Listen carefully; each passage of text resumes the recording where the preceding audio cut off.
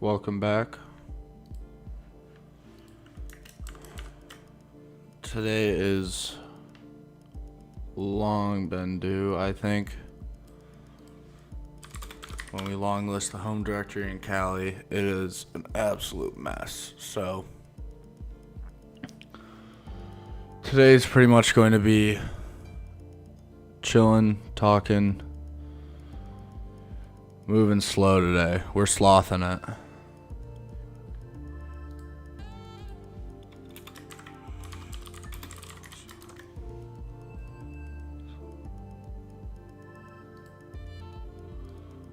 You know what, I'll even do that. I'll update the stream and say Sloth Sunday.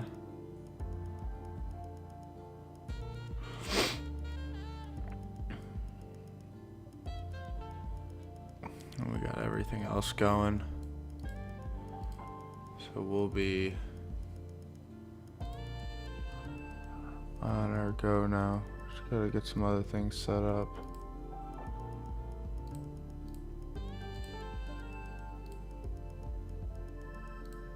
Let's see.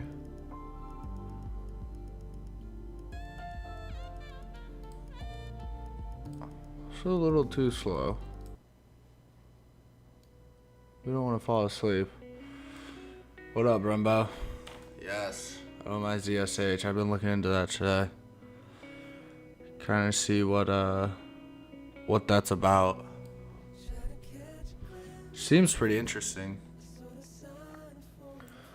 Definitely like the terminal layout, and it'd be cool to try and customize the terminal experience, especially geared towards CTFs and ethical hacking in general.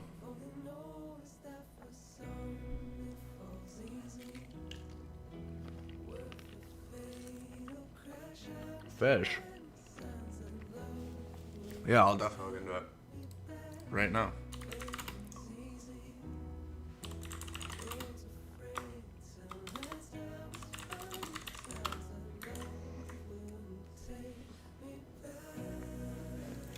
Yeah, that's the biggest thing is that like history fuzzing, autocomplete, and then also something with like autocorrect or some similar suggestion. Because I like how Kali does do this. How if you start typing in something, it'll fill it out for you. So this is cool. But that'll be definitely part of today. I just need to clean up the VM a bit. I got sloppy. This morning I was just reconfiguring the VM firewall. So what's funny is you can actually run sudo bang bang double exclamation mark and I'll rerun the previous command. So that's a cool feature. I'm not sure if you need that, but I always use 1239 for reverse shells, so I just blocked everything else, enabled this. We can come up with some other rules as well, but this is definitely on the to-do list.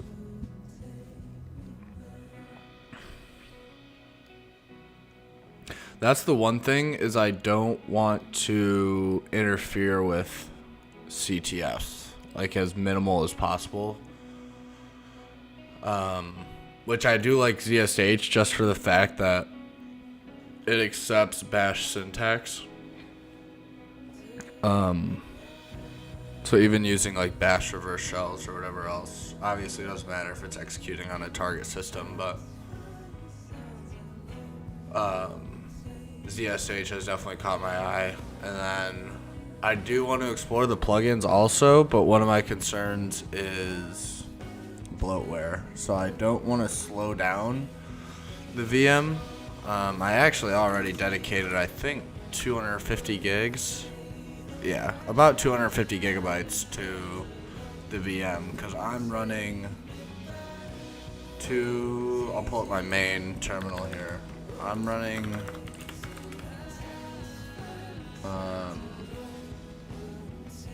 well, I only have one drive connected, but I have two external, like 2 terabyte HDD drives, and I have one of them with a big chunk of it already dedicated to the Kali VM, and then I have like another 250 gigabytes on the Arch VM.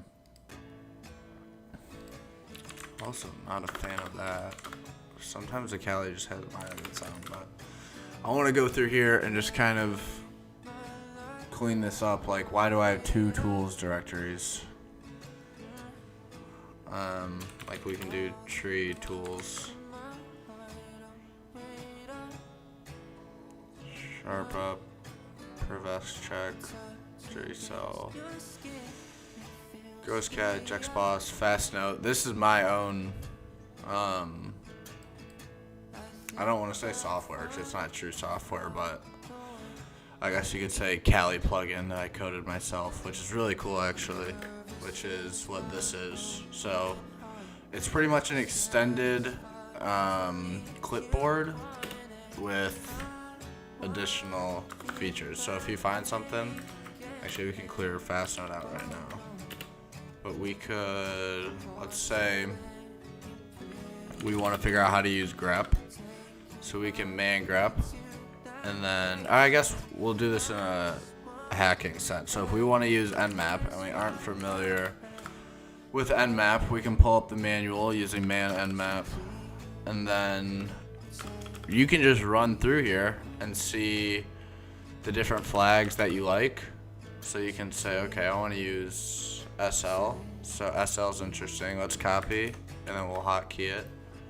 What else do we like? Okay, well, we want to use the dash ST scan technique, so we'll also add that to Fastnote.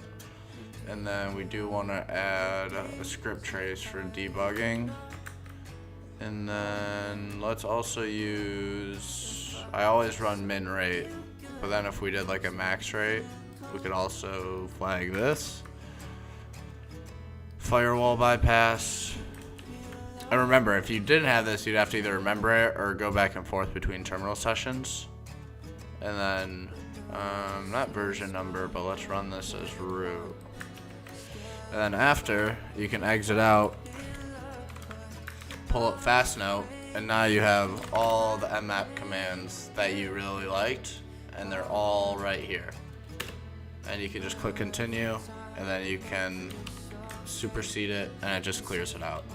So it's just an extended clipboard, which is especially nice for CTFs or anything ethical hacking, because there's so much information throwing at you that it's really hard to retain, and also not everything is worth putting in a true notebook like Cherry Tree.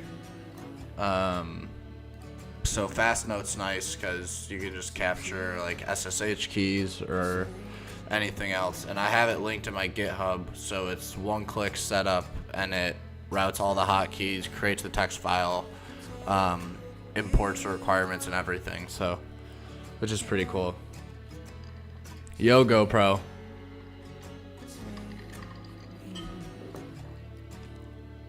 Denise Adoro Navi.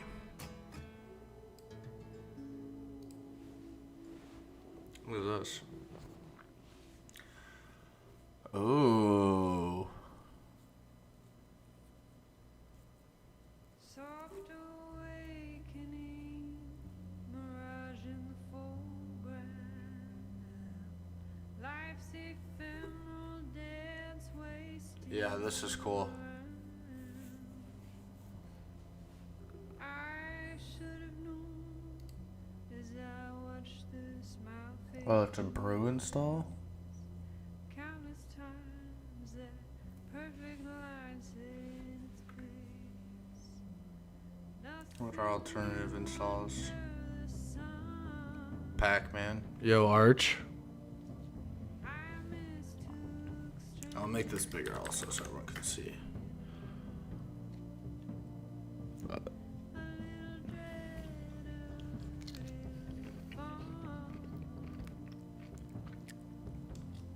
Sat poised, waiting for the punchline.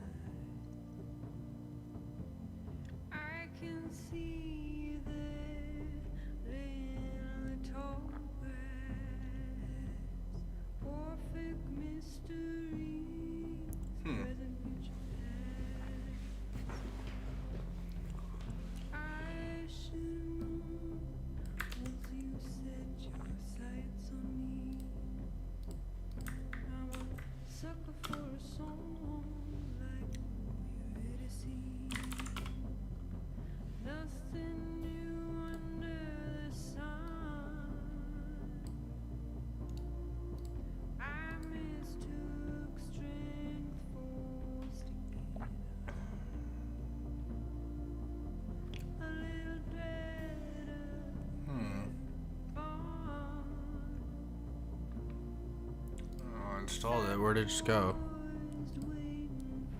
Restart.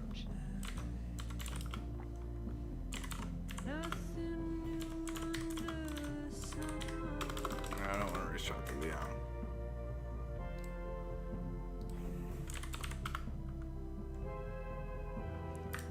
There's dependencies.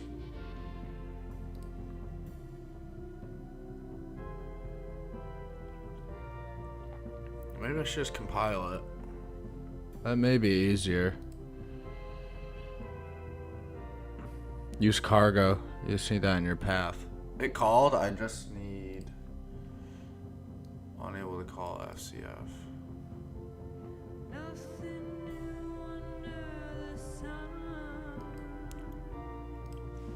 Is that an apt install, GoPro?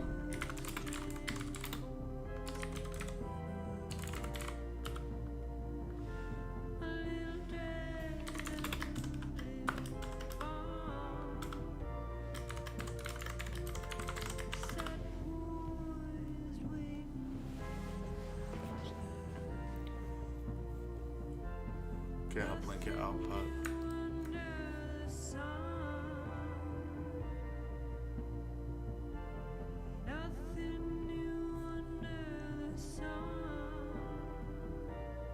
That's sweet.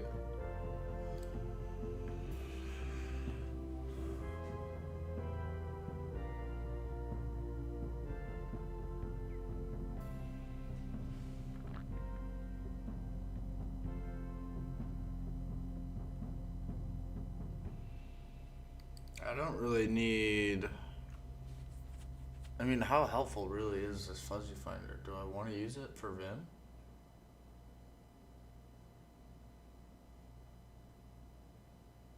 Let's try this.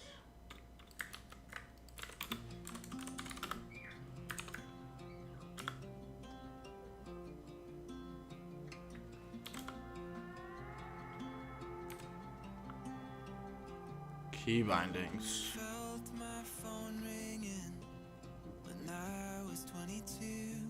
Oh, hold on. It does have a pseudo apt.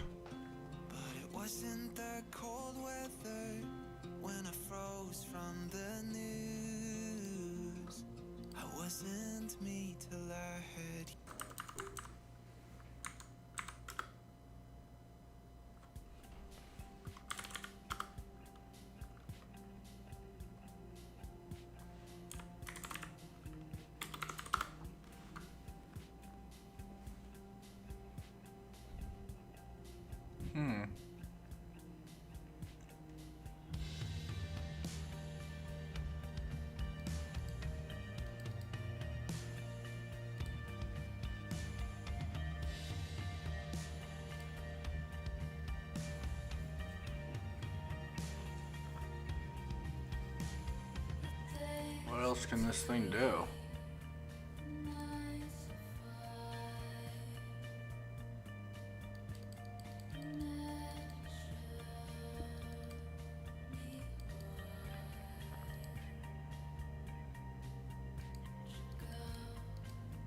An InfoSec cheat sheet repo.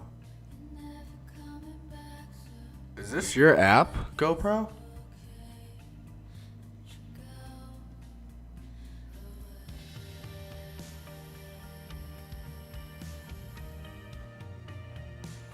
Running next for final dog.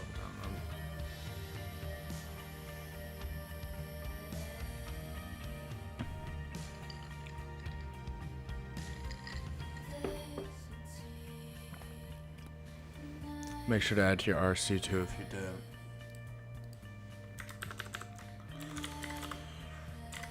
Navi add. Streams.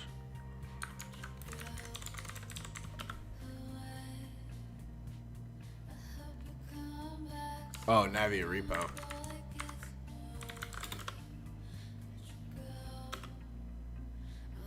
Whoa. Yes. Nice. Dude, you could go way more in depth on this. This is pretty cool. Huh. Alright, well now how do I go back? What are these commands?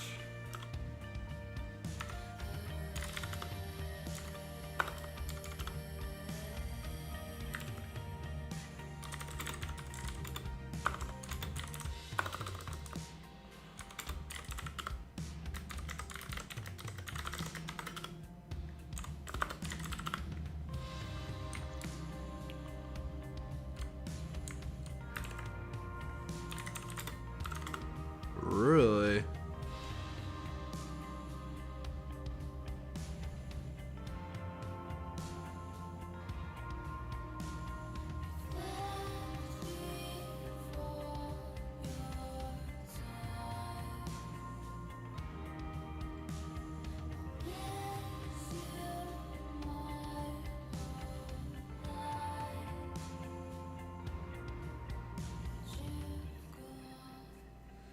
Using the finder.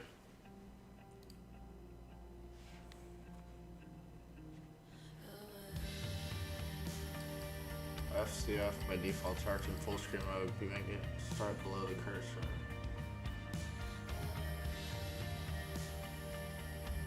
Unless otherwise specified, FCF starts in extended search mode where you can type in multiple search terms. Oh, this is FCF. This isn't, yeah, that's what we want.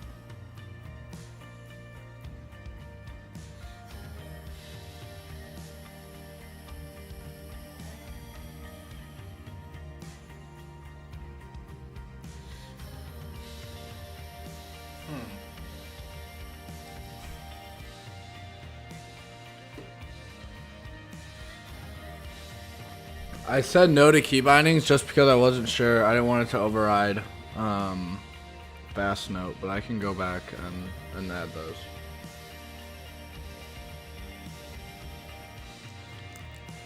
Then you just press enter on which tool you want to use.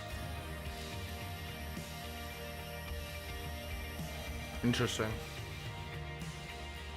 Very interesting.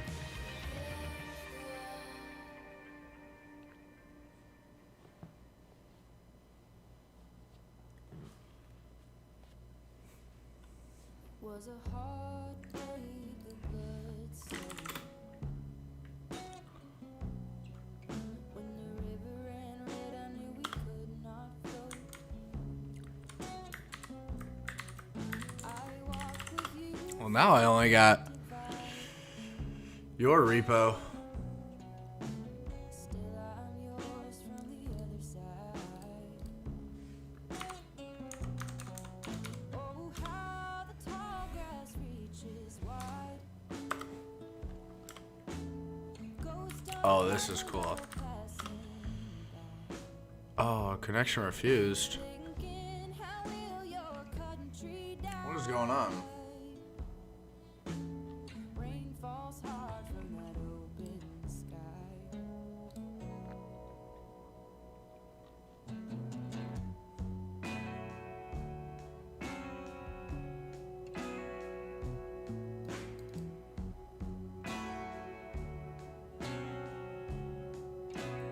It's been a long walk. I'll go one step further. Don't hate the view from the ground up. What other cheat sheets can we add? We build again from the sound of the truth. GitHub Shells cheat sheet for Navi.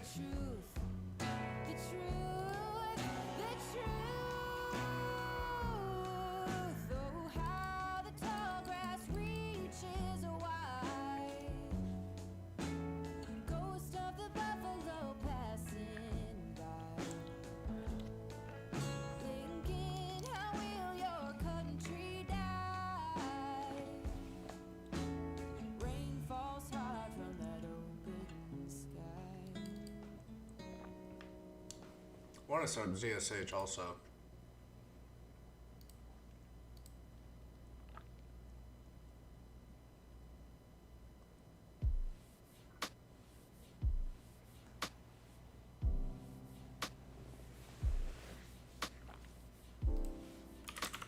Oh, it's written in Go too, which makes sense.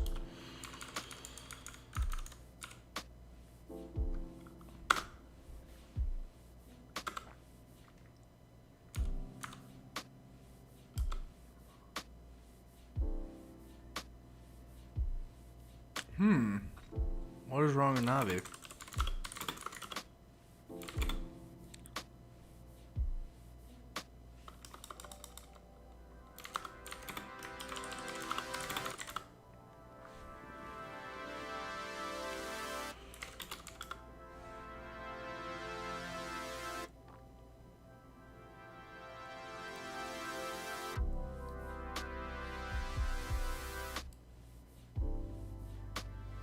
Did I mess up the install?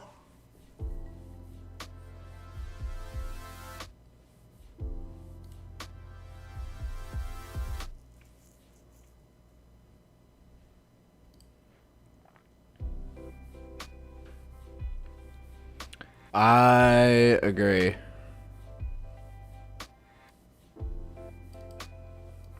I think I need to reinstall it.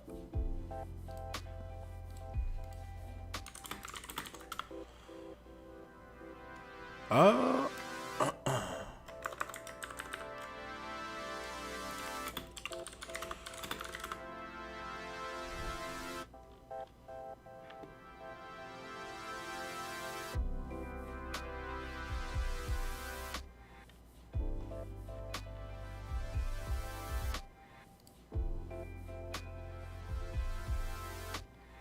That's FCF.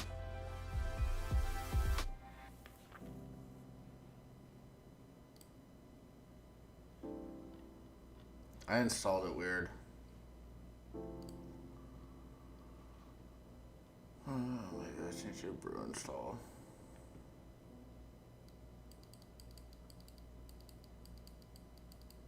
Or I could just install it once I set up ZSH.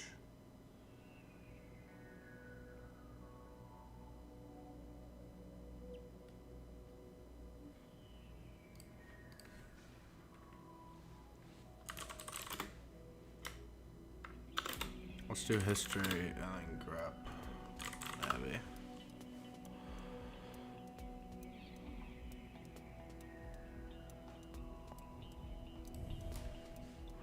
Where's Dennis Doro?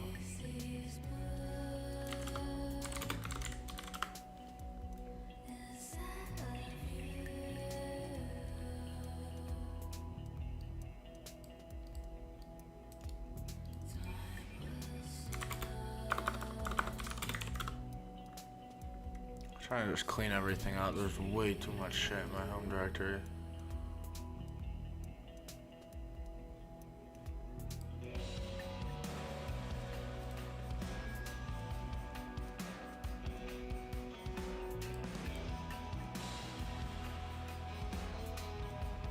Where did I did it right here.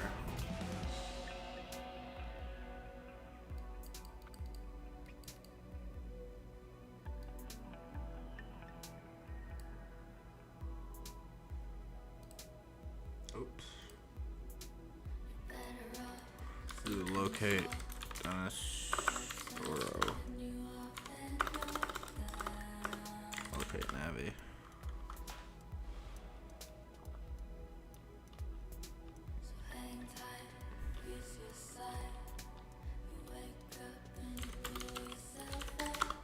Where?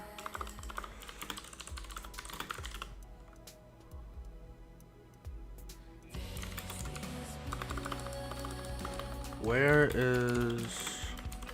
did I just install this?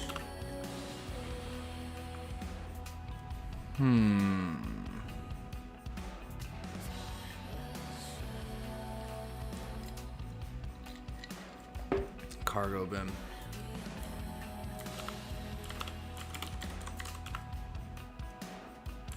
Oh, it's a hidden directory. Ah. Okay, so what if I just do sudo rmr Navi? And then we'll just reinstall from brew.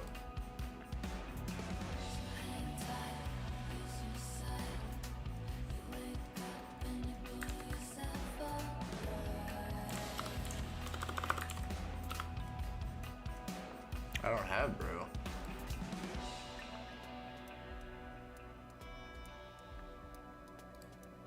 I'm using Bash. Someone had suggested using brew, but I hadn't used brew before, so I was just going to use the install script.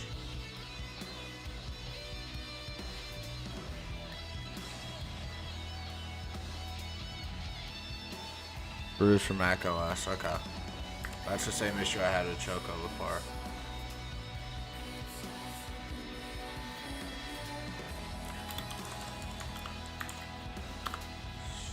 Try this again.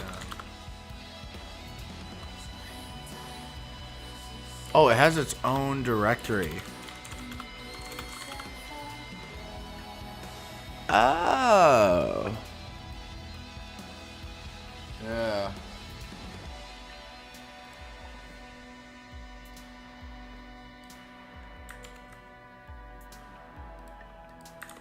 Probably better to compile from source.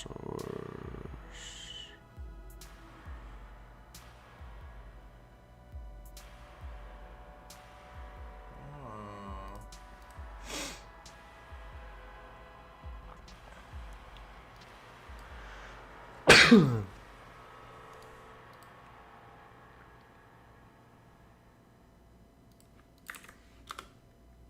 don't cargo either.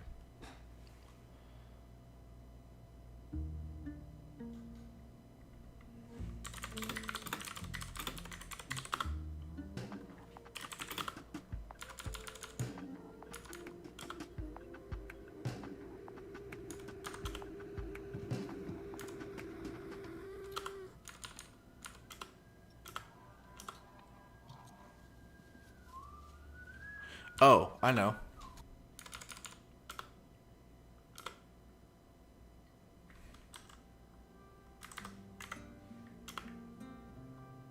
Connection refused. That's what I just did.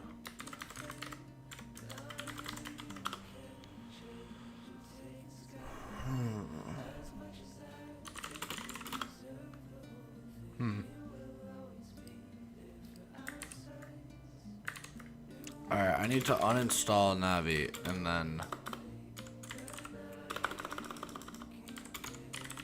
reinstall it.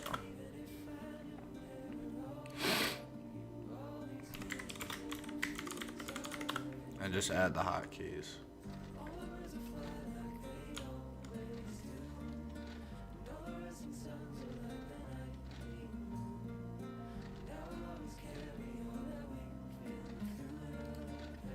Shut up, cell integration.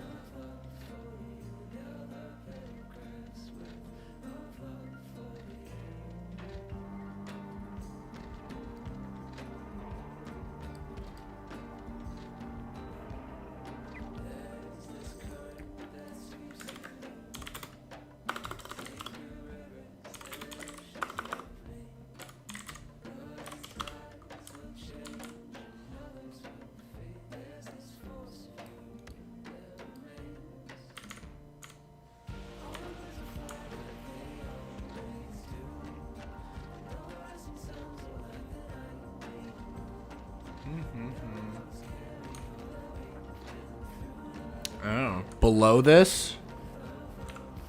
I see what you're saying.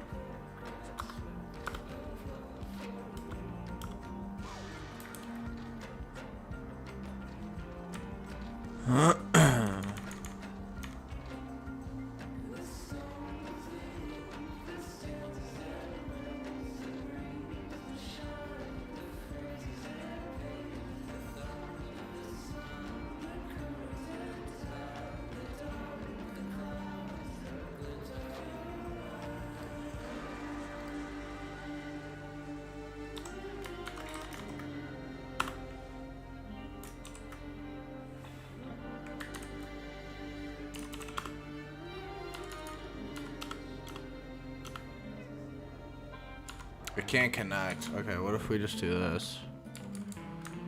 What's something else we could try?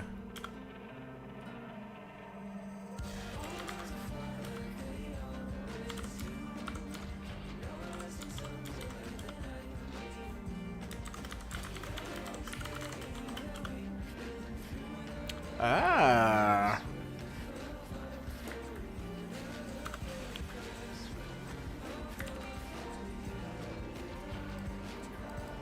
The VZF.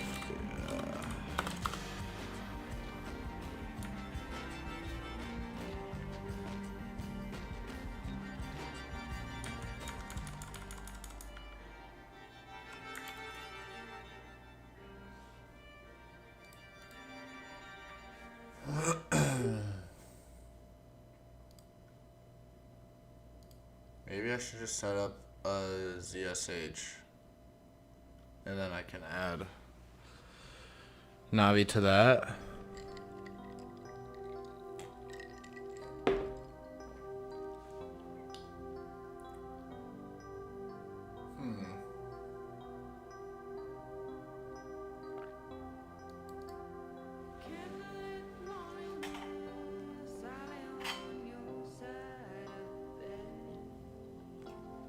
What up, Colum?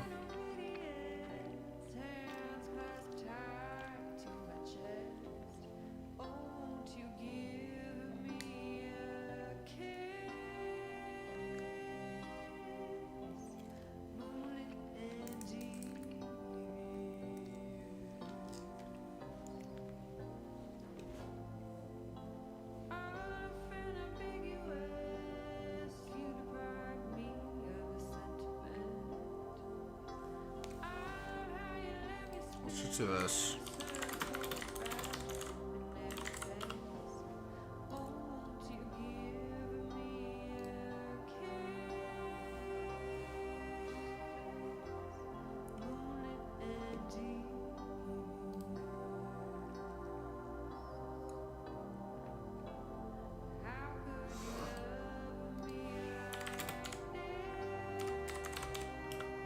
How do I have this?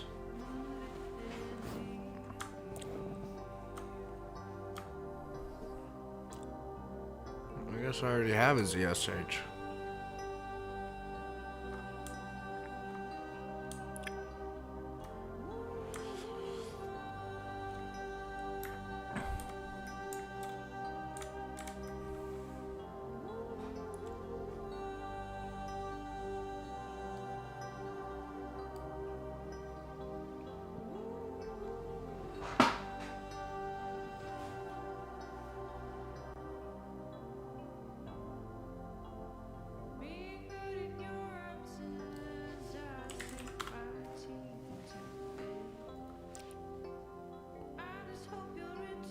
Got you, GoPro.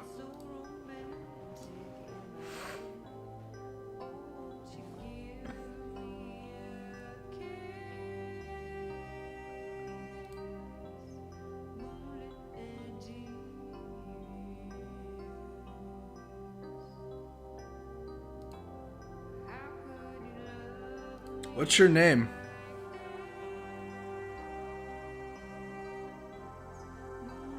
Oh, I see you. Oh shit. Yo.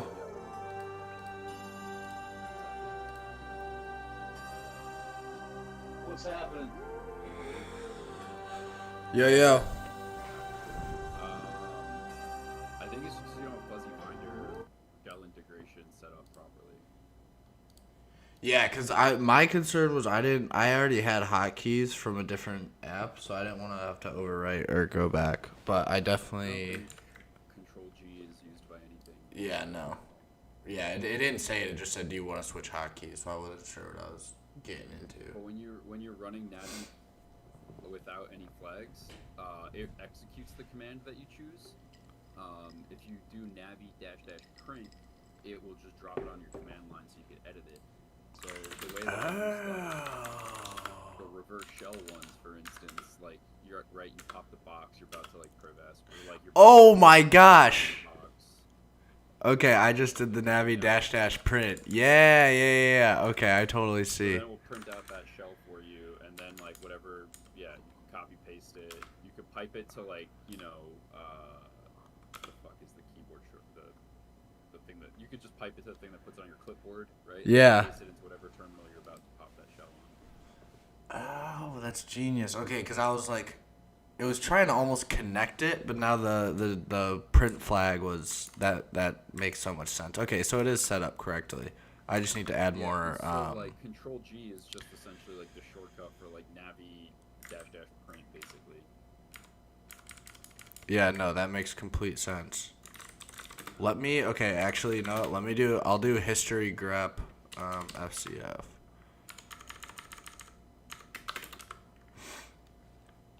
Here it is, git clone, FCF-get, FCF install. Where is, there we go. Yeah. Sweet. Do you want to enable auto completion? Yes. Key bindings? Yes. Update your shell config? Yes. Sweet. Alright, I don't know if that will fix the bash keybinds, but it should work. You might just have to restart those terminals. yeah, let me Control G. Control G still doesn't do anything. That's pretty annoying. I think it's bash at this point. I use CSH, but I mean, I can just type in Navi also, and then I just have to remember the print flag. You're good to go, yeah. Or where is the hotkey added in the FCF file, or would that be from Navi? That's a good question. I'm not actually sure where it comes from. It's not part of FCF, as far as I know. Okay, let me see if I can just find the line where it adds a hotkey. Restart shell, reload config. It'd be like a keyboard. I'm trying to think what the control F4 shortcut. Shortcut didn't return anything. What about keyboard? Here it is. Log note. Note E. Installing finished directions. To call Navi, restart shell, reload config file. Local code if shell is ZSH. The following. Oh, then it calls code as a variable, but what code is? Code is set to line 103 or 105, depending on, I guess 105 since your shell's not that.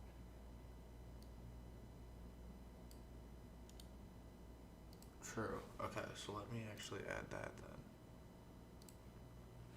Weird as fuck is we did add that to the bottoming of bash ID. Yeah. Oh wait, that's different. Else code source navi widget shell. It just says if shell is ZSH. Yeah. I mean what we have is essentially the same thing. Eval navi widget shell. I guess maybe it needs the newer source instead of eval. Maybe I just have a really old version of Navi.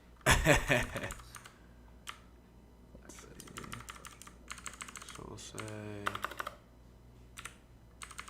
Navi version 2.2.1. Yeah, probably a really old version. so source. Not that.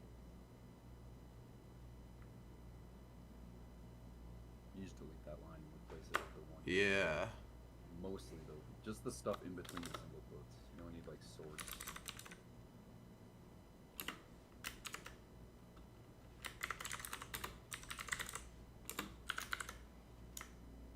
And then it calls shell as an environment variable. I think that's gonna be bash. Yeah, because if it's saying if it's ZSH, here's this one. Else, I'm assuming it's only bash. Let's try that.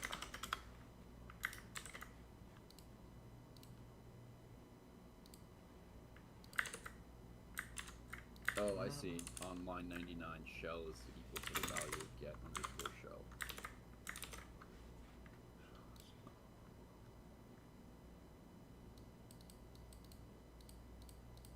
Oh, so I have to call Which is a shell? function in that code. I think it just tries to find out whatever fucking shell you're using, which is Yeah. It's just gonna be bash. Oh wait, I also added a semicolon.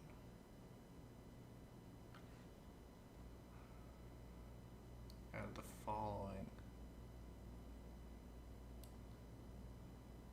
Okay. Scripts install. Here's install Navi. Get shell is echo shell xarg's base name. Yeah, it's just gonna be bash. In my case, it's just CSH. But I could probably just bash rerun shell this is- script also. Control G, unknown option, --ch. Where is it finding that? In Oh, cool. Yeah, where the fuck is that coming from? Do you have that somewhere in Bash RC? what would I have added at the bottom and then the top? But I also have a .csh file, RC. You're in Vim, type /CSH. It's like search the file. Oops.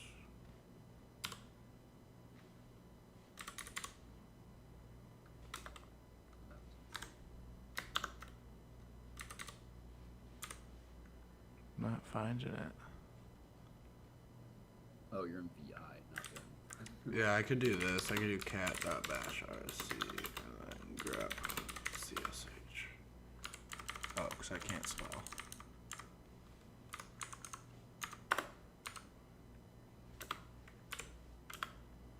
No ZSH in it. Where is it finding Yeah, where's it fucking getting that from? what? Where's that? Can I just rerun this install script? It's not compiled. It's a bash script.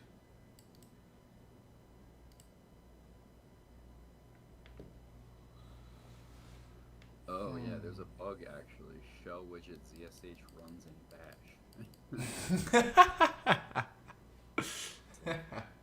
Issue 687. That's funny. What's this? Trying out online. It's not even linked to anything. That's fucking dumb.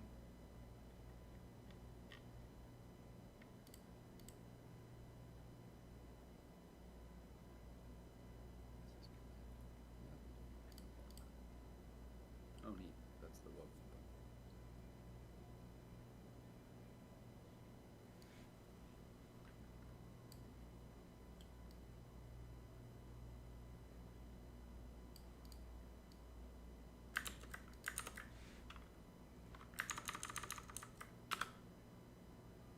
Navi's already installed. That is true.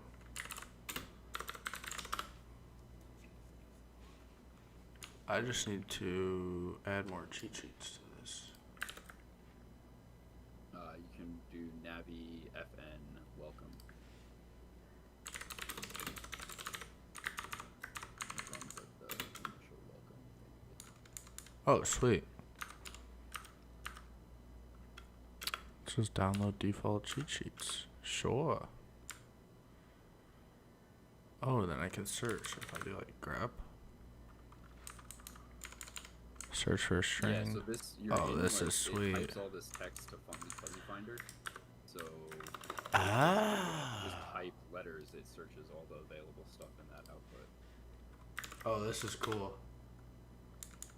Fuzzy Finder is just like an advanced search tool. Yeah. All this shit and it pops all the stuff up. That's Navi. Current. It's actually funny in that browse cheat sheet repos section, the infosec strings are actually listed. Really? I added it like years ago. It's just- Oh, no way. Yeah, you're right. That's pretty cool. Are any of these other ones worth it? Do you have a I've never favorite? used any of the other ones because I just do hacking. So. Yeah. That's literally, yeah, this is all I needed. I already have that repo, but we can run it again. I guess the trick we learned is fucking bash doesn't work and dash print is Yeah. And then will this fuzzy find descriptions as well? Maybe. Oh, it does. Typing update or upgrade. To see if it- Yeah. Oh, dude, this is cool. Okay, then I can even run Nmap.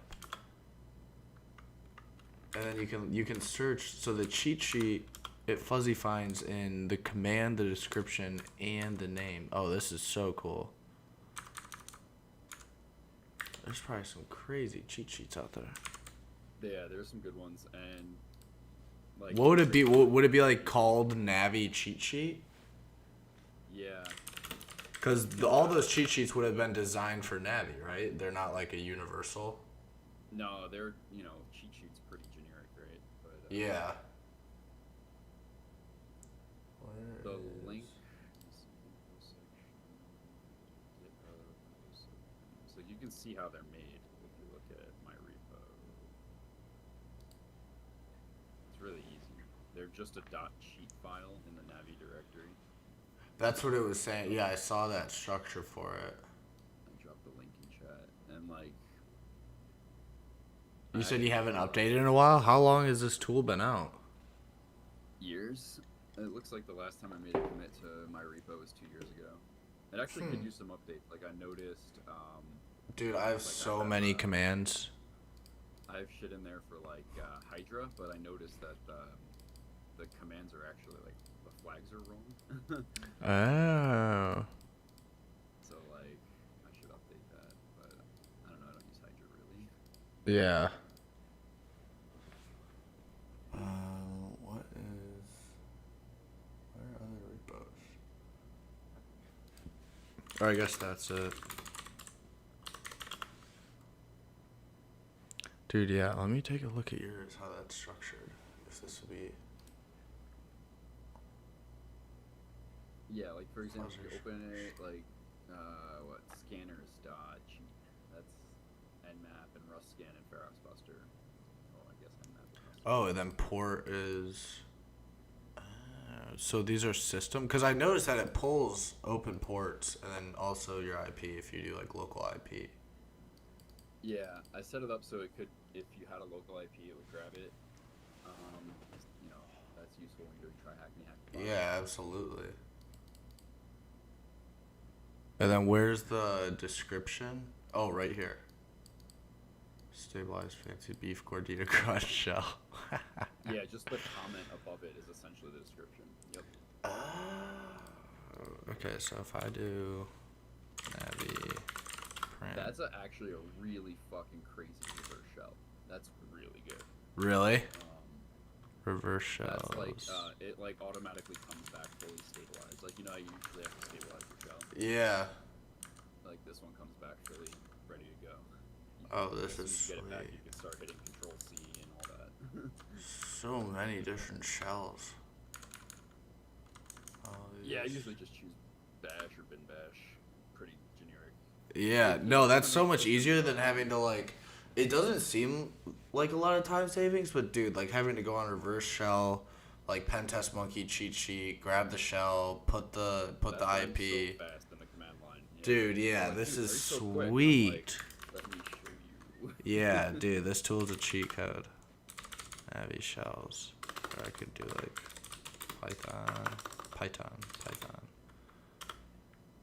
Python reverse shells. Yeah, dude, what? So if I'm in Navi and or wait. I want to see how to just get that. It looked like Net was in here. Net's in here, yeah. He's pretty good. Oh, I talk to Net all the time. Yo, brother. Well, good, buddy. Yo. I'm stabbing away at Docker again. This shit's fucking pissing me off. Are you trying to figure out Key Kong? Listen, it was an idea that was a hold my beer moment, and I'm just like, you know what? I don't fucking know. I've never fucked with Docker, and then I realized, oh, I don't have a YAML file. I need a fucking YAML file to do this. And then wait a minute, I need to fucking do Kubernetes to control all the spin ups, and I'm just like, fuck, dude, this rabbit hole is disgusting. It's Well, I got paid for Kubernetes for 8 years, and I consider myself a YAML jockey. Oh, fuck, sweet. You found your guy. What I'm doing. I have no idea what I'm doing. I'm getting form after form after form, trying to make sense with GPT, and GPT is just like, wow, you're stuck in a catch-22 loop. And I'm just, it's back and forth, back and forth. Basically, just trying to recreate just a container, like Hack the Box, try Acme. That people can OVPN in, make like TLS or whatever, and just play 10 levels that I've created, and it's just getting it launched. But I don't have a server, so I think it's going to be minimal how many people can use it, so I don't fucking get my computer on fire. Locally, no, it's going to be localized. I don't know. I mean, if I it's think- Docker container, people run it themselves locally. Not a server. Yeah, you could containerize it and then just ship it off as that, pre-built. Ooh. You can do that? Huh. Okay. You probably need the Docker 101 course to understand. Yeah, what no, Docker is. 100%. No, You're 100%. missing a bit of the fundamentals there. The 101s. You gotta walk before you run. Yeah, because it could literally be like Pico CTF, how they'll give you the file and stuff that you can look at, and then you just netcat into some random port and submit your answer, and then if it's right, they give you the points.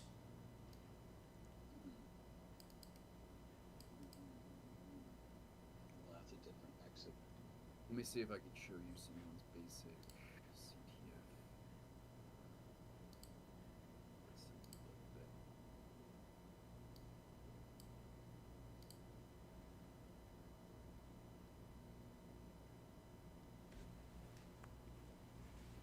Keycon container. That'd be sweet. Yeah, it was just, why not? I've never done it before. Why not? Fuck it. Yeah.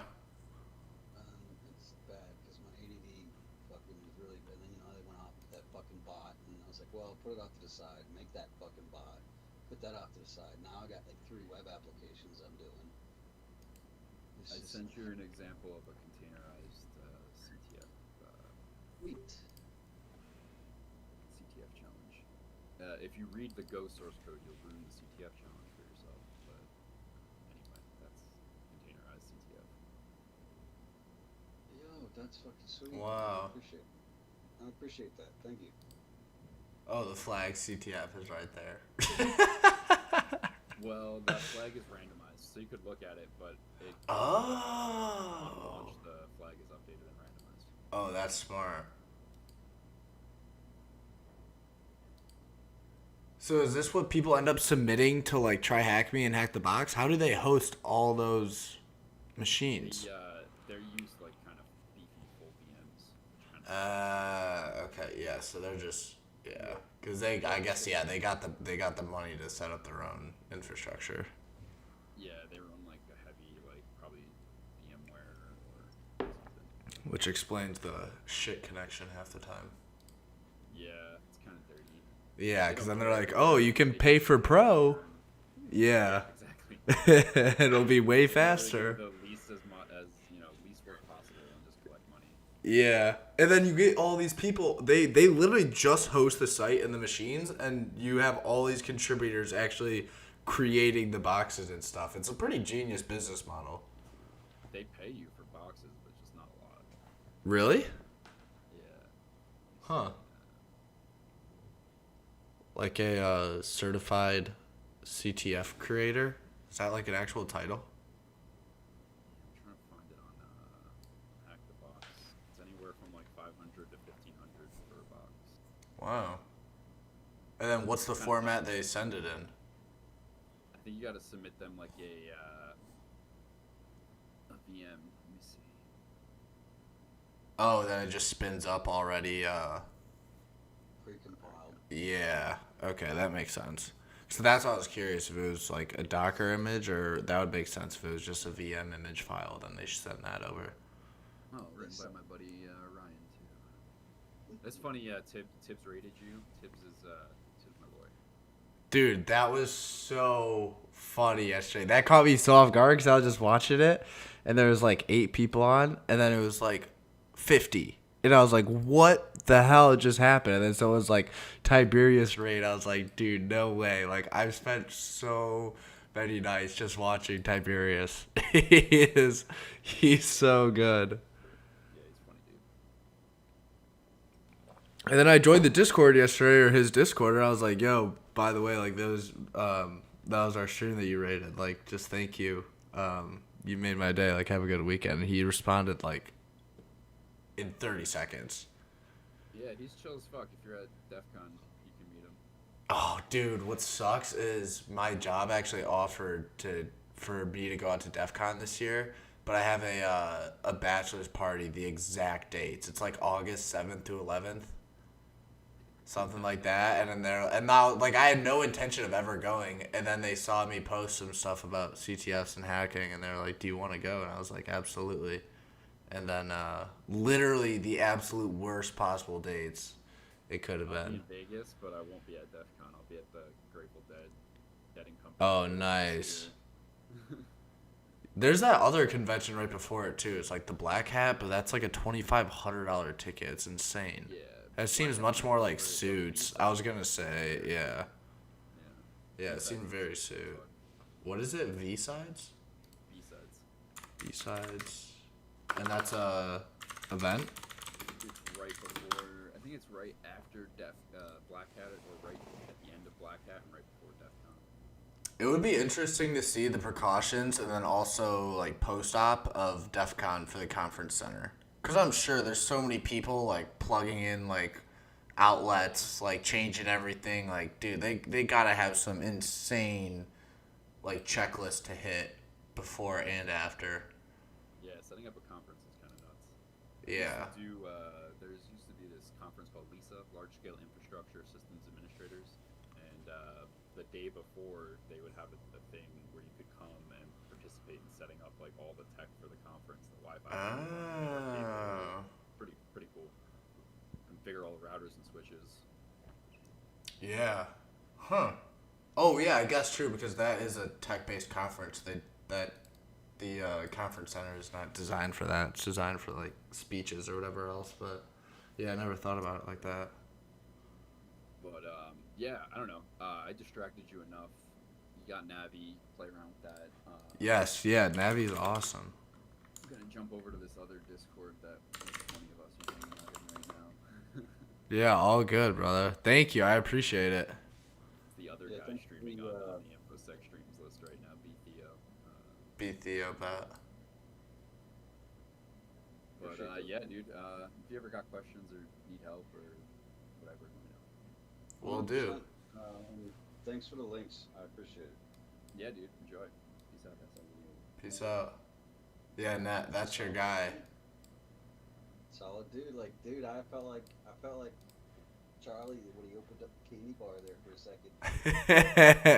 Yeah, you're like, dude, I can't figure out this Docker YAML file. You're like, I was literally paid to do Kubernetes. You know, I'm just a stubborn. I've done so much shit in my life solo. I'm just so stubborn to ask for help. But you know, this helps. I need to be a little bit more humble about my projects and just submit to outside reciprocation. Yeah. This is a big. This is gonna help a lot. A little embarrassing that he hit me in Docker 101, but you know what? I need it. So Yeah. it's valid. Yeah, that's true. It's valid. You know, it's valid.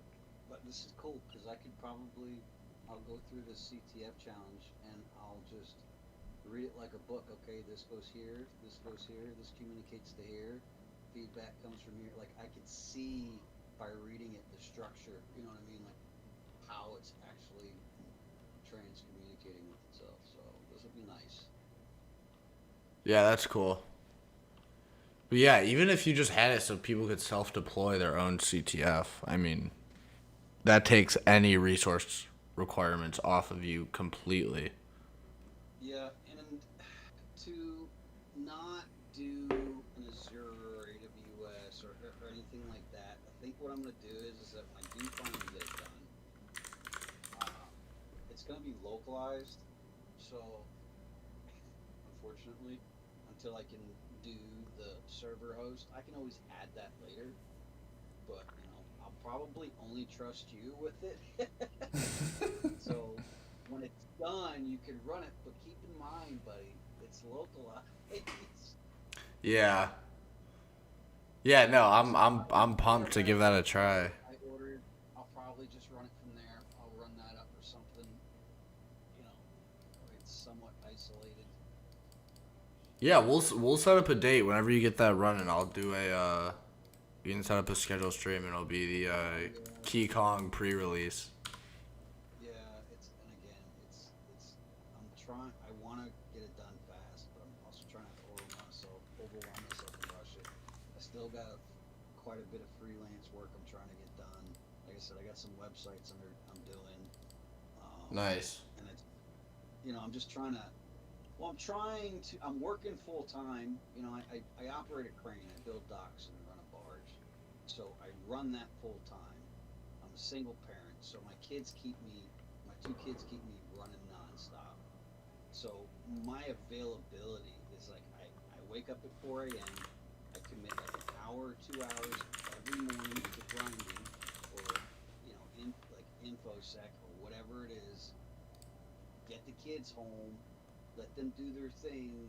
After they go to bed, I try to allocate. So I'm always allocating a few hours a day to this. So it's not like it's a full-time thing.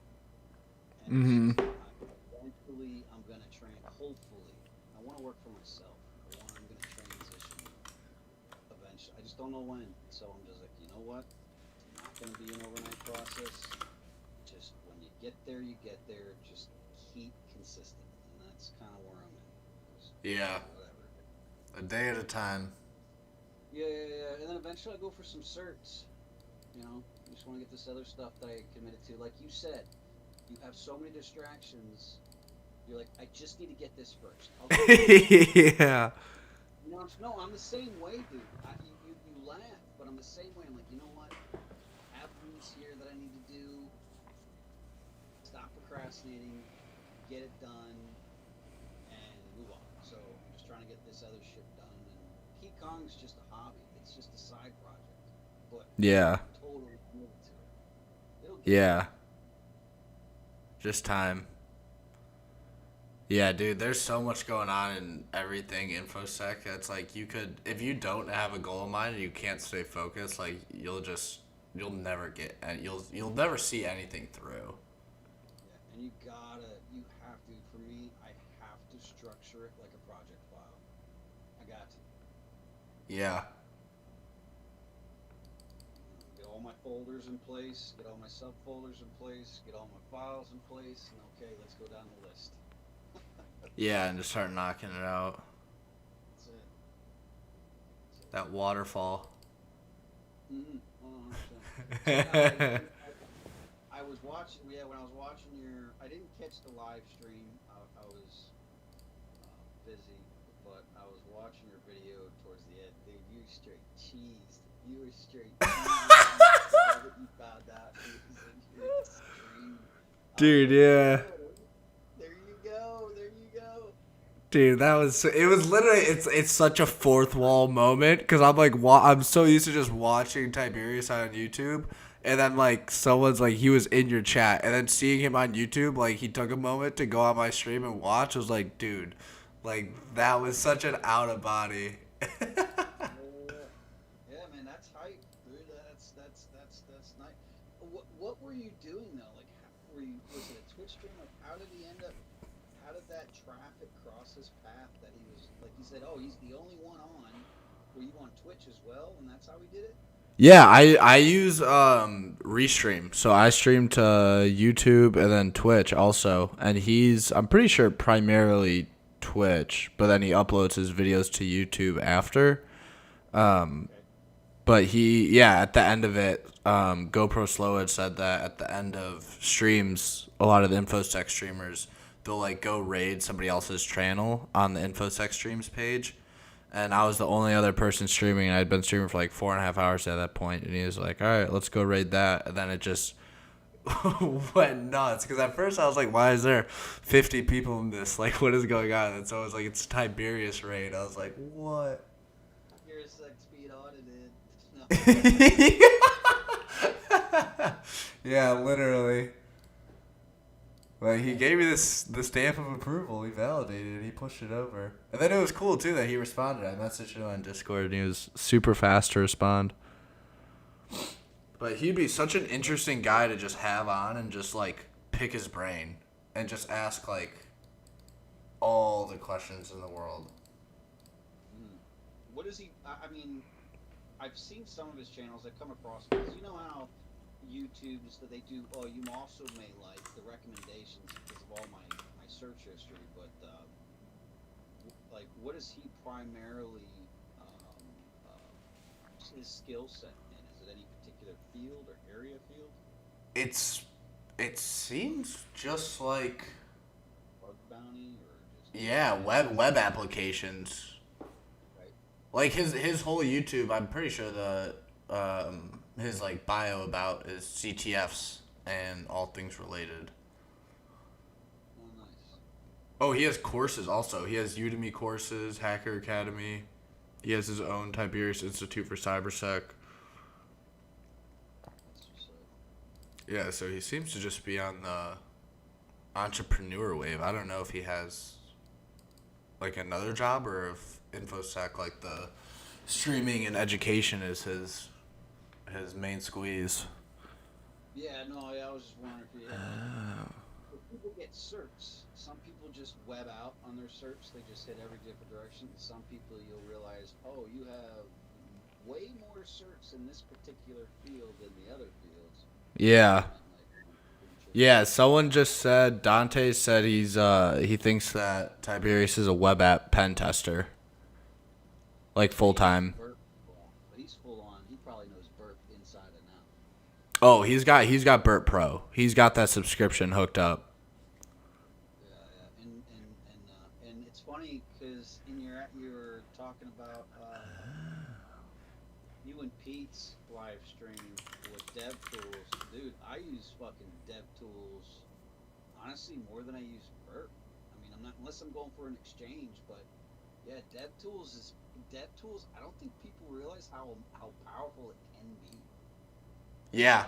Well, that's what it was. The whole video is like how underrated DevTools is, and then how pretty much one-to-one, aside from like automating Intruder and other things, like the capabilities you can actually have in DevTools. It's definitely not the most beginner-friendly user interface, which I think is why DevTools never even comes up in like any introduction to cybersecurity course. But like once you're familiar with Burp and then like HTTP protocol and understand how an HTTP request works, like DevTool is it's DevTools. unreal. Also, I believe it DevTools, from a quick read, I believe it also allows plugins. So I believe you can make your own plugins and run them from DevTools, like analysis. Really? I believe so. Like I think like there's really? info of- DevTool plugins. Well, I know there's like browser plugins, Firefox. I have one of them. Maybe I missed Or two of them. Yeah, there's Hackbar. Then I have another one, Hack Tools. Yeah, I mean, I found some online. Like, no, they're plugins. Because I found one online. It was a straight web scraper. Really? You throw it in. You throw it in with your DevTools. Like here, hold on, let me take a screenshot and show you. I don't know what that is. Yeah, I know. I got errors in my console because I'm developing. NetSpy's sick. I got two of them. I must have installed it twice by accident. But here, Huh. here's here's a screenshot of the web scraper in my DevTools. It's just a little web. Like you can build and add your own shit and run them within DevTools, and it'll actually run with and in the DOM. Oh. Yeah, What- it's neat, dude. It's really fucking neat. The web scraper. Is that just a Firefox add-on? Or how did you install that? I got errors in my down too. I got one for components that also does React applications. That's the Oh, I see DevTool installed by add-ons, and then there's DevTool buttons. So I'm assuming, what if I just go to Firefox extensions? It might be Firefox. Scraper. I don't really remember. Oh, I see it. It's the exact same logo. Yeah, Web Scraper. Website data extraction tool creates sitemaps. Then you can run the scraper and download data in a CSV. Nice. But you can develop Big data thinking. I'm sure there's probably. Oh, it's by an actual company. I was gonna say. I wonder if it's just a. If there's a GitHub repo for it, and then you can add on.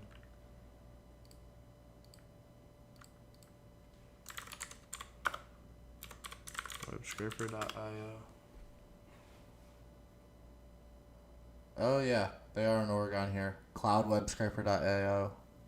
API client PHP, but I don't think the Firefox extension is public knowledge. Yeah, it's just image downloader, web scraper documentation, Node.js,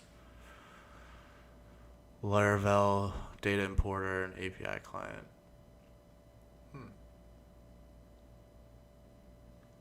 Oh, they haven't made changes to anything besides web scraper documentation. Oh, they're maintaining it too. It's updated on April 8th. Yeah.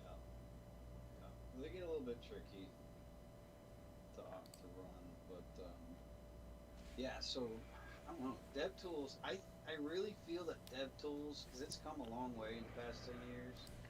I just have this feeling that DevTools is gonna constantly evolve a lot. I wouldn't be a bit surprised if down the line they get like GitHub involved.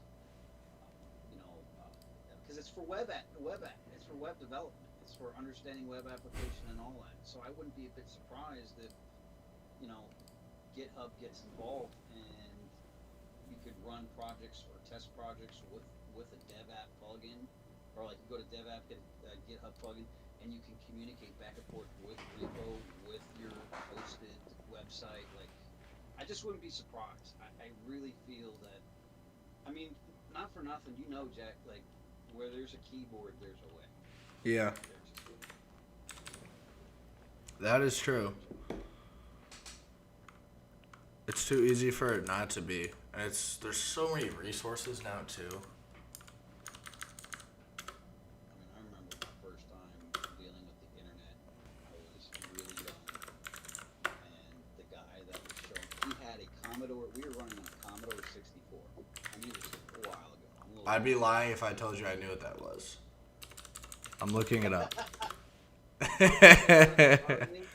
know what an Atari is? Holy shit, dude! It's like it's like a thin client. What? Right. So they used to have these things called fast load cartridges. The whole computer was built in the keyboard. That is the biggest keyboard I've ever seen. And then there's like little logos on the side of the keys. What? So here's the thing: all the websites were, when you view a website, when you surf the internet on one of those things, it would basically show like an SQL document. Like, it was all 8-bit. It was so janky, so bad. Like, I'm pretty sure the Oregon Trail was first built on one of those things. It's so old. It's so old. But the guy that I was talking to is like, I don't see how anybody's gonna one up it. I don't see how this is gonna evolve beyond this. It's so obsolete. Mind you, this is at that time in the 80s. And look at us now.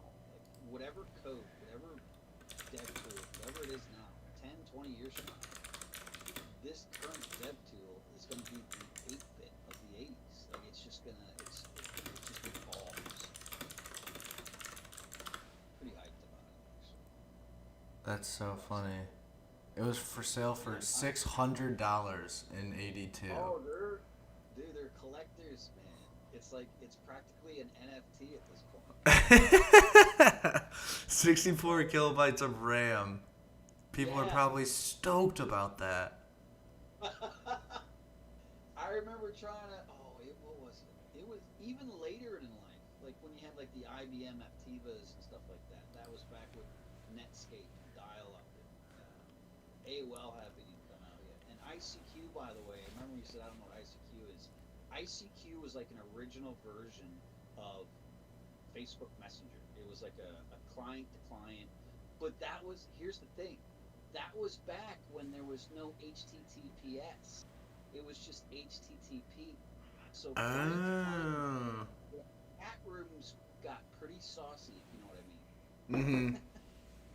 You know, it just blows my mind. But yeah, I remember running Doom, the game Doom. I had to use like 50 A drives, like 3x5 or 3.5 hard drives, floppy drives. I was gonna say, yeah, like a floppy disk. So how big was the entire computer? Was that was like a whole desk and a half? Then it sounds like. Well, you had the loader for the actual bigger floppies, where you slid it in and turned the handle down and would power on the unit and run the disk. And then, but the computer, then you had usually it was built in. The 3.5s were built into the computer, but they were probably the size of. They were probably the main unit you put the monitor on top of, but it was probably the size of like a small rack mount, like a small rack Wow. system. Yeah. Yeah. And then you had to have floppy disks for everything, because it was all external drives. It was like a fucking digital Rolodex. So bad. That is so But, you know, funny. God forbid somebody went to make a call because they haven't made filters yet to isolate the internet connection versus a phone call. So you would go. I would literally go around and unplug all the landlines if I was using the PC because any incoming or outgoing call would disconnect you. It would interrupt the session. So bad. Wow. And this is mind you, this is late 80s. We're, think how far we come. It's crazy. Yeah, Moore's law. Twice as fast, twice as small. Oh, more than twice, dude. It's shit's sick. We got stuff that we put in our pockets that can fucking Yeah. create algorithms. Yeah, literally. So fast. So I That's cool. also curious, what is your thought on IBM? Because it's interesting hearing people in technology, because IBM was like trying to take over the entire tech world. So what is your thoughts on IBM in the 80s, 90s, like trying to monopolize the tech market? IBM, I mean, IBM, I feel that like they had a niche, but they didn't think it through. Like you got they were more like a song, like a one-hit wonder for X amount of years. Yeah. Then they took a deep dive. I know there's some kind of exchange between them and BlackBerry, because BlackBerry, I don't know if you know, they do a lot of fucking deep dive in like network security and shit. I don't know if have you ever done some background research with BlackBerry's fucking direction they're going with? I have not, but Blackberries are interesting because it's the same, like they were a fad for so long in corporate world and then just disappeared. Yeah, well, right now they're doing military contracts. Oh. Yeah, like it's so I do a lot of stock trading. Yeah. And I only find out this information from companies that I want to invest in, like LiDAR systems. Like there's, man, my mind wants to say 1,000 things in one second. I have bad ADD, dude. I'm trying to. You're good, brother. But do some background on BlackBerry. But IBM now is coming back. They've taken the back seat. They've assessed their situation, and IBM's focal point now is quantum. I don't know if you realize that. Quantum computing. When minimum password requirements, so you become 30. Listen. Check out IBM, what they're doing now. Like you can see, it's like a chess game, a very slow-moving chess game. IBM, I feel that IBM is gonna come back one day. Maybe not with a PC, but they're gonna come back with some kind of infrastructure that's gonna be like, holy fuck! And when that Something groundbreaking. no, well, they're already ahead. They're more ahead of the game in fucking quantum computing than any other company. Oh yeah, Dante's just said BlackBerry took a military contract. They're sold out. They're done. Interesting. So they just completely got rid of the public space.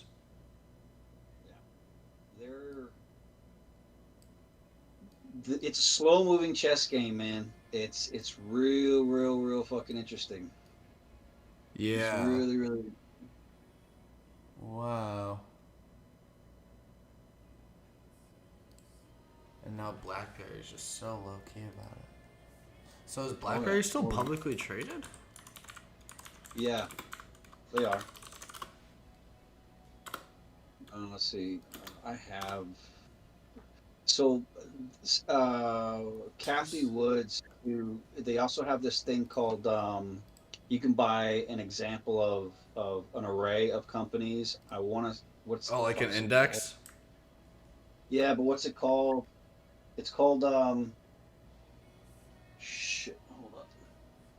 Let me open up the browser. There's like 1, 2, 3, 4 versions. Kathy Woods. She's a fucking retard. ARK. You ever heard of ARK? I have not. All right. So if you have like Robinhood or a stock ticker, type in ARK, and then look at all the companies affiliated in ARK. I mean, it's crazy shit. It's crazy shit. All these companies that are all combined. All right, so all 127 combined ARK investments and hold. So these are all. So if you buy an ARK stock, it relies on the return based on the compacted revenue of each company within that ARK, and they move them around. So, for instance, these are the companies that are all included in ARK ticker: Tesla, Coinbase, Roku, Square, Robinhood, UiPath, Shopify, Zoom, DraftKings, Unity Technologies, Meta, Pinterest. Like these, you buy ARK, you're buying a piece of all these companies. Yeah. That's how. You know what I'm saying? So, but yeah, let me get back to BlackBerry. All right, so BlackBerry ticker. Yeah, Kathy Woods' ARK Invest destroyed $14 billion in wealth over the past decade. Yeah, she's an idiot. Yeah, she's an idiot, dude. She's so dumb. So there's also, when you're not going to know who these people are, how they trade, or what they're doing until you're like, it's the repetition. You learn and learn and learn, read the reviews, and then you start to find patterns. So there are some people out there and companies out there that you're like, all right, I need a swing trade, which is just like a weekly trade, something you can buy at the beginning of the week with options, sell at the end of the week, and you'll look at the shit buyers. You're like, what are they buying? Because their buys suck. They always go down. Because I believe they have a secondary company that shorts it, which causes that. So if that happens, if you're buying it, you want to buy puts, and that will actually betting against the stock or betting for the stock. Either way, you can make a profit. Doesn't matter. Yeah. So I buy the opposites of what they're buying, or and you can read it. It's just a dynamic chess game. It's funky. But BB, BlackBerry stock is BB. Just bravo. They shit the bed. You can see though, 2006. That's when everyone and their mother had a BlackBerry. Yeah, yeah, yeah, yeah. And I'm hyped. I hope that guy sticks around in the Discord for a while. GoPro Slow Yo. Yeah, he's awesome, dude. He's the one that put Kirisek on the like infosec streams, which is how Tiberius found it. He's been so cool. I'd like to see him. I'd like to see him and store manager get together. Dude, him and Pete would be a crazy conversation. Like this is. I mean, not for nothing. Like sometimes it's just it's OSINT, whatever. But I do it in my own way. I analyze the active the people in your Discord. Mm-hmm. I take note of their strong assets, and I do myself a little draft king.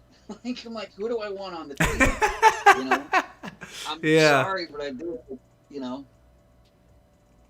No, that's smart. Yeah, there's definitely like whenever Net comes on or not. Well, yeah, you Net or like Pete store manager, he comes on. He has like 5 different aliases. Like he changes accounts so frequently. Mm-hmm. But yeah, he's so funny. He just came on and just completely schooled me in the DevTools bar, and I was like, that is so cool. Yeah, that's good. But that's great though, because now you know. Yeah. Yeah, he's definitely a great asset for sure. And it's interesting too, because some people will pop up at like different moments in the stream. Like there's some people that like as soon as we get to system and it turns to PrivAsk, they'll just start throwing suggestions, and they know what they're talking about. But then like towards web analysis, that's when Pete will kind of take over and he'll start kind of guiding me and giving me some tips. Yeah. So I noticed in one of your, I think it was the same one where Tiberius was mentioned. You were talking about how you need to, I guess, narrate more as you perform live. Yeah, just try and talk through it. Like talk through my thought process, because I just get like so zoned in and I forget anything else going on around me. Like if I hit on like a burp suite intruder, like I'll just go quiet because like I'm just trying to excel and figure out what the escape character was or like whatever else, and then I'll look back and be like, dude, I just was like completely silent for like 10 minutes and now I'm already in the system with no explanation. Yeah, no, that would freaking help out a lot, because I know I watch a lot more streams than you think. I may not chat in a lot of them, but not for nothing. Like a lot of times when I'm on a long push, because I drive a barge, so some of my pushes from one job site to the next job site, they're like 5-6 hours. I literally watch your stream and listen while I push. That's so cool. No, I do. I'm dead serious, and not gonna lie. I do throw fishing poles off the back of the barge. Oh, let's go. That's when you catch the dolphin. No, Delicious. so the other day I was doing it. I was going through. So I'm in Cape Coral. I was going through Matlacha Pass, and I got myself a nice little Spanish mackerel. I'm only doing like 2 knots. I mean, it's a slow ass bar. It's 60 foot by 20 foot wide, right? Yeah. So, I got a nice little Spanish mackerel. I was trolling off the back of the barge. That's some good eats. Yeah. Oh, I love Spanish. Yeah. You get all kinds of. The only bad part is sometimes you'll get a stingray and you got to cut the line, because once they bury themselves, you're done. You ain't pulling it off the fucking bottom. Well, especially trolling too. Yeah. It's a slow grind, but it is. But yeah, dolphins and stuff like that. Yeah, they ride along with the. And I found out why they do that. They ride along vessels because somehow the displacement of the vessel in the water makes it less stressful on the dolphins when they swim, because the displacement already presents the water a movement. So it's kind of like drafting in NASCAR. Yeah. And I never knew that. I was like, that's kind of cool. That makes sense. It's kind of like a surfboard riding a wave type effect. You're not doing any work. Yeah, because when we go fishing, like towards Savannah, you can catch cobia off of the barges just sitting in line trying to get into the port. It's like a huge hotspot. Oh yeah. Well, And you're just sitting right next to these massive barges, and there's cobia just sitting right on top. I'm surprised you're only just getting cobia. I'm surprised you're not railing in kingfish. Kingfish occasionally, mainly cobia. Kingfish, we've had better luck inshore, like closer to inshore. But it's cool too, is hanging out with some of the charter captains, like the first mates, because they know all the restaurants and stuff they take the meat to. So when I go out with them, we'll just show up to a restaurant with 30 pounds of fish, and they'll grill it up and cook it for us, and then we give the leftovers to the kitchen, and the bill ends up coming out to be like $15 for 30 pounds of fish and 5 of us to eat. Yeah, oh yeah, that's what's up, man. I mean, good old fish fry. Nothing wrong with that. Exactly.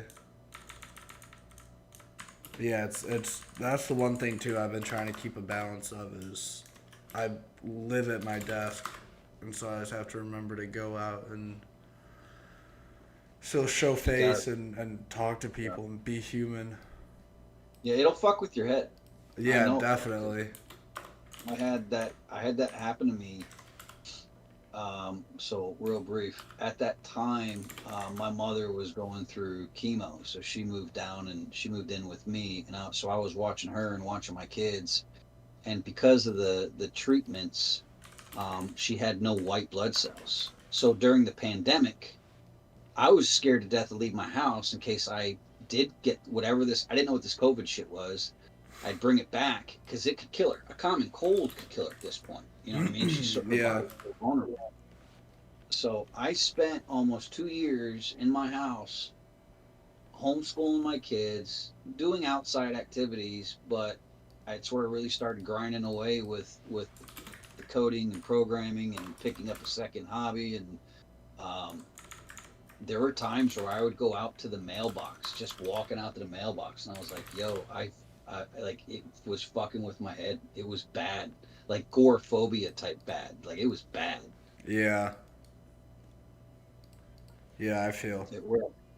You gotta get out. You gotta get out. Gotta get out. It can take over. And like I like working at my desk, and I like working, but then it just catches me off. Like I remember, like just last week when I did that technical exam, I had closed all my windows, all my blinds, Sunday at noon till Thursday. I was just locked inside my house, and then Right. I opened the blinds and I stepped outside to go like get groceries for the week, and I was like, "Holy shit!" Like I had to take a step back. Yeah. Yeah. Yeah. It's great. It's almost like you realize, did this area become more populated overnight? Yeah. Where are all these people coming from? Yeah, I was like, dude, I gotta like rehumanize. How did you make out with I got 6 out of 10 of the flags. So how it was structured was there was 5 boxes. So 2 of them were easy boxes, and then 3 of them were hard boxes. And I got each box had like a user and root flag, and I got 3 easy flags and then 3 hard flags. But Nice. I was more surprised because like going into it, I was like, dude, I'm gonna be lucky to even get one of these. But like just sitting down and just dialing in to actually do the flag versus like being on stream, it's like you get sidetracked, you like start talking, it's not really the thing. Like these boxes take way longer than they probably should. But like when I was dialed in, whew. Yeah. But yeah, I got the final interview for that Tuesday, so Now, we'll see how that goes. so they randomly select boxes, so not everyone's getting the same one, I imagine. That's what I'm curious about because I did write the 39-page, like my first official pen test write-up, so I would like to be able to publish it to my GitHub or my website to be like, hey, like it's just another achievement on the list to knock off. But I don't know because I'm not sure if they change the boxes or if they use those boxes for all their interviews. Or it could be like a hack the box scenario where like they change the boxes every 6 months so I can publish it once they rotate machines. Because it's not like any of the IPs are private. Like, they gave me a VPN file, and I VPN to their private network. So it's not like 10.0 is going to disclose anything. It's like any private IP address ever.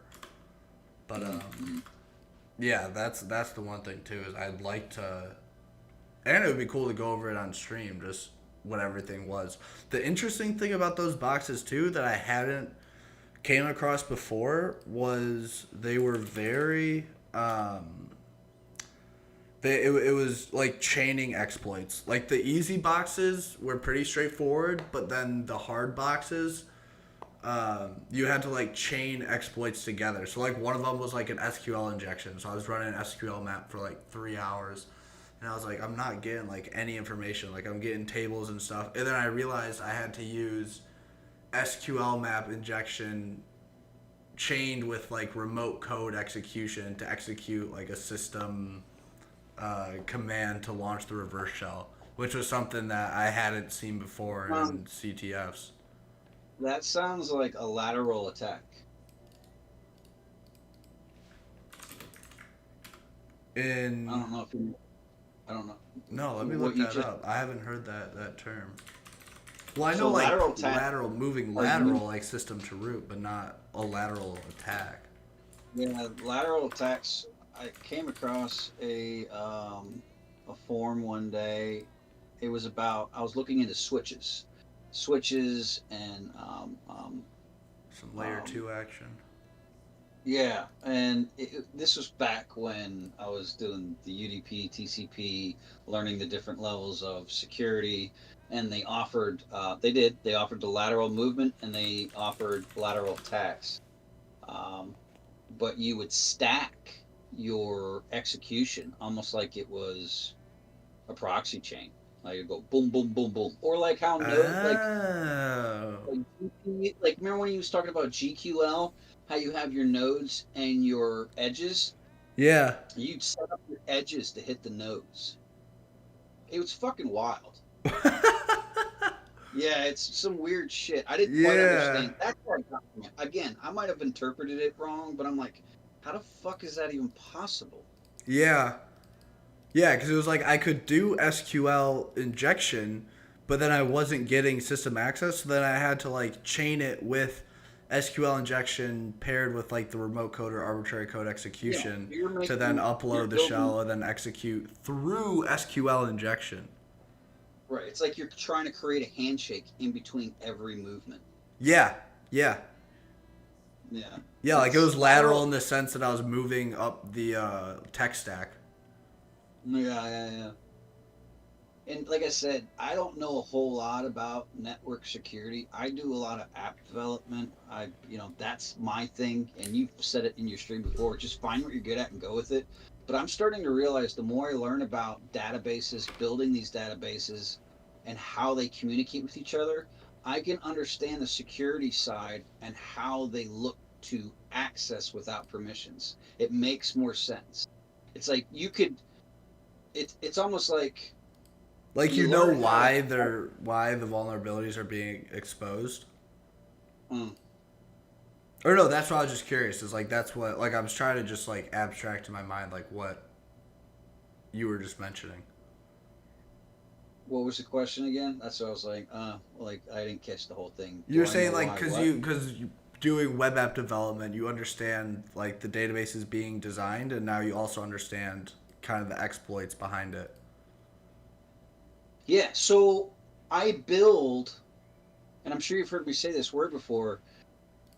If you were to take your write-ups and how you started, where you went, what you did, there's an app online called Draw.io, but you build like flowcharts and you look at them and you understand this goes here if it like Boolean executions on authentication, yes or no.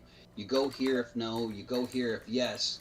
And you build these flowcharts of how the system and the web application communicates within itself. You could, if you have a visual, like flowcharts are a visual of how everything communicates with each other, you could say, well, I know about this, this will probably work at this point in the web application where this authentication's taking place. Let me try hitting that. Let me try it with that. You'll get so far, and then you have options on like it'll, if it's yes to go here, and that's usually like Burp Suite is a perfect example of at certain points of accessing a web application where you intercept. And you can manipulate, you can do XMLs, you can do, it's the same flowchart. I do a lot of my referencing on flowcharts. When I do web application or even phone application or whatever, I usually always work off of a flowchart. It's like, okay, this is what I need. This is what I need to do. Here's the start. Here's the finish. And I'll write a flowchart of the whole process. I need to go here. This needs to go from here. When it loads, it needs to be accessed. This, and this. This database needs to access and call back here. And you build a flowchart on how everything and in and out. It's like a maze, but it's visual. And you could literally look at it like a picture. It's a visual. It's like nodes with lines going from node to node, pretty much. Look into flowcharts, man. They help me a lot. Yeah. Yeah, because the reading, I don't mind reading, but I'm much more hands-on visual learner. Like, I'd rather watch a YouTube video any day of the week and then go try and do it on my own computer and replicate it. Yeah, the reading's the fine print of the agreement. Yeah, exactly. It's very technical. Yeah, the reading is like if you really want to get to the nitty-gritty, but like if I'm trying to understand something I haven't before, like just seeing it visualized is way easier. Mm-hmm. I've always wanted to. I thought about it one day. I was like, well, what if web scrapers, they access paths and this and that, and I always thought, I was like, what if someone made, and this is a high hypothetical. I haven't made anything yet. What if I made a web scraper, and I just did something like a web ping? It wouldn't scrape data. It would be like I'd probably run an S flag. I mean, I'm sure Nmat. It sounds like Nmat is kind of like the direction I'm going. But it'll literally show you all the directories and paths existing within the URL you're going to. And that could literally build your flowchart. Like but you would have to be creative about it because it's like, all right, here is a database. All right, so I know there's an SQL there. What kind of SQL? What kind of version? What version is it running? What's the security on that? And build like ping the flow table to present itself, like sonar or radar. Like, all right, there's rocks in the way. There's big ones here, small ones here. These are coral. These are not. I know it's a bit off topic. I don't know. No, I totally hear you. But you use Nmat to do what? To scan for services and open ports. Right, but how are they directed to and from each other? That's what I'm saying. Like, well, there's this service, and this service. Oh, how they connect? Right. How the database, that's the flowchart. And by knowing how these web applications and shit communicate with each other, you could create a flowchart and say, fuck, there's like, it goes from here to here, but there's no authentication taking place between these two. That's a perfect spot for a PHP file, an injection. You know what I mean? Yeah, that's so true. So it's you got to be creative. Yeah, I don't know. I went off on a fucking rabbit hole on you that one. You're totally good.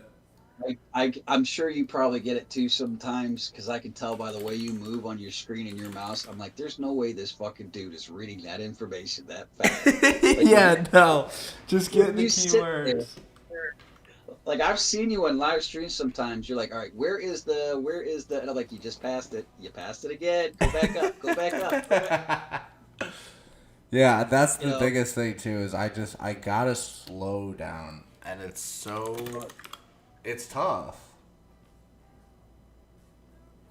Like, it's just the discipline portion to just, like, take the time and be like, okay, I need to just slow down and actually understand what I'm looking at.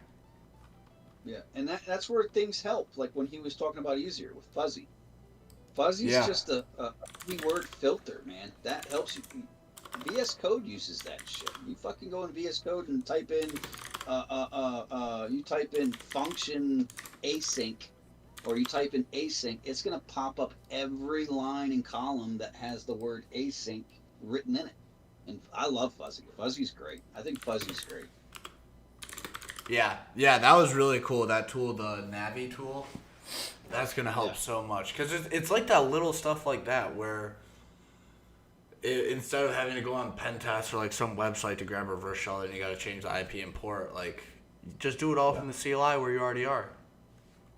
Yeah. Imagine your script was Node, right? And that again, it all kind of connects. It's just people are using it in different ways. Imagine if you had a big giant script. It had like 5,000 lines of code.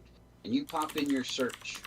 That is no different. If your script file was a node, that search is your edge. You're filtering it.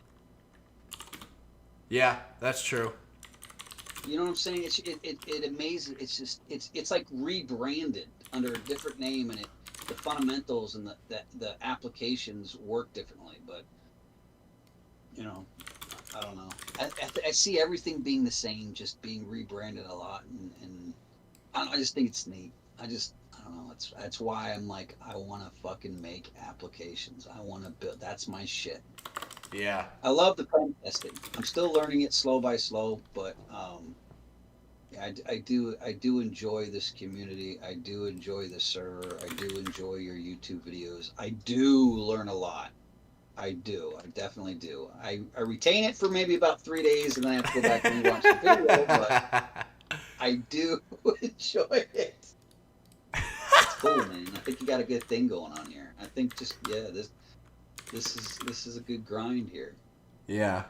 Yeah, it's like you were saying how things are rebranded. Like, it all comes down to methodology. Like, if you understand the core things, for example, like how a web server works, someone could show you any web server and you would understand where to look for vulnerabilities or similar exploits like that just because your methodology is rock solid. Oh, yeah. And that's where Docker, for me trying to learn the Docker, it's all that it's like a really big web server but compartmentalized, and those containers, those compartmentalized, are in their own fucking language, in their own syntax, written in their own API format, and it's like, man, I gotta learn this. I just want to get to the root of it, but I gotta figure out how to get to the root of it. So it's like I gotta figure out how Docker communicates with itself, its thinking process, to get down to the part where it's like, okay, finally, there's the JavaScript, there's the HTML file, there's the CSS file, there's the Python file, there's whatever, Go file, whatever. Mm-hmm. It's cool, man. I think it's neat. It's definitely a stack of Legos for sure. Yeah, it's such a rabbit hole. Because then you could go even deeper into like penetration testing and then get to like the low level like reverse engineering and then start doing that. Like there's so many levels to all this that it's easy to get distracted. Oh yeah, like what was it? There was one area where I wanted to learn, and I started diving into it, and I'm like, you know what? Nope, fuck this. There is no fucking way in hell I'm deep diving in this. It was, what was it called? Oh, fuck. What was it called? Well, let me pull this up. I have it saved in a bookmark. All right. Assembly. You ever heard of assembly? Oh yes, yeah, assembly like the Ghidra tool. Yeah, dude. Like, I just was like, well, I know. Let me try learning that language. No, that ain't even a language. Bro, yeah. That's so funny. That's if I honestly, I really want to say if anybody wants to learn something, learn assembly. But it's like there's only one class, and it's a doctorate's class, and good luck. There's so many steps. Like you're doing the C#, C++, That's a huge, good starting point to understanding assembly. Yeah, because that's a huge part of it. Because it decompiles into. Well, then that's like with the goal of reverse engineering is you want to understand what you just decompiled, and none of it's English. It's literally a low level language compared to like Python is pretty much English syntax for the most part.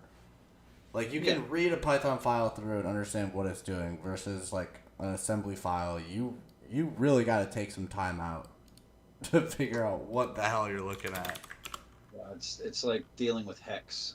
It's fucking wild. Yeah.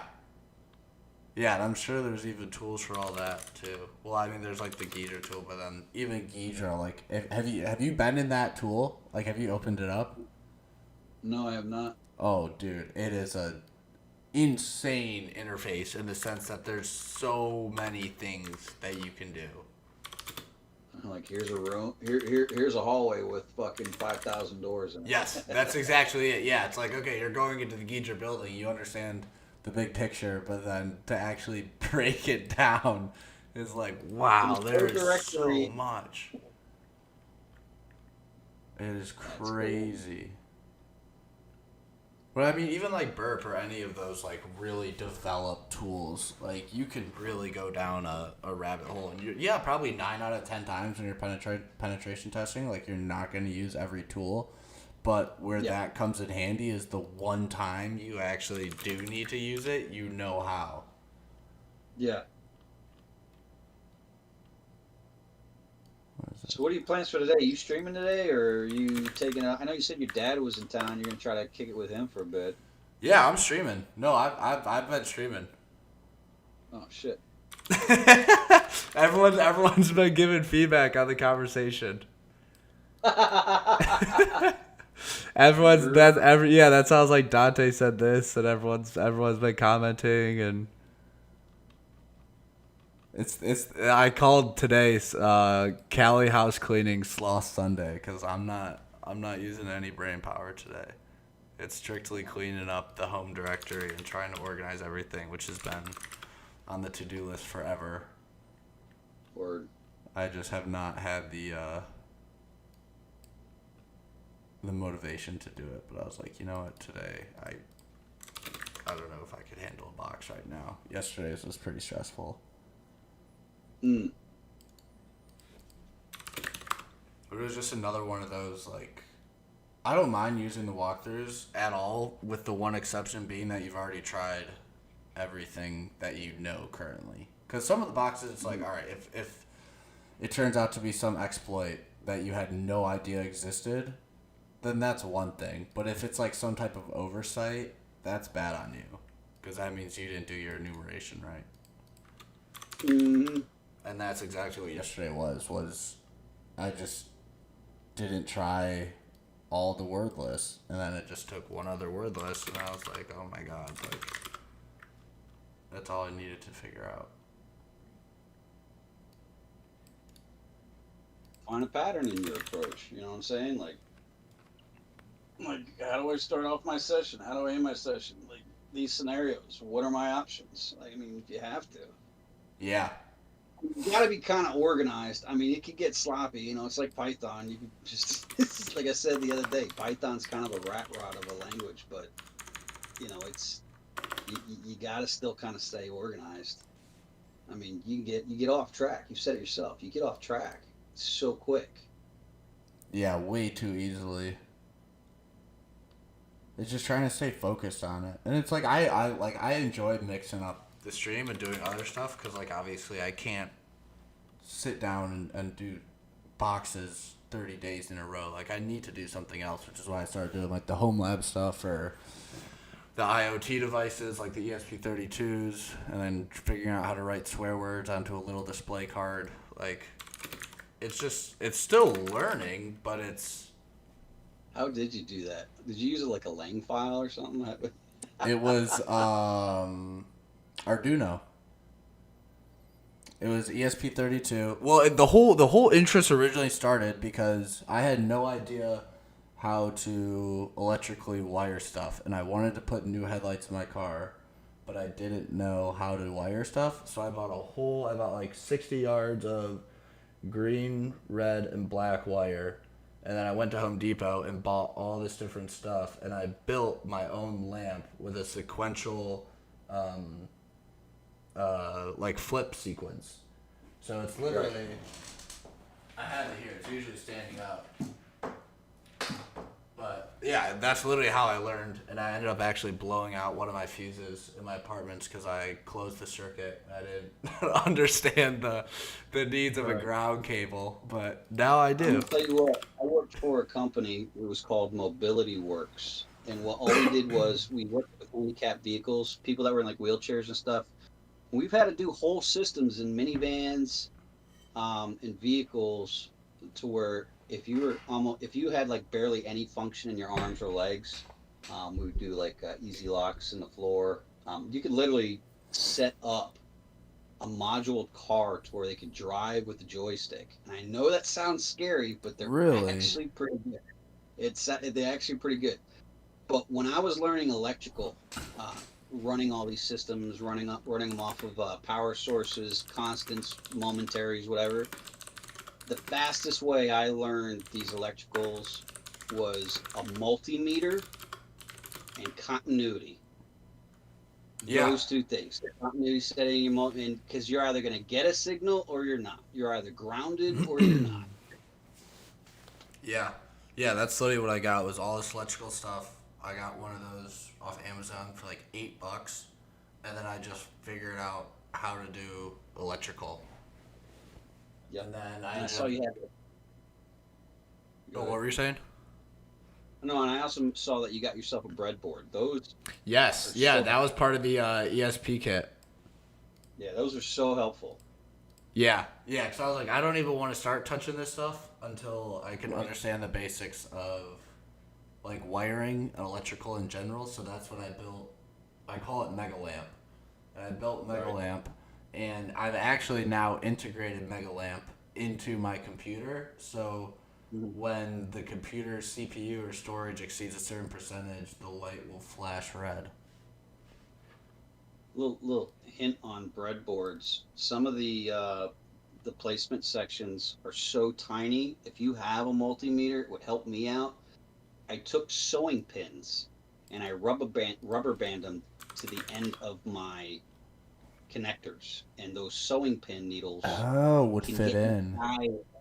They can get inside them little holes. Oh. It helps a lot because it's smaller diameter. Metal to metal, man. I mean, electricity just needs a conductor. Whatever's conductor, just it's almost like you're adding an attachment to it. Yeah. It helps. No, literally. That's funny. Word, let me hop off here. I gotta go grab my kids. They're at the great grandparents today. They've probably all jacked up on sugar and pixie sticks. I'm not looking forward to this. It was good talking to you, Nat. I'll be gone for like 20 minutes, but I'll hop back on. I'll Alright, catch up with you. Alright, sweet. Yeah, just let me know. Word. Peace. Alright, peace, dude. That's the goat. The goat. The goat. That's why he's the goat. I don't know if you guys caught it earlier, but Net was talking about, he was like, I take notes on everybody commenting in the stream to see like what they're good at, and he's got a little catalog of all the stream viewers to see where he could use them and what they could help him with. Yeah, that was a great talk. I love catching up with Net. He's been here since, I want to say day one, or so damn close. But that's an OG for sure. He's one of the best.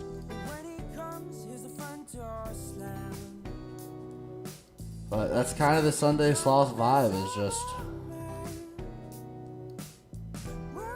doing shit that we've been meaning to do.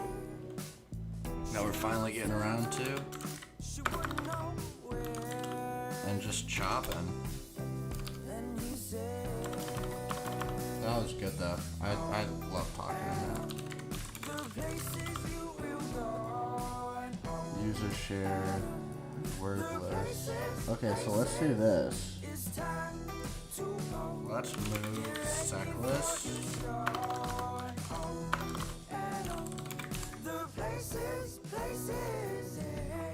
This will work, right?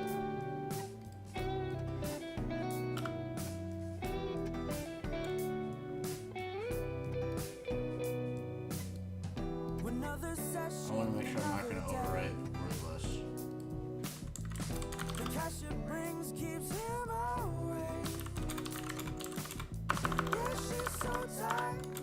just move Seckless to the listener.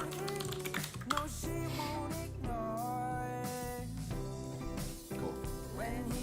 So we're going to get pseudo touch off there so you guys can see. Another good speed hack. Pseudo bang bang reruns your previous command with whatever prefix before that. So we got the issue before with this.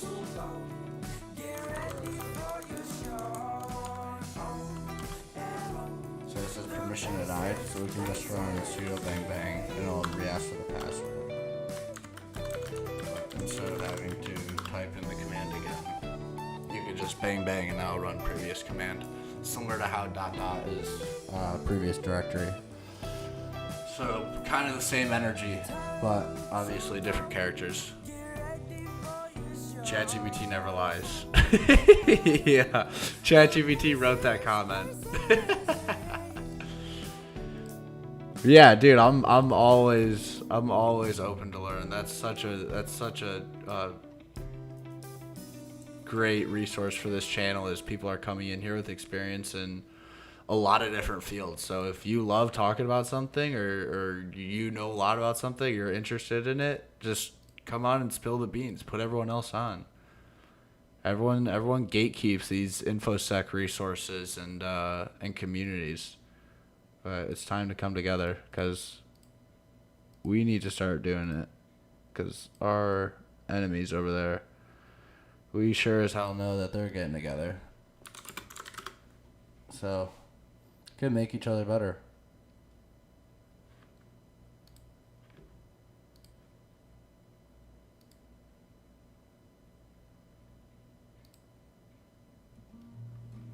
What song do I want to listen to?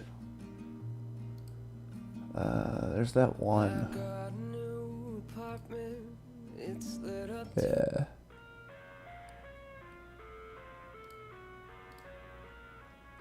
Alright, I'll be right back.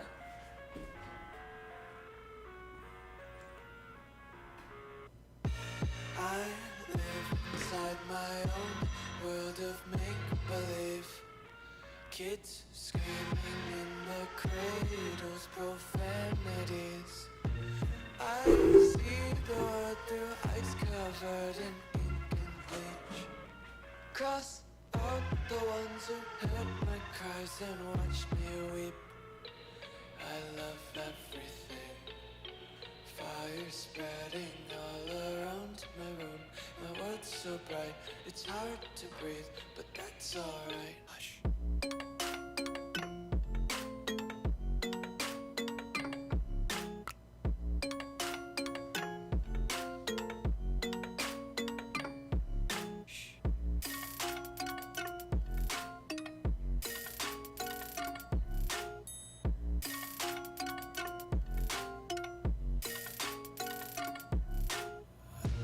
Take my eyes open to force reality. Why can't you just let me eat my weight in glee? I live inside my own world of make-believe. Kids screaming in their cradles, profanities. Some days I feel skinnier than all the other days. Sometimes I can't tell if my body belongs to me. I love everything. Fire spreading all around my room. My world's so bright, it's hard to breathe, but that's alright. Hush.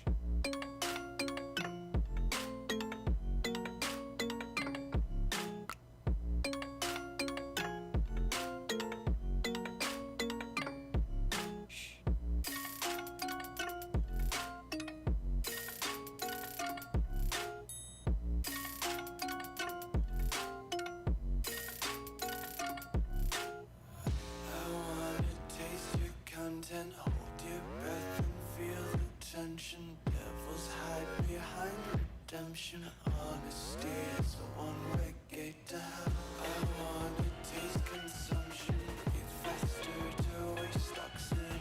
Hear the children sing aloud. It's music till the wick burns out.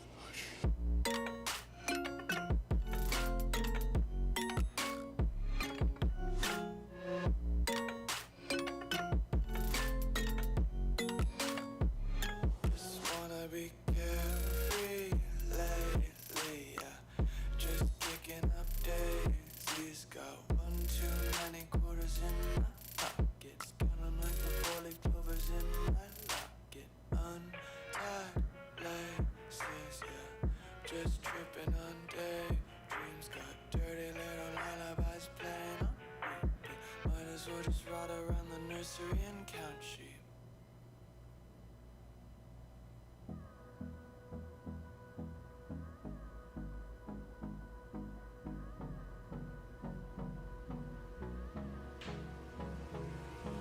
Hold me close till I get up.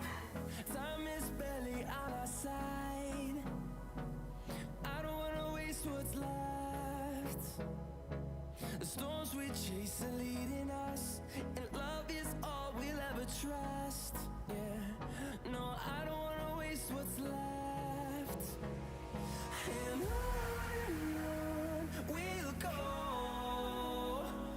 through the wastelands, through the highways, till my shadow turns to sun rays. And on we'll go, through the wastelands, through the highways. And on we'll go.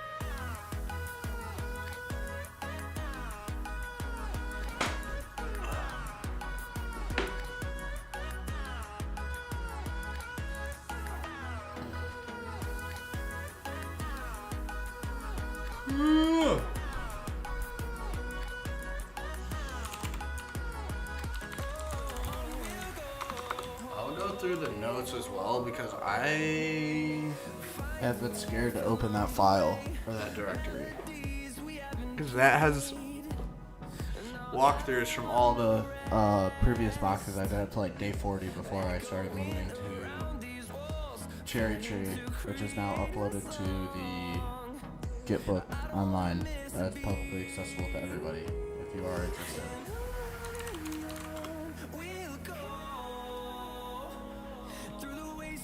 Do I do this? I do this every time. Okay.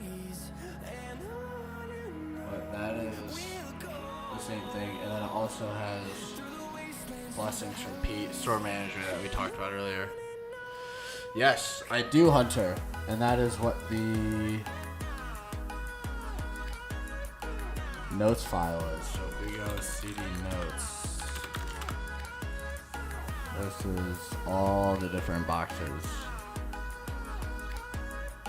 And also, I started getting cleaner when I did directories for them, but a lot of these are just like note files. So if we do like cat, relevant, and these boxes are spread across, yeah, some of them are kind of dry like that. But this is where I got a lot of those commands from. Hydra. This is all Hydra specific. Oh, that's literally just Hydra Man. Let's remove that. That's not anything special.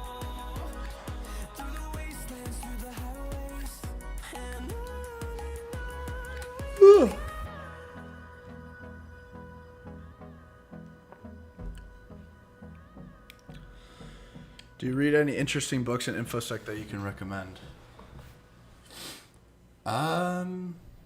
Not really. I mean, the only true book I have for InfoSec is Security Plus.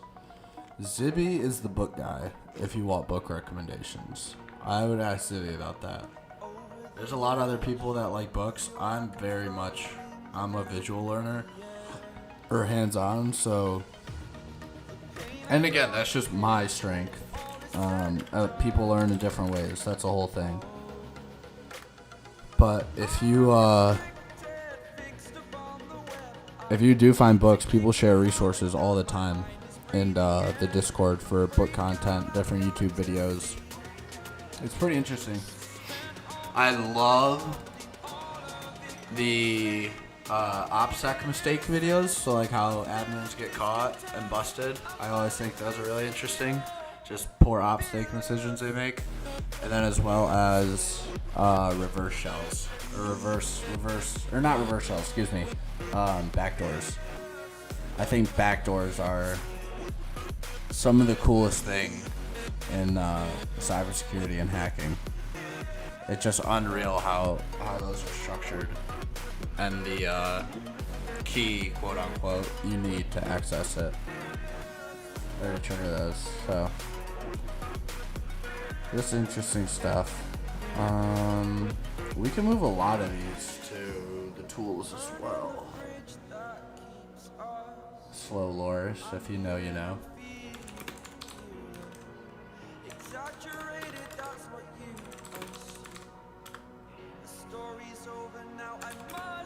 Z Fisher, that's another great one for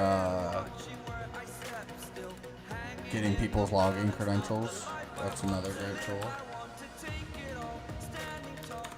But I can't spell.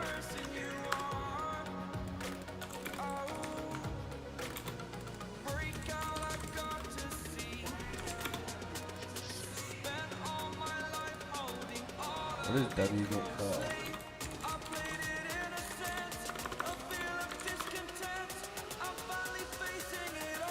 What is this vulnerability? I just have like loose vulnerabilities sitting around with malicious code in my home directory.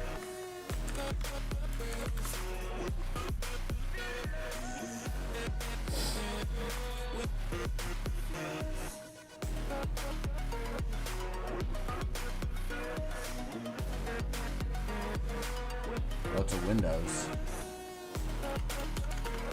Or we can move that. Let's undo wget curl. Oh no, I got rid of that directory. Well, you know what? We can get rid of that because it's not really a tool. It's a very specific exploit.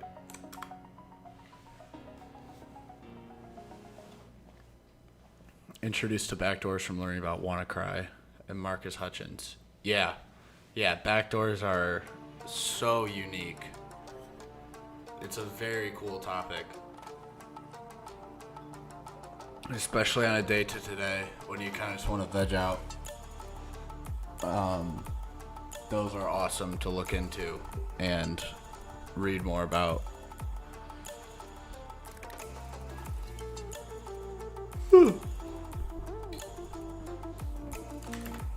But we'll clean this up.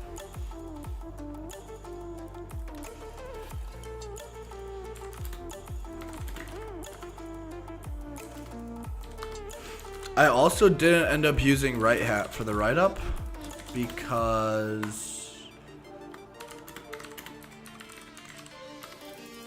I was having issues with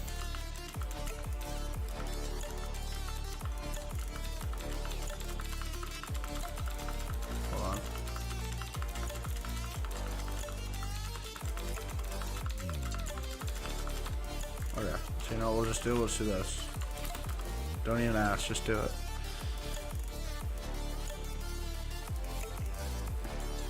How long does it usually take to be added to the Discord? I started about 2 minutes ago. Yeah, you just have to do the verified channel. That's our bot protection.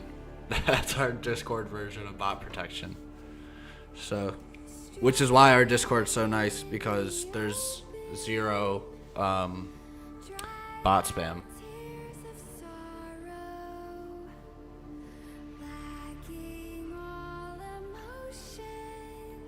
So, let's see how much space we've cleared. We got 31%. That's pretty good. Nothing mounted in dev, nothing down. Nothing within dev. Run lock.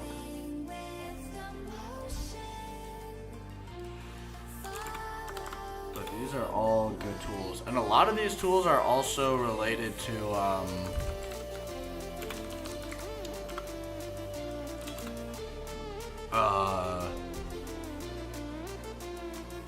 my gosh, why can't I think of the name?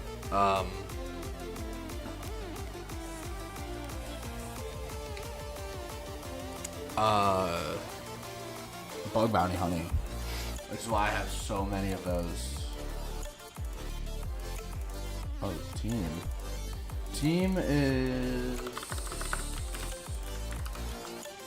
I think, another box. Yeah, it is. But again, pretty dry.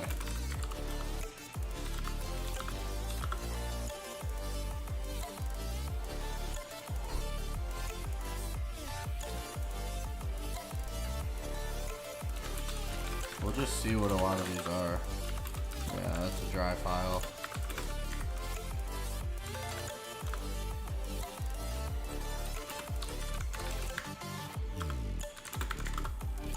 Dry file.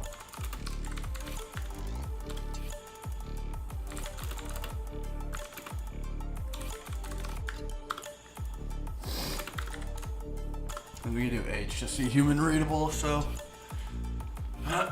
4096 is just directory structure, so that doesn't necessarily mean that there's stuff in it. Source. SQL. Let's move that.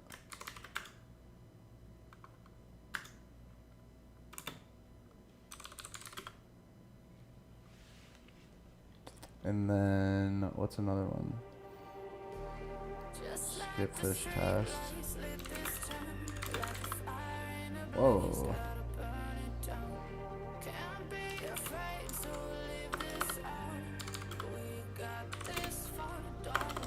Let's get rid of that too. But hopefully this way we'll get a nice directory folder structure, which I've started to do already with notes, and then tools. What is this?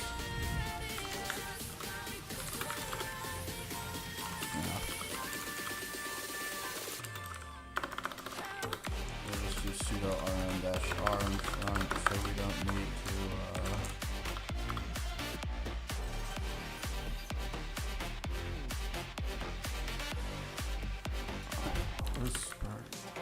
see, a lot of these are just deep source Helmo file. What's the reason stuff?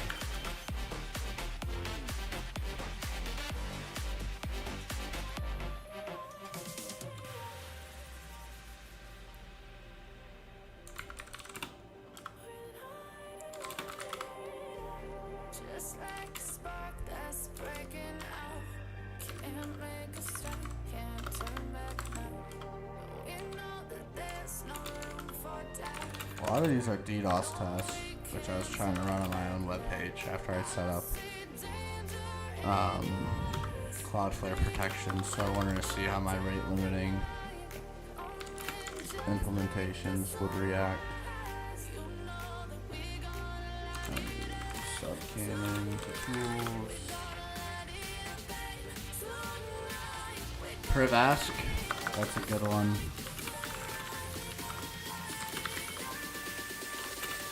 Yeah, these are all Privask-esque exploits that I've already compiled. So that'll eventually get moved to another folder. Same with shells. Security assessment. I think this was for my...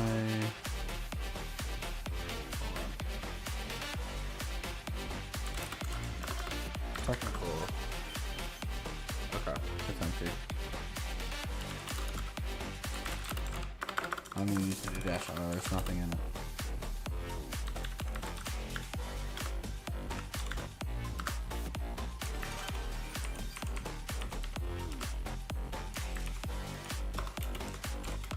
RM-R.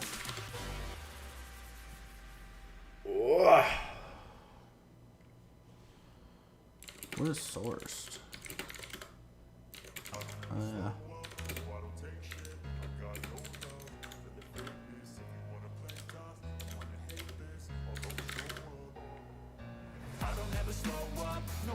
Takes it. Opacity, I remember, was a box. Param Spider, that's a great one. Let's move that to tools. CD results. That looks like hack the box IP address. I got facts over tracks, this and that, spitting slow, spitting fast, I could roast, I could gas, think I'm okay at last, but I don't know if that can erase all the past and the pettiness, a reflection of the emptiness, hilarious, you think you're worth my time, you're delirious, mysterious, because you hide behind a fake exterior, inferior, you know I'll always be a bit superior, get off of me, this ain't no humble brag, I want you to hear words, you can say them back, I want you to feel free from the chains that last, and to believe in What is skip? Is that skipfish?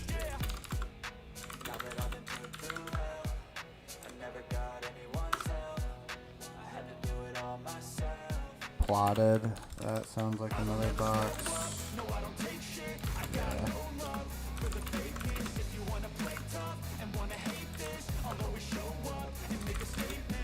Pseudo bang bang.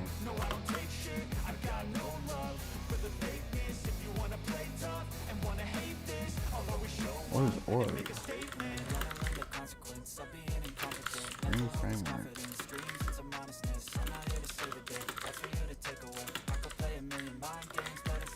Where is this taking us?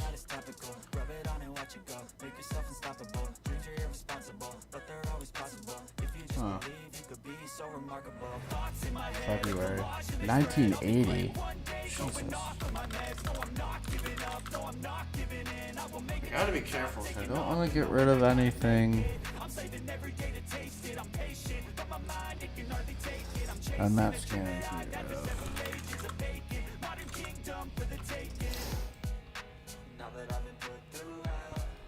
Callie, who am I? That's a great tool for anonymity. That's a kick-ass tool.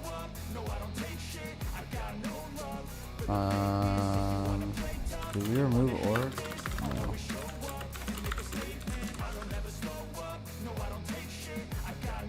And then there's org.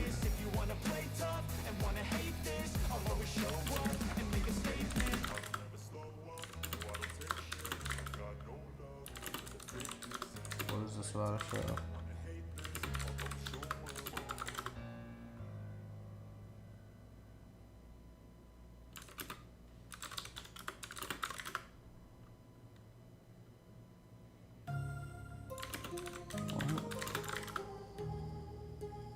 SQ all night long. Let's do tail and see what this is about to show us.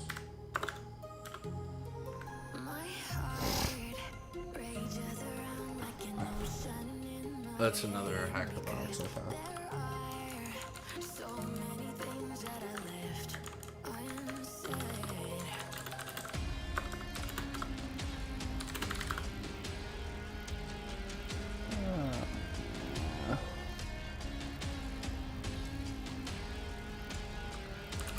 Let's move Metasploit plugins to tools.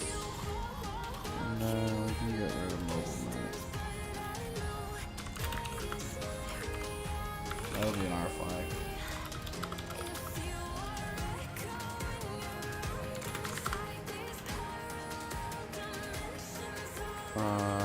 Mask fish, it's another tool.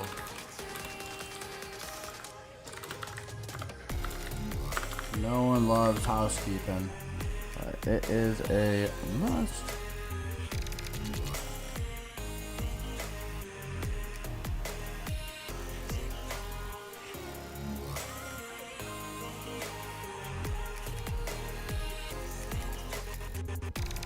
Nuclei templates. That's tools.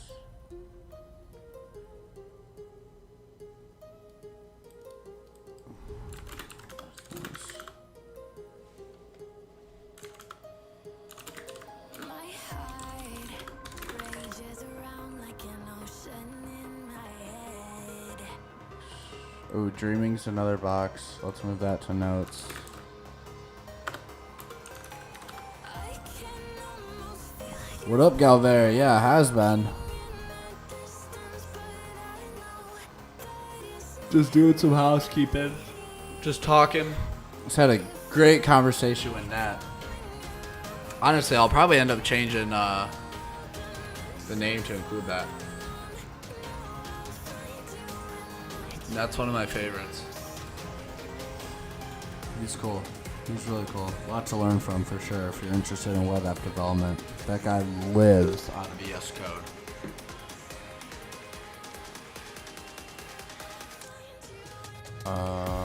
This was from my technical interview. Maybe? No, HTTP. Interesting. Meta info's a part of it. That's interesting.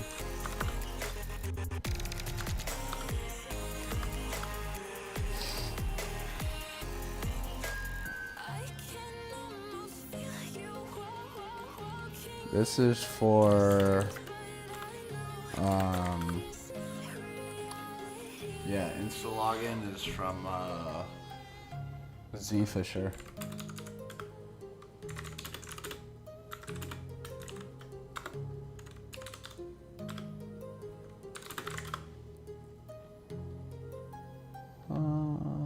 Hacks Master.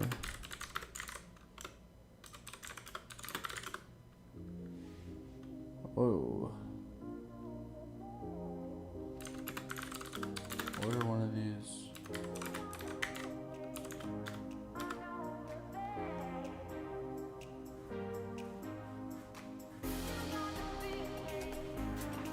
What is Hackmasters for? We'll move that to tools.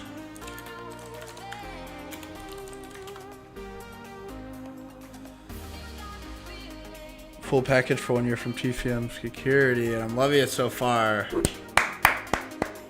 Look at you being a go-getter. Thinking about doing PJPT or EJPT certification. Absolutely, brother. That is so awesome. Let's see what the difference is. Let's do some research for you. Actually, I don't want to.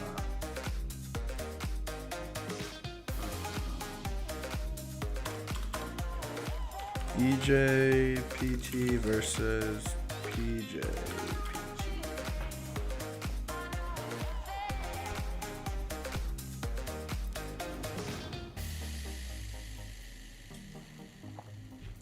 Hundred messages. Let's go.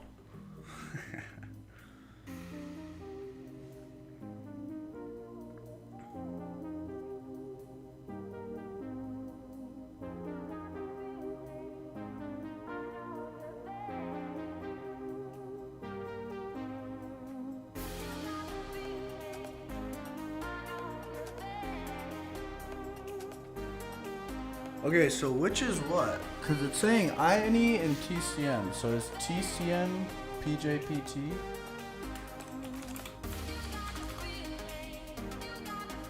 It is. Okay. So TCM is PJPT. So INE, EJPT lacks Active Directory, which is a big deal for OSCP, of course.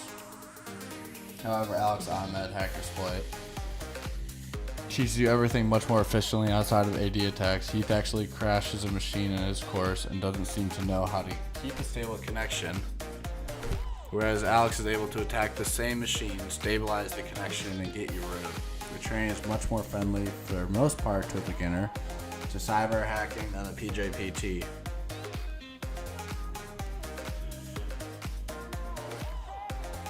So if you got the 1 year package from TCM, I'm assuming there's already either a discount or some other motivation for you to just lean towards PJPT, right? Like, is it financially, is it cheaper? Like, you can parlay buying package and an exam, what do they call it? A voucher?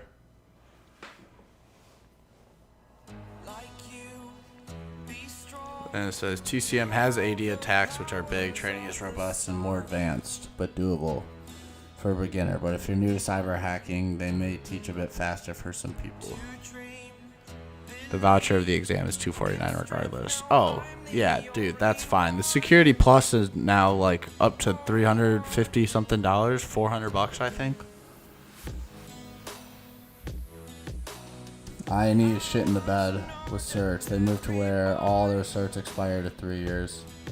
Trying to become DoD compliant so they get the U.S. military people taking their course, which is exactly why Security Plus, you have to redo every 3 years. That's fine. They don't have a CEU program or program or a higher lateral.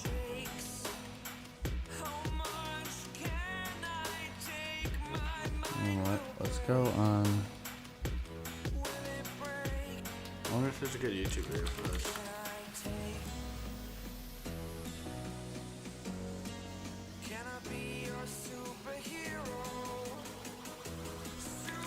EJPT versus EJPT.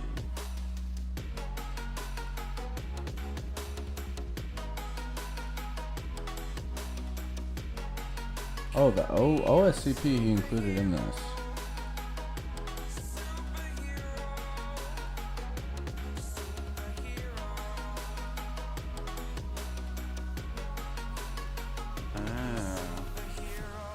Why you hate the CEH exam? I agree. Also, Network Chuck needs to. Not a big fan. There's a lot better resources than Network Chuck.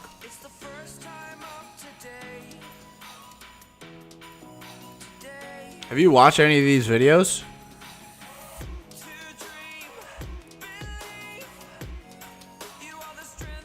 Oh, here we go. Alright, let's see what this first box is. The CEO of TCM Sec, which tries to try one of his videos, explains really well. On my favorite shots fired at Network Chuck. Peace, Hunter. Good seeing you, brother. A good question too is obviously I'll turn the music down because we're not talking to Nat anymore. But it's a good question too, is the EJPT, not just that, but I should say OSCP, is it Metasploit vulnerable?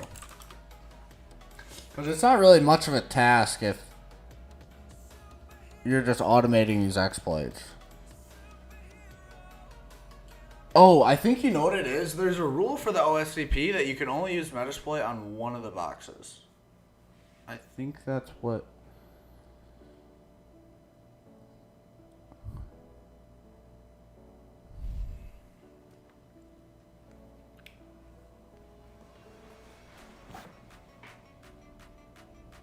You're required to write a professional report.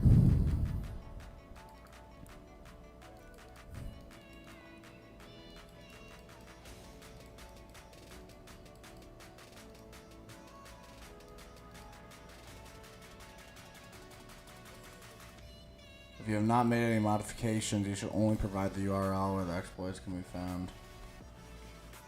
If you have modified an exploit, you should include the modified exploit code, the URL for the original code, the command used to generate any shell code.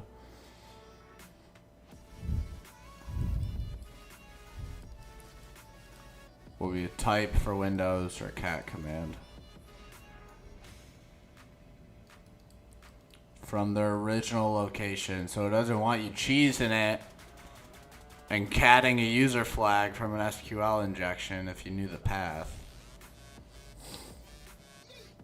On all Windows targets, you must have a shell running with the permissions of one of the following to receive points: system user, administrator user, user with admin privileges. On all Linux targets, you must have a shell, a root shell. Interesting. Each local.txt and proof.txt must be shown in a screenshot that includes the contents of the file as well as the IP address of the target.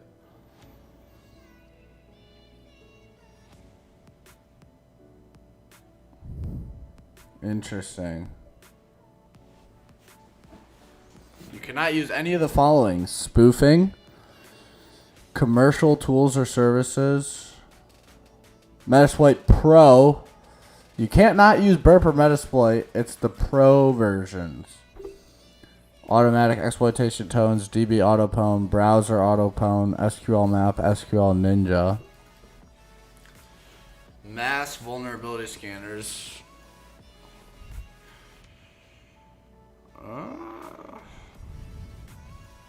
ChatGPT, interesting. Which is like, we talked about this the other day, like the technical interview I had, you could use any framework, any tool, any resource, which is an exact one-to-one of real life. So I understand both because the OSCP puts these restrictions on, so they want to make sure that you understand what you're actually doing and what the exploit is, versus the technical interview was very, they didn't care because they know in the real world you're going to use all this stuff anyways. But I guess they're also evaluating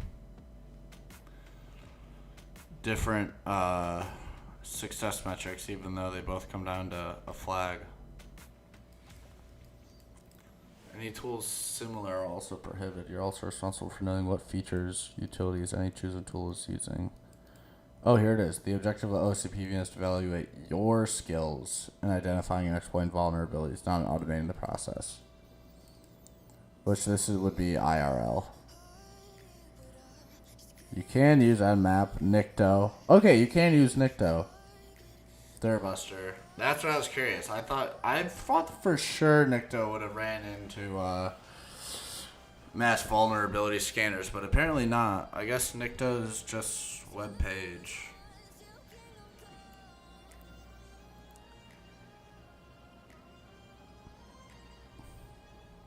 Metasploit restrictions. The usage of Metasploit and MeterPreter payload are restricted.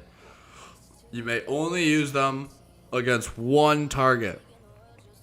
Once you have selected your one target machine, you cannot use Metasploit modules or the MeterPreter payload against any other machines. Metasploit should not be used to test vulnerabilities on multiple machines before selecting your one target machine. You may use it as many times as you would like against your one target machine. If you decide to use Metasploit on a specific target and the attack fails, then you may not attempt to use it on a second target. In other words, the use of Metasploit and MeterPreter becomes locked in as soon as you decide to use either one of them. Metasploit cannot be used for pivoting because it would thereby be used on more than one target, like AD for example. You may use the following against all the target machines with the exception that MeterPreter payload could be used only against one target machine. Wait, you may use the following against all of the target machines with the exception that MeterPreter payload. Oh, okay. Just because they don't want you to use the MeterPreter payload, which is what enables like local exploit suggester and other things like that. All the above limitations also apply to different interfaces such as Armitage, Cobalt, Metasploit community. Interesting. What's the other one you're EJPT is different than PJPT. That's what I was trying to find a YouTube video on, was the differences.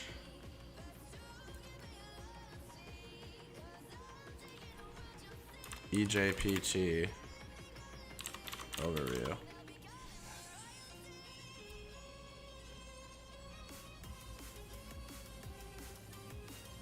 I always love these.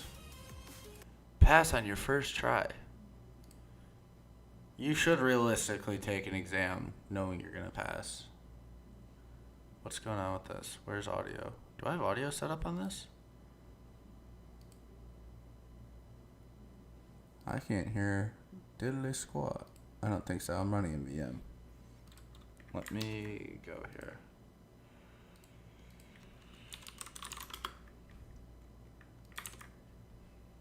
Oh God, that's embarrassing. How would you rate the importance of getting the JPT when it comes to your career shift to penetration testing? And for the people that don't know, the EJPT is basically the e-learn security certification that stands for Junior Penetration Tester. So how would you rate the importance of getting the EJPT in that sense?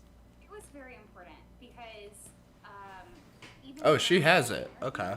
my now boss brought it up that I have the EJPT, and they had to look it up, but we have another consultant at our company that actually has the EJPT, and he could speak from experience that yes, it does give you that baseline, the baseline skills, and it is a good certification. So, you know, I was kind of fortunate that someone in the company already had it and could vouch for it. But yeah, I mean, it is a good certification that people are willing to vouch for. Yeah, it is. And could you please describe what happened in your first exam attempt? Because It is a bit biased because the guy vouching did also have it. Studying, like for a year for this exam, and then yeah. So And also, what she happened- did say that they did have to look up. Where is it? They did have to look up the And he certification. could speak from experience that even during my interview, my now boss brought it up that I have the EJPT, and they had to look it up, but we have another. That's a red flag, so we need to keep an eye out for this when the PJPT video to see if they mention that. Yes, it does give you that baseline, the baseline skills, and That's it is a good interesting. certification. Yeah, it is. And could you please describe what happened in your first exam attempt? Because I still remember you did this hilarious TikTok on studying like for a year for this exam, and then yeah. So what happened there? Yeah. The TikTok, yeah, I was like, I studied for a year for this exam, failed it. Yeah. So what happened was I did it on the weekend. Yes, I still had this full-time job that I was doing 9 to 5. So I started it on a Friday afternoon, and I did a lot of, you know, enumeration and phone scanning and all of that Friday night. And then I spent all of Saturday doing the rest of the test. So the way that this test works is it is a hands-on lab environment, and that is how you get the answer to Also, any certification that's not multiple choice, that's hands-on labs, is immediately more valuable.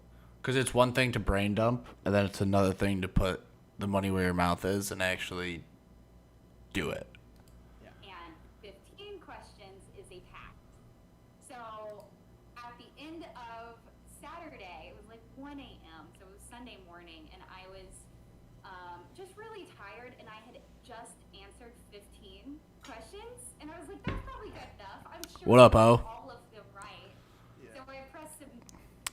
For some background, Galvario is asking about suggestions for EJPT or PJPT certification. So we're looking into both right now to see And I feedback. failed because I got one wrong, and that was a 14 out of 20 fail.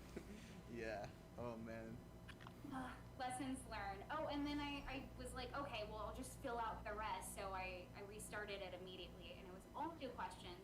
So that's a rookie mistake. Try to finish it entirely first. Yeah. I actually ended up doing it Sunday morning, and it took me like an hour to finish the rest of it, and I passed. And it just a rookie mistake. Yeah. Well, your experience really helped me because I went for the 20 questions and I just submitted the exam once I had 100% sure that I had 18 correct answers. And because I feel like I would have done this exactly the same you did because it was my first hands-on exam and I was very stressed because of that. And the exam environment was a little bit unstable, I would say. So I was a little bit even more nervous because of that. But once I saw your story about that exam attempt, I was like, okay, so once I got those first 15 answers, I shouldn't stop. I must not stop. I have to go for the 20. And yeah, I ended up passing with the 18. yeah, it really helped me. And let me just commend you for this because that's an awesome way to deal with failure. I wouldn't say that was a failure because you learned from it and you actually helped someone BJPT exam review.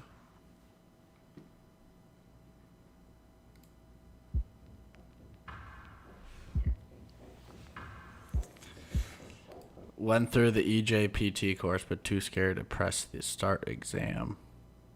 Oh, what? But they were talking about V1. V2 has 35 questions. Oh. Yeah, I mean, as technology advances, you're just going to have to learn more and more, so it makes sense. That's why, like, Security Plus is always updating. They're always getting, not more questions, but the topics cover more information just because there's so much going on. You have to stay on top of everything. Like the baseline 5 years ago compared to a baseline knowledge now is completely different. 35 questions, 48 hours. Apparently it's easier. So when you say you didn't press start exam, can you take it whenever you want? It's only questions?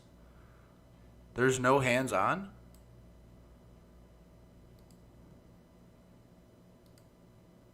Or is there a lab scenario?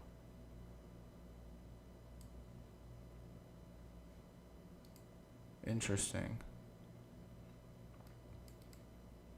Yeah, I feel like they get a weird way of grading the lab itself.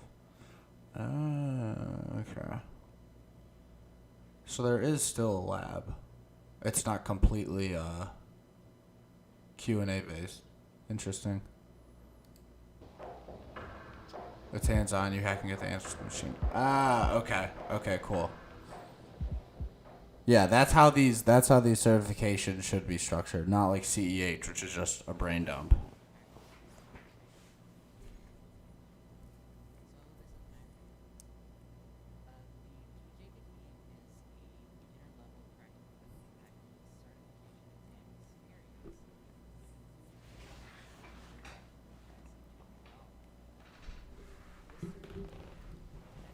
That is really cheap. It's a great title, too. Practical Junior Penetration Tester.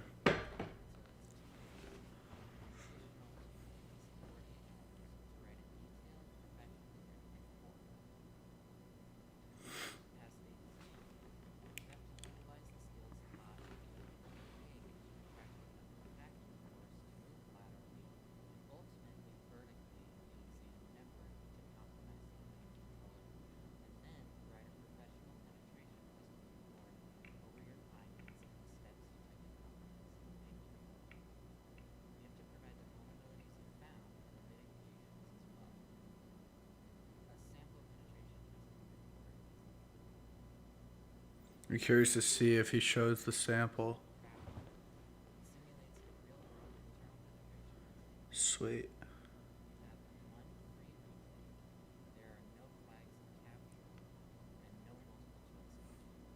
Interesting.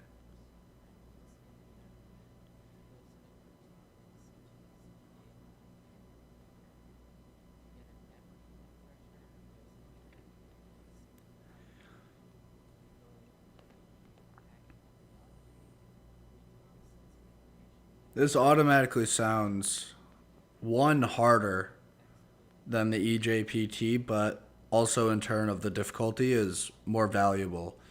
For $200 too?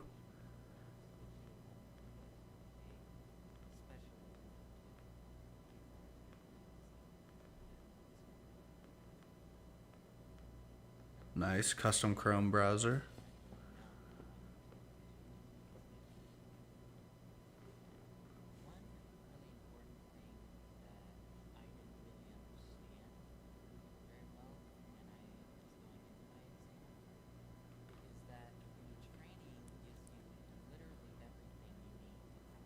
The PNPT, Practical Network Penetration Tester, I'm assuming, is what the N stands for. Mitigations and be able to produce that in your report, you should be fine. You definitely want to focus on enumeration. PJPT's entry level. Yeah. Well, isn't OSCP also entry level? So I did not. Actually, no. We can also look at Jeremy certification IT path. I can't spell. Paul Jeremy. So if we come over here to security ops, nothing wants to zoom in. Where is it? Here's the OSCP, which is right between intermediate and expert. Also, that cost is off. I think it's closer to $2,000 now. Pentest Plus is right here. Here's Security Plus down here. This is still, I think, the number one cert everybody should get. It covers so many domains. It's so invaluable. Here's the CEH. Yeah, I don't like it being way up there. But I guess we'll see. What are these? Kali Linux Certified Professional? Is that cheap? Or not cheap, I should say. That low?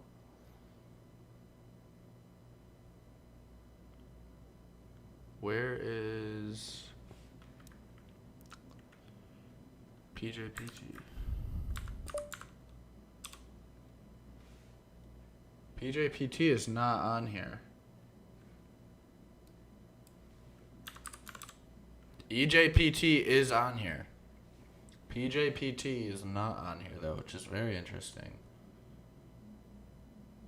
eLearn Security Junior Pen Test, right between beginner and intermediate. Interesting.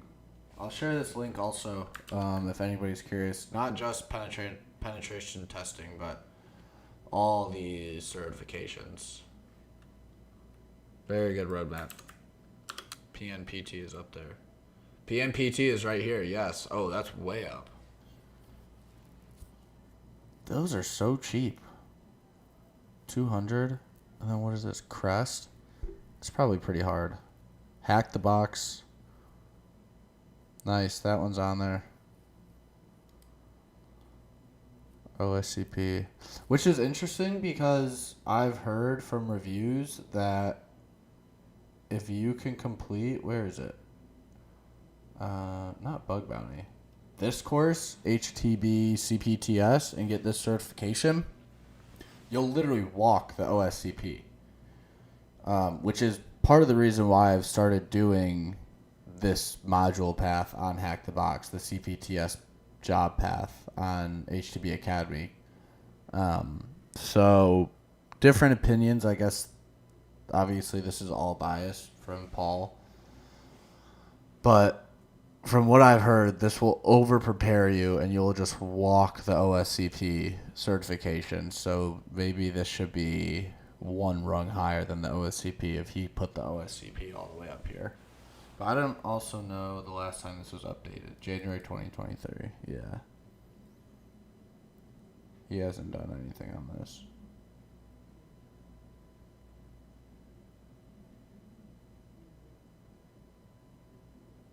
Yeah, so that being all the way down here is interesting.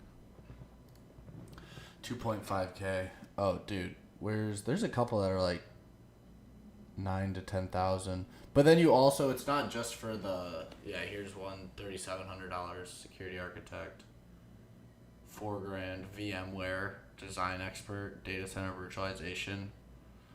That's a sweaty certification. ISO, I've been looking into getting some of these for, where are these? The ISO, 2701. And they're all valuable. It's just like these will boost other certifications as well. Like something way over here in IAM may not necessarily correlate, but ISO is related to policy and compliance and regulations. So that's just important knowledge to have for a conversation in cybersecurity. Compliance is such a major part that people disregard or don't know about. That's very important. Yeah. EJPT. Interesting. PMPT. TCM.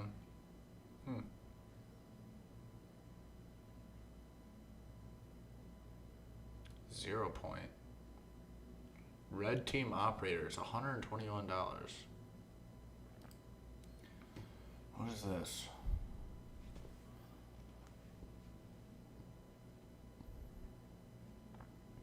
See, now it's $400. Yeah. Oh God, yeah. You gotta learn evasion and attack surface, Windows APIs, C.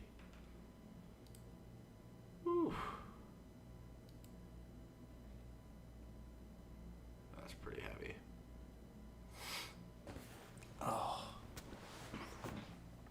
Type marshalling. I've never even heard of that.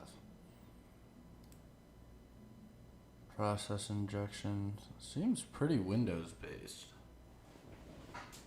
.NET execution.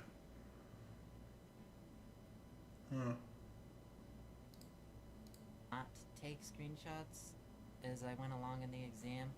And then, after I completed the exam, I noticed that I could not boot up my Kali Linux virtual machine any longer.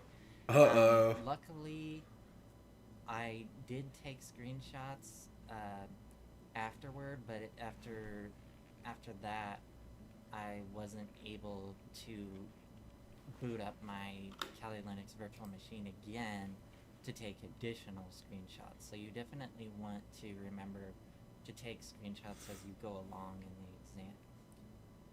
You want to use the KISS or Keep It Stupid Simple method. So don't overthink it. You'll get very far by just being calm and not overthinking things. Just stick to the basics. Keep it simple. You also want to think creatively in the steps you take to reach your goal. So really try to think creatively, try different things, but still stick within the scope of the practical ethical hacking course. Smart. You don't need additional tools outside of the course. Just stick to the materials in the course and you should be fine. You want to make sure that you take breaks. EJPT gives you 2 tries. Oh, that's so nice. Back and What up, Raggy? give your brain a break. That In will your give opinion, you- after getting the trifecta, make sure you get enough amount of sleep and stay hydrated. how do you not already have a job in cybersecurity? During the exam, you have With all of 48 those. hours for the exam, so make sure. Although that I will say, Security Plus covers a lot of those. So the trifecta is, as you already took the Security Plus, I'm sure you saw the amount of overlap between the previous like I said certifications before, try not and to Security Plus. overcomplicate things. So you can either This is take meant those to be certifications as you learn and prepare for the Security Plus, or you learn all that material like the OSCP. prepping anyways for Security Plus. So But the more acronyms by your name, the more they love it. try not Fires HR up. to, They get the go rocks down off to rabbit the holes, acronyms. Move on, take a step back, pay attention to the things. You It's follow. definitely easier to be analyst. Engineer is And the last thing I want to say. a much harder for job to get things into. that I wish I would have known going into the exam is pay special attention to the Active Directory section of the Anything course. SOC too Take is really notes easy to get into over and that section. invaluable experience because you're Understand frontline. You're the right there. tags, Go over Examtopics.com. the course material for the Active Directory section like a couple or a few times because that is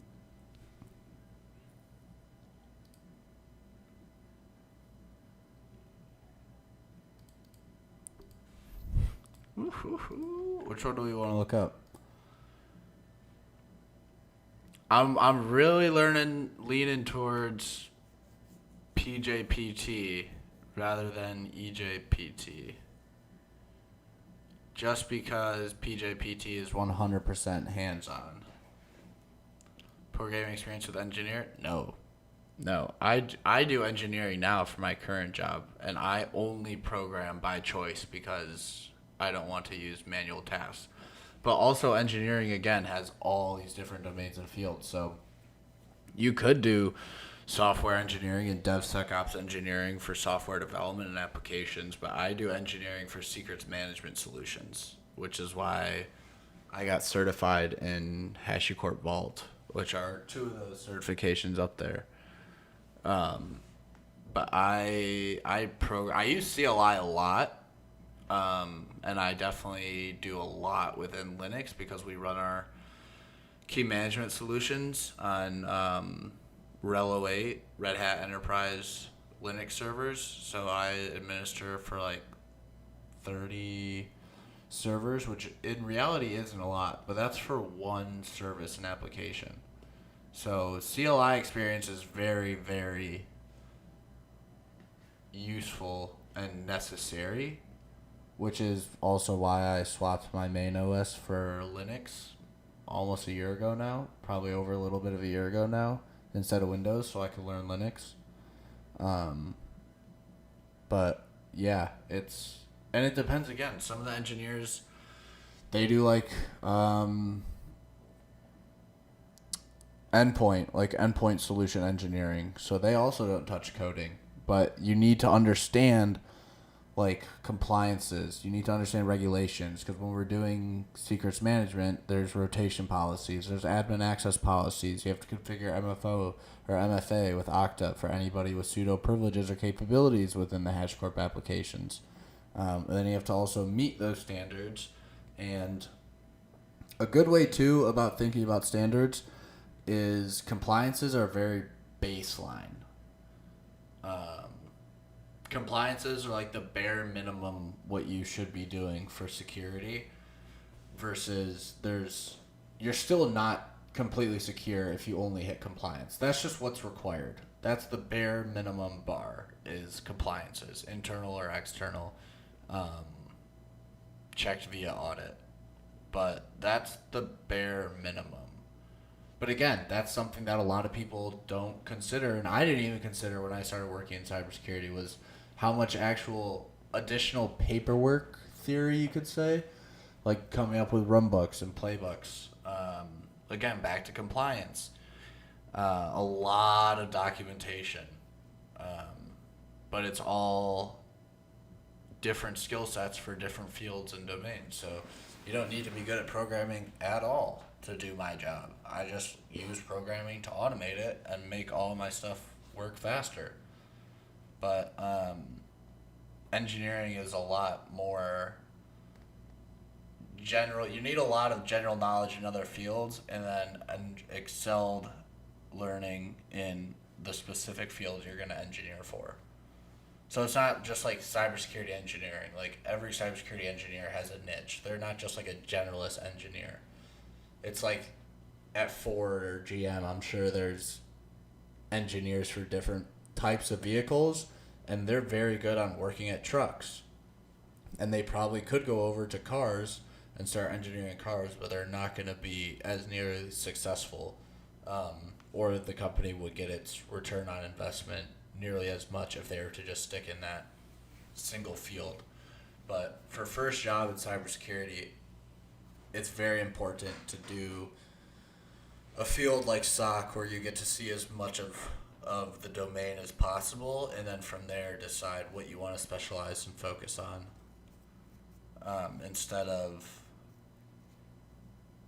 trying to be a generalist, which it's okay to be a generalist for your first couple years, but don't be an analyst forever. Like, figure out what you like doing and just go all in on that one spot. And then you'll pick up subset skills from that, right? So me focusing on secrets management and solutioning, now I've also learned about compliances and policies and runbooks. I've also learned now Linux and how to be an administrator, because I have to manage these servers that handle our applications. And then I also learned like an analyst role, because I work with Splunk a lot. So I'm doing a lot with big data and querying logs and setting up telemetry and monitoring and metrics, and then also writing run books and response plays to the SOC. So, God forbid anything ever goes wrong, they'll have information for it. But yeah, you'll just zone in on one thing, and you'll pick up skills along the way from focusing on just that, if that makes sense. But someone else also had said they were waiting for it. Yeah, the EJPT.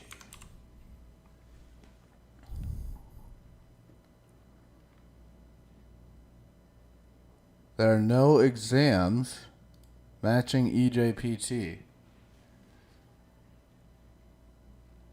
What? What? What about CompTIA? Because Pentest Plus is also just a brain dump exam. Pentest Plus, CompTIA. Prep questions.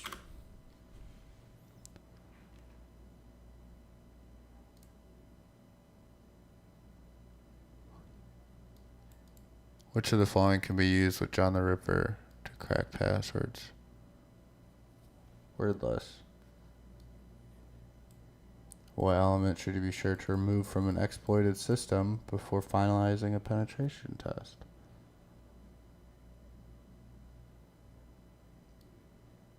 Shells? No, because shells would fall under files. See, this is why CompTIA is so tricky, because CompTIA is such a pain in the ass with how they word questions. Like, it's so tricky. Like, yes, shells spawned is something you should probably remove. User accounts created, you should probably also remove that. But be sure to remove is any files left behind, which I feel like 2 is going to be C, because B falls under C. So let's just see. Oh, it's multiple choice. A, B, and C. What? When did it say it was multiple choice? Damn you.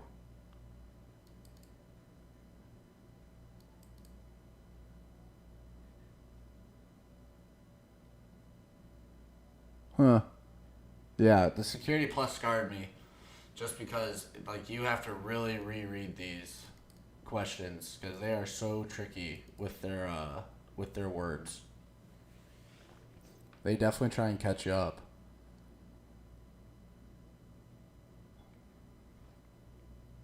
EJPT since it's lab. Okay. But again, is EJPT new? Is that why that woman's hiring manager did not know about that? Or is it just not recognized?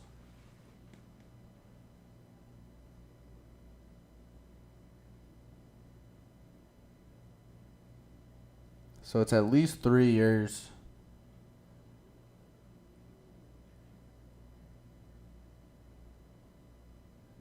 EGPT is a 14-year-old from India.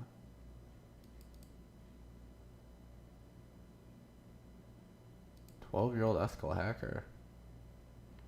Facebook's Cambridge Analytica scandal is fueling the debate over how to protect digital information. One hacker from Texas is also raising awareness about growing cyber threats, and he's only 12 years old. Yeah, that's toxic. I passed Security Plus Net Plus just by memorizing exam dumps on exam topics. It works, you got the acronyms, but that's a very toxic way to take tests, and that's part of the reason why anything hands-on, like lab-based, is immediately more vulnerable, more valuable, just because it has that edge on brain dump type exams, like anything CompTIA. I don't know if CompTIA has any hands-on exams. I only have Security Plus as my only cert. I'm currently studying for Net Plus. Dantes, I would also suggest, if you have the Security Plus, to immediately take the SSCP. Schedule that for next week. There is 80% overlap between SSCP and Security Plus. If you actually spent 2 weeks of like really grinding, couple hours a day, prepping for SSCP, you'll hit all the other topics not covered in Security Plus. But there's so much overlap between those two that when I passed my Security Plus, 3 days later, I scheduled the SSCP, immediately turned around and took that and passed. Filled all the network questions. Yeah. But that's part of it too, is because if you're going to put these certifications on your resume, they expect you to know what you're talking about. So it's a double-edged sword if someone calls you out on your shit. Ruben Paul is a 6th grader from Austin. He hacks Yeah. household items to demonstrate how they can be exploited to spy on or even harm people. David Begnaud recently met the self-proclaimed cyber ninja who showed him how smart toys can be turned into listening devices. Hi, everybody. Ruben Paul is 12 years old, and he's helping to lead the conversation on cybersecurity. It's pretty dangerous. Presenting in the Netherlands, We shoot the drone. advising a tech conference in Singapore, That was an amazing presentation. and wowing a crowd full of executives in Texas. It is important that we need to reinvent cybersecurity because obviously what we have invented so far is clearly not working. This cyber ninja, as he calls himself, has a Calling out second-degree black belt in adults. Kung Fu, and he's on a mission to show how hacking is child's play. If a 12-year-old can do it, what makes it that somebody who is a skilled, actual cyber terrorist, what makes it that they can't do it? His vocabulary This Bluetooth is is going so good. into new autonomous cars, autonomous drones. It's going Hopefully this kid into doesn't get medical tainted devices. and take over the Paul world. says that the Bluetooth and Wi-Fi connections that we use almost every day are extremely vulnerable to hacking. I'll never connect to a This is public true. Wi-Fi that I don't know. Really? Good Somebody can practice. just hack into that Wi-Fi network and poison it. He showed me firsthand how a hacker's poison can spread from a Wi-Fi signal. I successfully know your password How you know my and have hacked you. Your login was david.com. Yep. Let's bleep that out. Wow. So, call me gullible. You got me. It took seconds. He had That's my Twitter username and hilarious. password using a fake page that he'd cloned after I connected to his public Wi-Fi network. It's that easy. Mm-hmm. So, in other words, if I was sitting It's at a literally Starbucks, Z-Fisher. I went to sign into Twitter. Yes. I put it in. They got it. Now, staying in touch is easy and fun. Paul also hacked CloudPet's teddy bear. It uses Bluetooth That was technology, a pretty allowing extreme traveling example, though, parents to because send he me- was using... It took seconds. He had my Twitter can see it. username Where and is it? password. After He set it up so the Wi-Fi, in order to log in and connect to the network, you have to log in with Twitter. I 'cause that's why it's a connected to private IP address. So hopefully, if you had eyeballs, you would understand that, or you would catch this first. his public Wi-Fi But again, David's not a cybersecurity guy. This is 90% of the public. They would not think anything of this. So, still a very good example. It's that easy. Mm-hmm. So, in other words, if I was sitting at a Starbucks, 30-foot radius of the bear. So I could stand outside somebody's house. He turned the bear into a secret recording device. How did you get this name, Cyber Ninja? Who's the smartest one in the family? The Paul family of four is hopeful about the future of cybersecurity. Ruben's parents, Mano and Sangeeta, both work in technology. And his 6-year-old brother, That Itai, is a is even dangerous joining him on family. stage now. Can you show us this? Sure, I taught you another ask. When they shine at it and are liking what they do, it gives you a feeling of contentment. With Ruben speaking at these conferences and being paid thousands of dollars to travel there and sometimes a speaker's fee, do you worry that it gets a little out of control for a 12-year-old? First and foremost, the kids do it because they have a passion for it, right? It should never become a job for them. So if tomorrow they come back and they say, not interested in doing this, it's perfectly fine with my wife and I. Yeah. Ruben says in the future he wants to work for the NSA or the FBI, protecting the country against foreign and domestic cyber threats. This kid's had his own personal I feel like they should be agent recruiting since he you was, like, now. 6. I've had some offers from the government of the Netherlands and even Wow. the Department of Defense. Did you tell him what? I got to graduate first? Yeah, I want to get done with 6th grade first before I start thinking about jobs. Oh For my CBS This Morning, gosh. I'm David Begnaud. And the child shall lead them. We reached out to Cloud Pets and Spiral Toys, the companies behind the teddy bear that Paul hacked. Neither responded to our requests for comment. On its website, Absolutely Cloud incredible. Pets says users. Wow. Huh.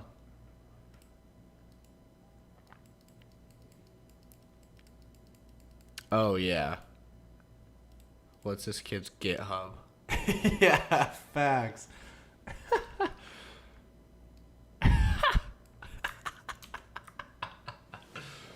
Let's find out. Dude, I'm literally crying. I can't even comprehend myself at 12 years old, like even close to what that kid's accomplished. Got him. Maybe? No. 2018. Yeah, that's right.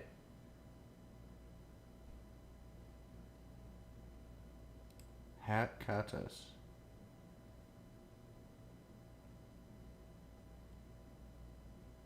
Oh, he's got supporters. Someone merged something. Intro to Linux. Oh, he tried to make his own Hat Katas. What's that?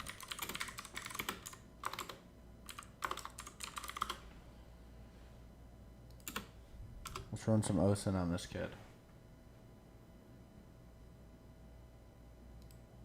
Cyber Shaolin. Is this him now? That looks like the Cyber Kid. And there's Hat Katas. And then also, if we go back... Where's the shot with his dad?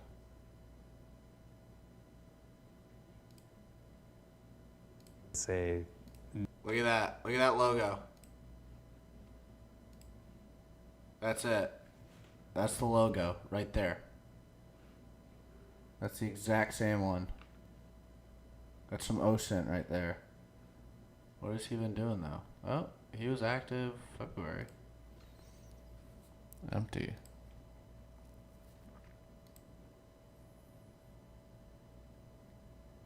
Hacking humans, hacking secrets, intro to cyber, intro to Linux. What is hacking humans? Kayla best practice. SE toolkit, nice. Wow. Oh, they're just docs.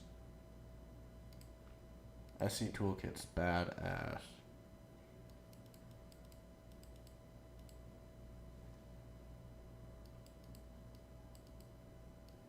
Huh. Puberty. Yeah, dude. That is unreal. I wonder if he has, like, crazy anxiety or stress now just because he's been so worried about the state of cybersecurity. Like, he's putting the world on his back at 12 years old. I'm just curious about his mental state. What's more about Cyber Shaolin? Arctic Code Vault contributor. Oh, no way. That was a thing? Dude, he hasn't touched GitHub in a while. I wonder if it died out.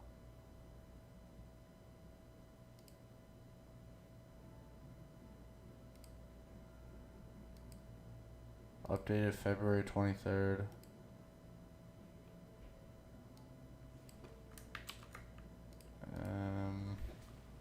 Can you search Twitter without having a login?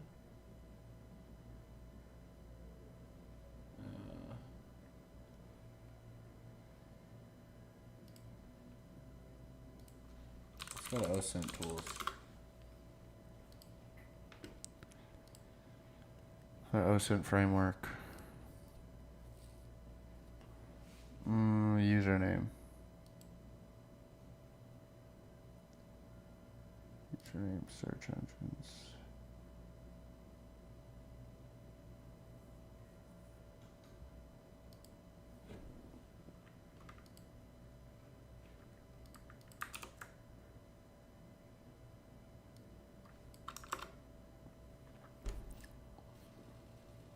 Okay, so he's probably got a YouTube channel.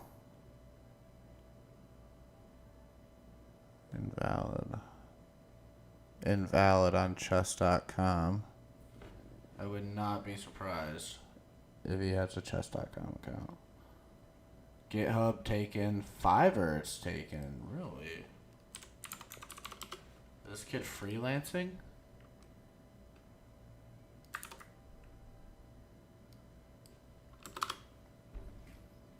We need to see what this kid's doing.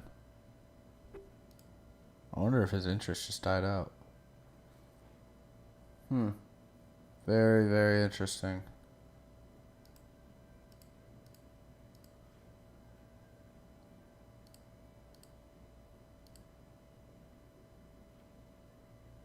We could check YouTube. Cyber Shaolin. Oh. 3 years ago. 5 years ago. Dude, it looks like he kind of gave up. Or he just went ghost. Wow. He was hustling though. Thank you, Microsoft.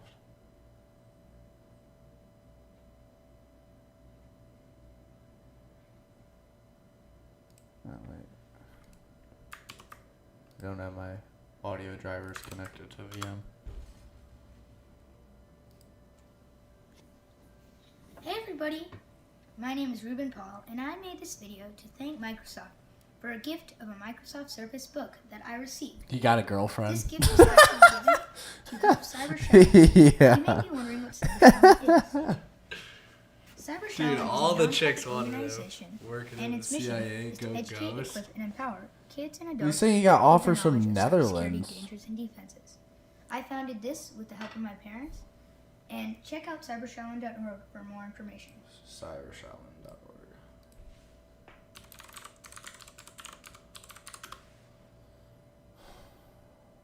Oh, that's...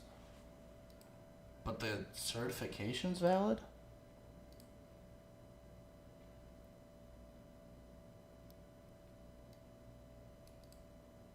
Oh, interesting. Okay, so either this certification's expiring in July, or this makes me think that they just have it set up to rotate certs every 60 days, which is really good practice. But the host is down.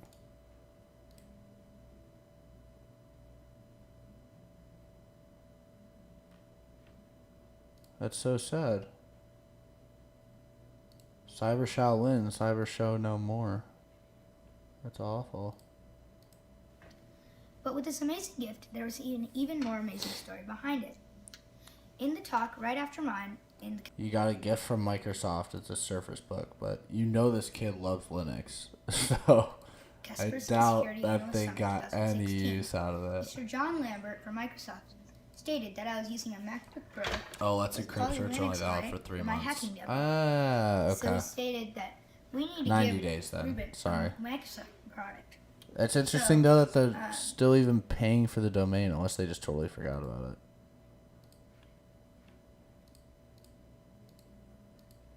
Mr. John Lambert and Mr. Jerry Bryant and the Microsoft team worked it out, and a few days before Christmas, I received this wonderful gift. Thank you, Mr. Lambert. Thank you, Mr. Bryant. Thank you, Microsoft, for your gracious gift, and you can be assured that I will use this gift to help make more Cyber Shaolin videos. That's what the site used to be. Well, let's do this. Let's hit the Wayback Machine. Oh, we're getting all OSINT.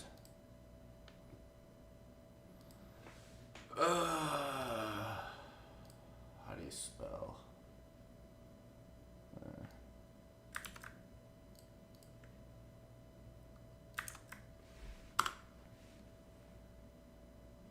2015.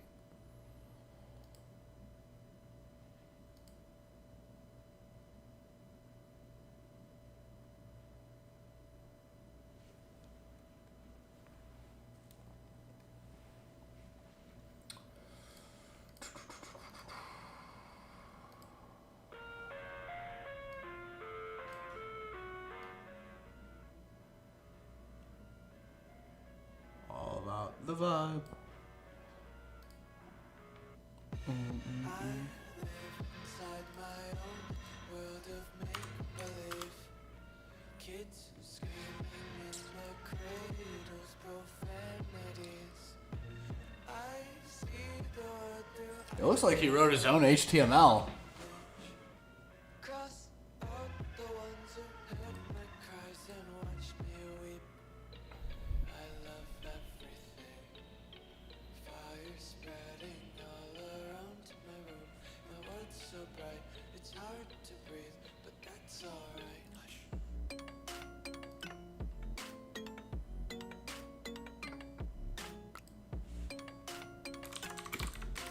13, brother.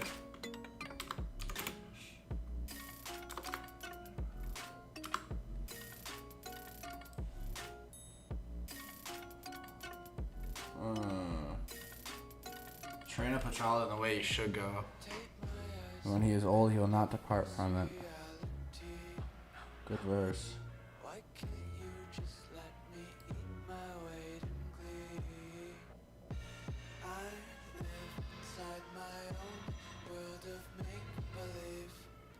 Kids screaming in their cradles, profanities. Some days Nothing. skinnier than all the other days. Sometimes I can't tell. This won't even go through. I love everything. Fire spreading all around my room. My world's so Alright, well, we saw what it started as. Let's see the demise. Oh, 2 snapshots. When did it shut down?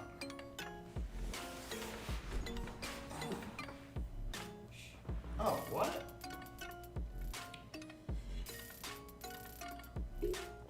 Look at what it's came into since. He's got JavaScript. I would not be surprised if he did this whole website himself. Ruben Paul.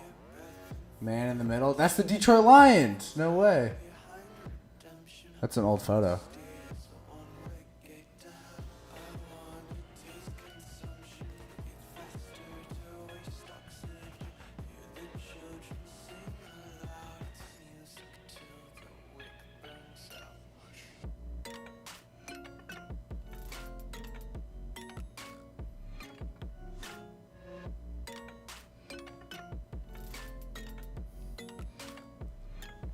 Where is this now? What happened?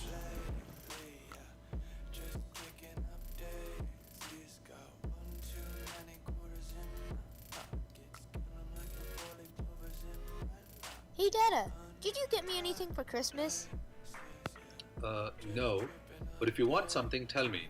Mama and me could try and get it for you. I don't really want anything. What do you mean?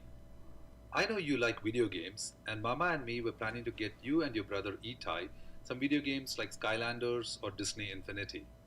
No, I really don't want anything. I have everything I need. A God who loves me, a family God has blessed me with who also loves me, and good friends. Ruben, you said you didn't want anything for Christmas. He sounds and I find that dangerous. intriguing. So what do you want? You know how kids from all over the world started to write to me and ask me how I could teach them about cybersecurity? Maybe I could teach them what Facts. I'm learning. How do you For plan to sure. do that? I mean, they were both in I don't tech. You saw in that interview. They said they're like, if he wakes up tomorrow and he doesn't want to do it anymore, that's fine with us. But them being both in tech, he probably just got crazy intrigued, and they just supported the vision all the way. That's awesome. No, maybe I can make some cybersecurity videos of what I know and publish them on YouTube. Ruben, Dada told me about what you wanted to do. But you must understand making these videos will take money and lots of time. Do you want to charge for the videos? No, I think education should be free and available to all kids. And now he's Ghost. Or you could donate. I wonder if he made a bag.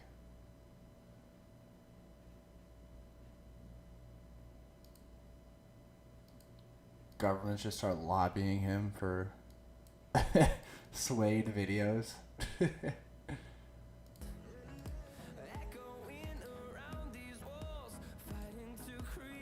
That's pretty sweet. And now it's just done. That was in April. This was running in April. Or March.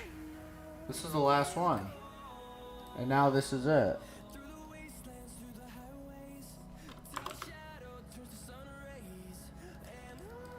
Huh.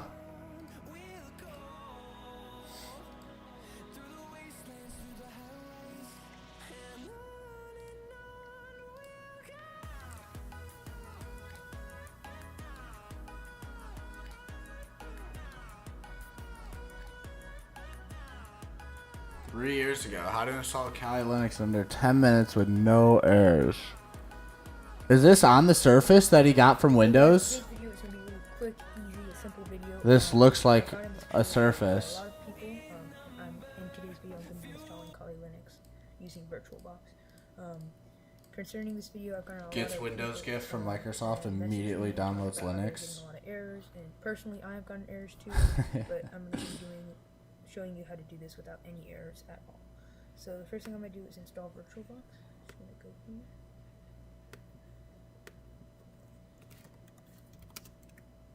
I can open that up. It doesn't. This might take. Download that really quick. Yes, I want this app to make changes to my device. Call it a like and subscribe to.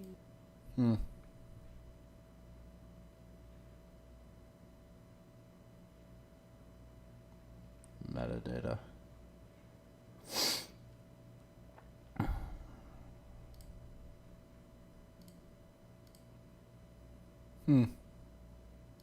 Kids and adults with the knowledge of cyber dangers and defenses. What happened to CyberKid?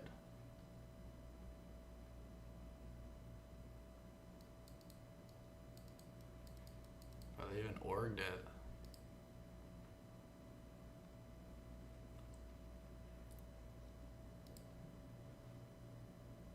Donate page doesn't go anywhere. Wayback Machine didn't crawl. It's kind of a bummer. Wow, what a great rabbit hole.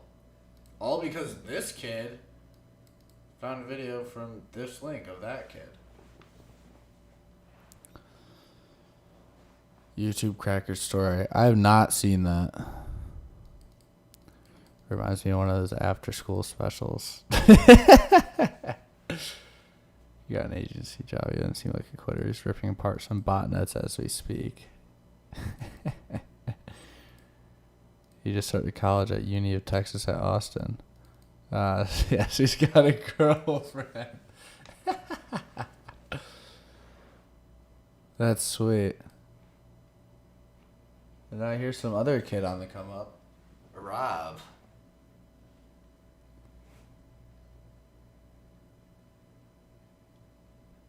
This kid's 15 with the EJPT. Oh, he was 14 when he took the exam. And now he's writing his story. Holy shit. Kids are crazy.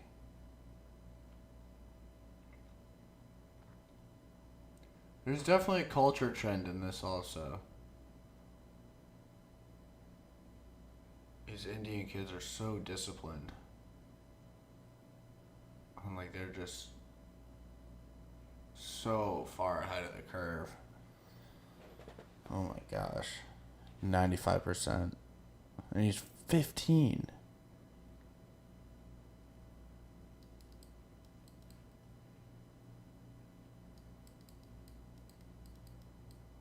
Oh, he's prepping for his ECPPT. Wow. To verify the cert, click here. Wow. He's working on AI self-driving solar-powered car.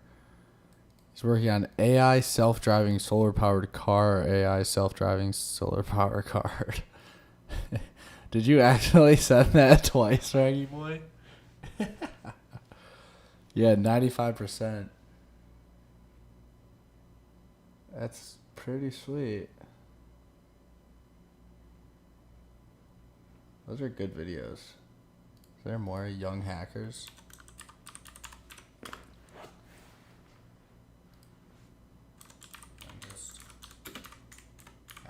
Also, I'm not sure if any of you guys remember, like 2013, when Lizard Squad shut down PSN and Microsoft on Christmas. The kid that did that actually just got found guilty again.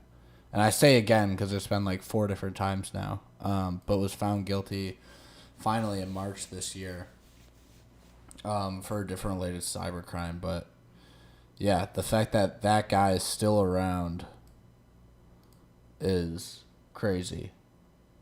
But I remember that when I got a PS4 and it was like, holy shit. And then no one could play it. Pretty crazy. And now the kid who did that, he was like 13 at the time too. Child hackers. These kids think they're playing a game. Teenagers are not thinking. Copy and paste from his LinkedIn. To them, it's not a real world. It's something that. I built my project from scratch. I purchased the outside chassis and assembled the wheel and motor onto it. Wow.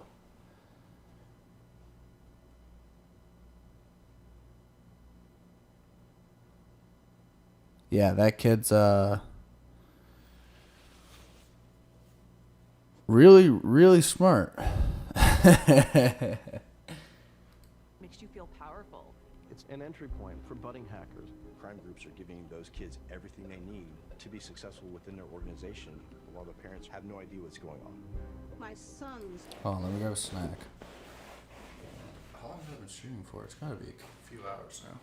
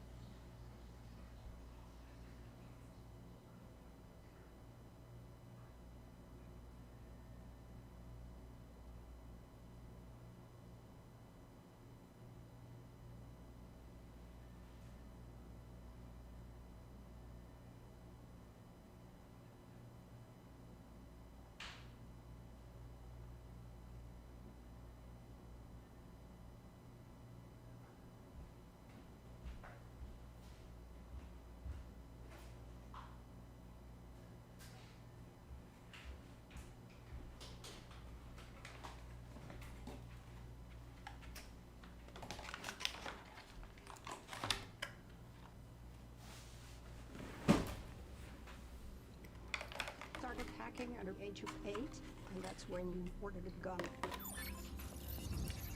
Alright, this just escalated so fast. It's an entry point for budding hackers. Crime groups are giving those kids everything they need to be successful within their organization, while the parents have no idea what's going on. My son started hacking at the age of 8, and that's when we ordered it. Do you feel like you're ready to take on the IRS spam call centers yet? What, and start like swatting people? Or bypassing?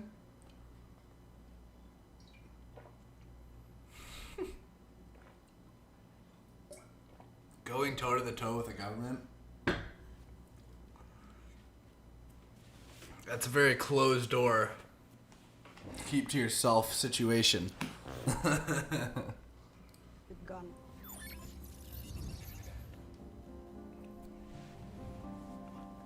He started to spend a lot of time behind the computer, and he started ordering things on the internet without paying. First like pizzas, but then also bigger things. And later on he ordered a gun that was actually delivered to our home. It was quite difficult for me to understand what was going on. I mentor kids who have been identified as potential cyber criminals. A lot of the kids that I've dealt with come from the same backgrounds. Those kids run a huge risk of falling into anti-scammer that, content, being groomed and becoming cyber criminals. Because a lot of the tools kids have learned how to use through gaming. Anti-scammer. They are linked in Yeah, those are really cool. intrinsic ways. Calling out scam centers, like telling them their IP addresses and their names of the call centers. Increase the coins or the currency that you have. There's motivation between God, I need new generating headphones. some kind of advantage in the game and being able to hack. He had a job on the side gaming, where he would game on certain accounts. He would keep the levels high, and then the person that owned the account could play during the weekends at a very high level. One of the reasons that so many hackers are children is because hacking is fun. If you've True. ever gotten into some place you shouldn't have, whether you're trespassing, those little bits of mischief can be really entertaining, especially when your peers are also in on it with you. Online, there are several challenges to use your IT skills amongst certain internet forums.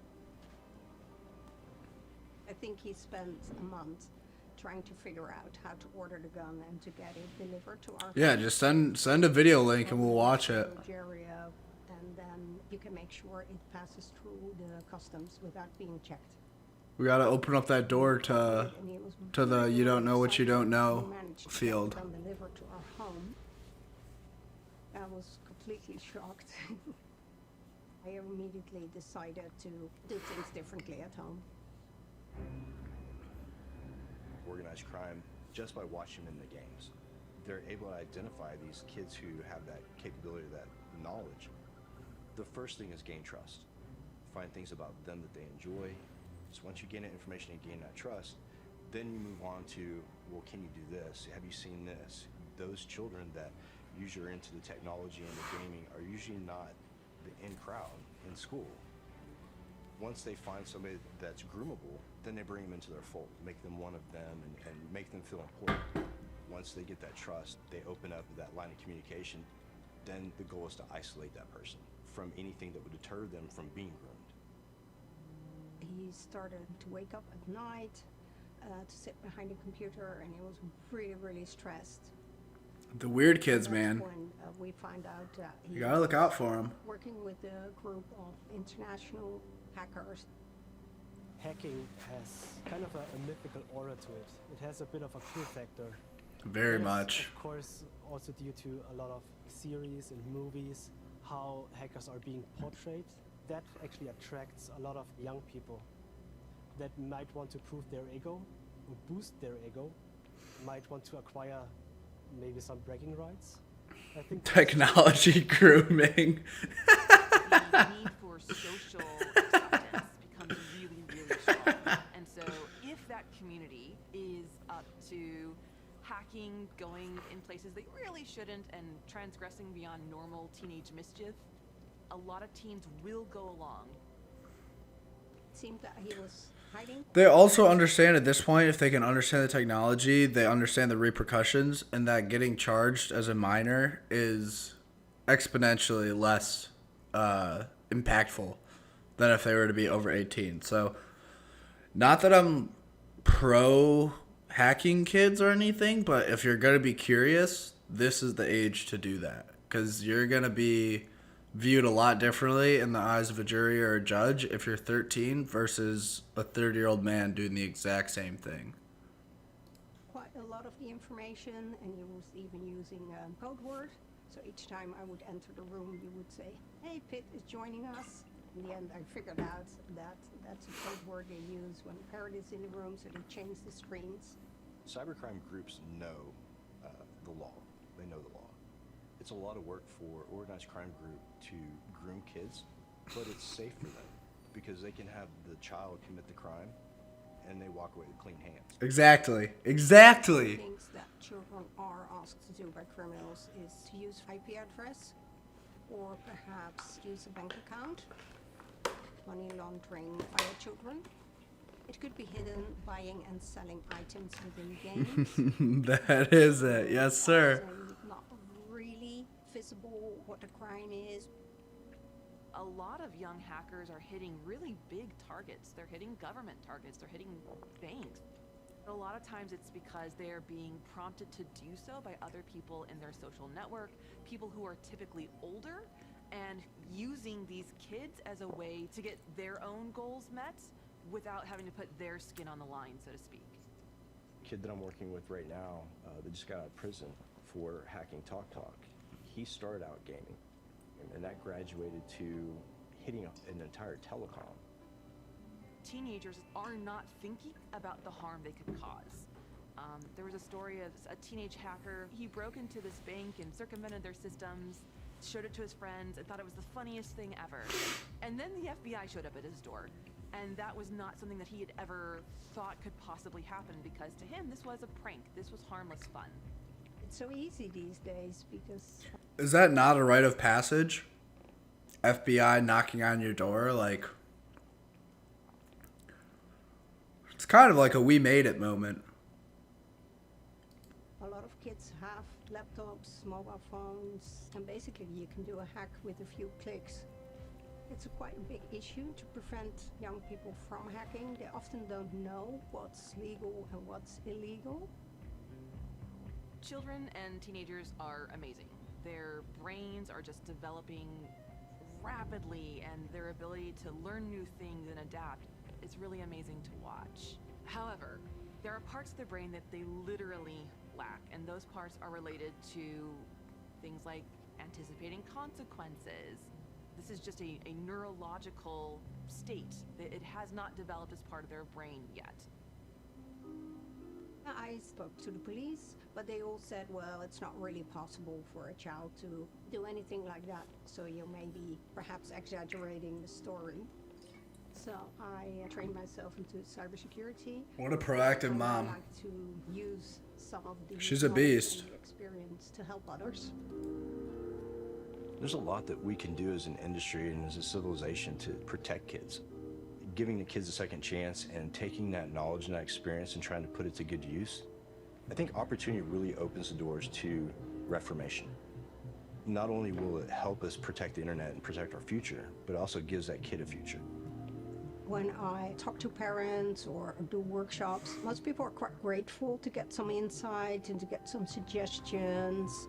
I think the more you know about hacking and online behavior, the easier it is to set limits.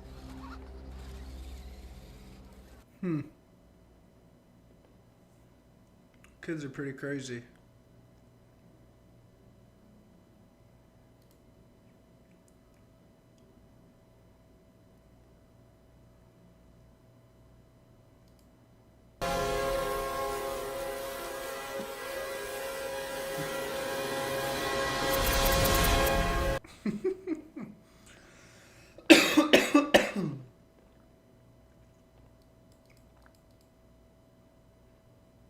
Privacy is dead.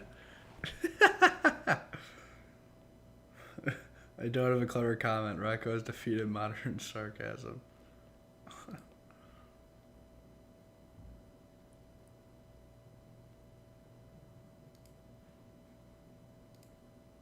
Yes, I was a little temper, but before you make a bad act.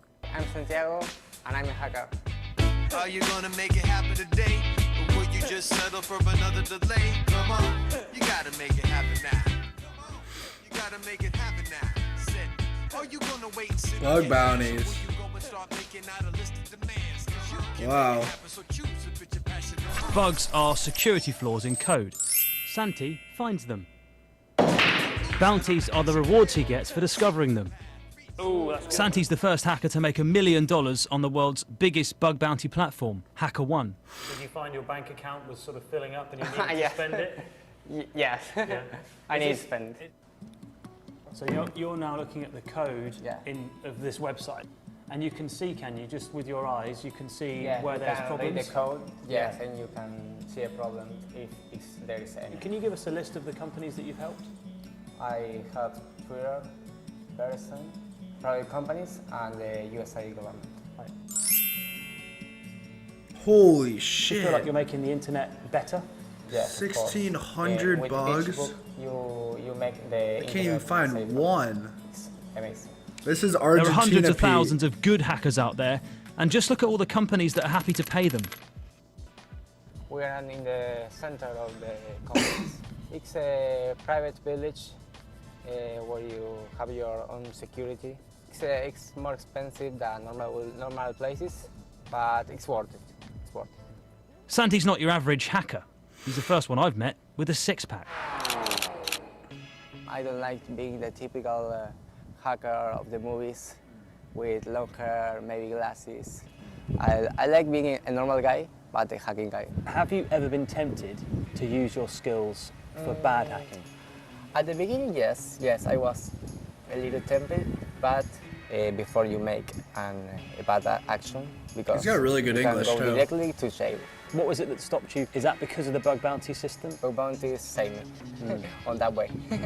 Do you get excited by money? Yes, of course. Yeah. I like the money, of course. I like hacking and the money, so it's a great combination. Back in Buenos Aires, Santi just wants to live a normal life, even though he earns 40 times more than the average Argentinian. Wow. My real dream is to own my own company, a big company that everyone knows. Bug bounties are going mainstream, but Santi says his work will never be done. There'll always be another bug to find. We are like 50-50 in the race, but I hope that I will win the race. What a beast.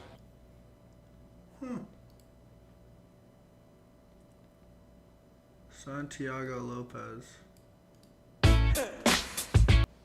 He said, in the beginning, I was bad. Has that changed?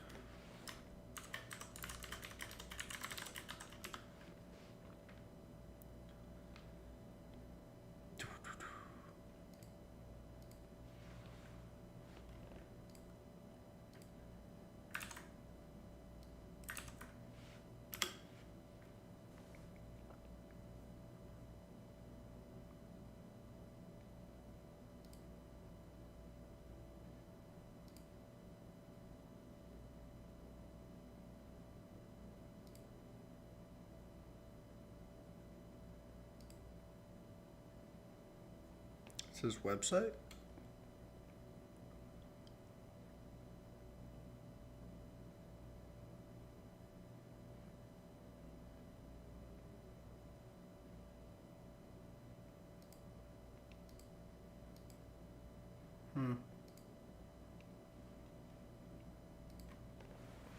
Privacy really is dead. So many big organizations don't secure their websites even after receiving bug bounty reports. It's interesting you say that because somebody just the other day was saying they found their first bug bounty, but it was a duplicate from 2020.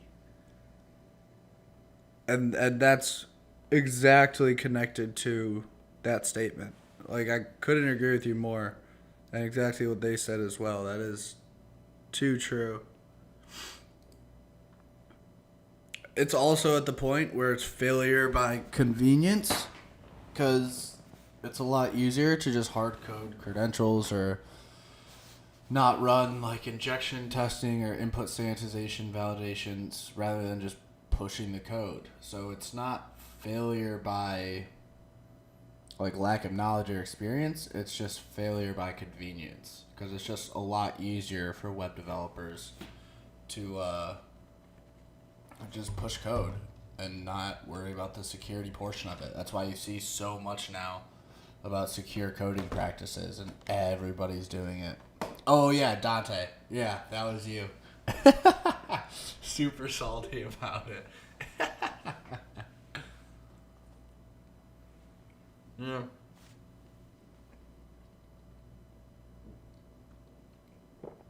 Yeah, that's frustrating. Bad on the company too, though. Like, you think that would raise a red flag. Like, wow, we still haven't fixed this since 2020. We should probably get our shit together.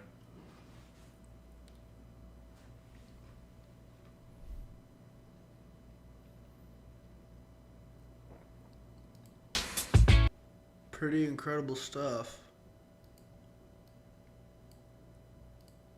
That all just stemmed from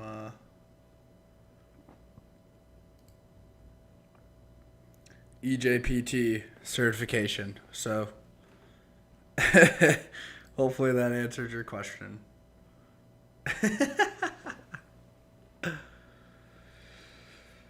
Oh my gosh.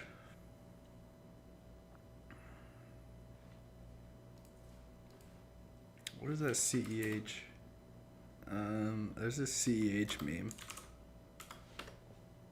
Yeah, here it is. This one's awesome. What does it have? Alright, so it has EJPT on here, but it doesn't have JPPT.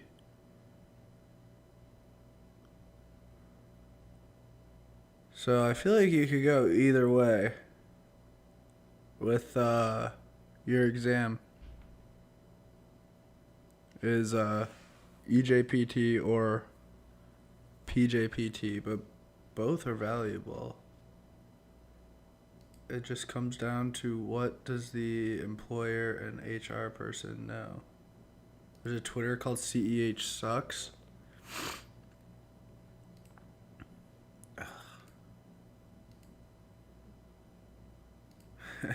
I'm such a hacker.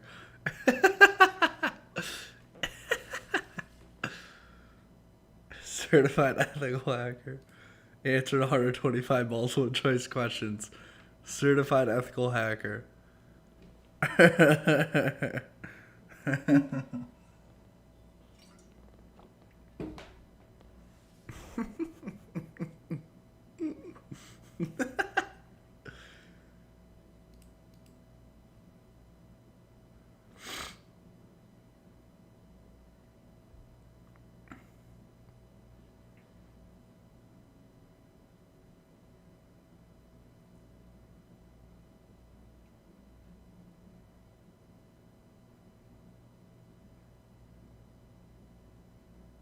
Oh, from Rick Messer. Professor Messer has CEH content? Dude, does he have every certification in the world?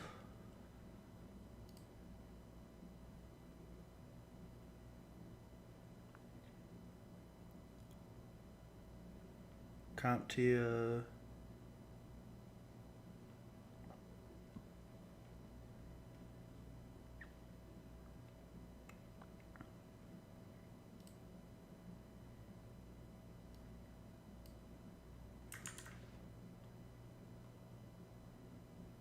Is that Professor Messer?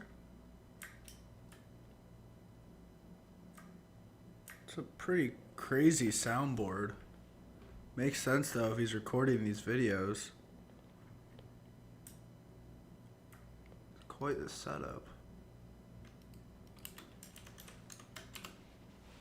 Messer stuff's goated. Messer is the GOAT. Yeah, he's so good. CISSP. this is on my list of certifications as well, but you need 5 years of professional experience in cybersecurity to take the exam. So it's useless for me for the next 3 years. Well, you can take it, but it's set up weird how you'll be like a junior, or it's not even, it's something weird. Take CISSP without 5 years. Yeah, an ISC2 associate. So you don't even get your CISSP even though you passed the exam. Which is silly. A provisional pass. I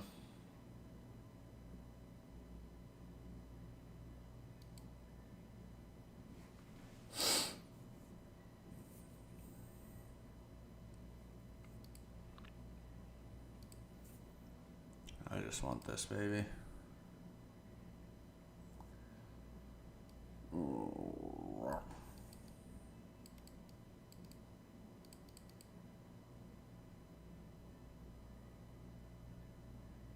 What's the hardest certification?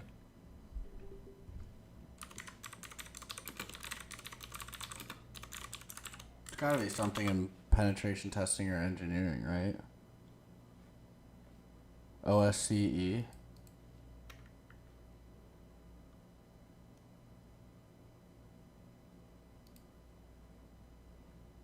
The world's hardest. CISSP is not the world's hardest. I can promise you that. How hard is OSCE?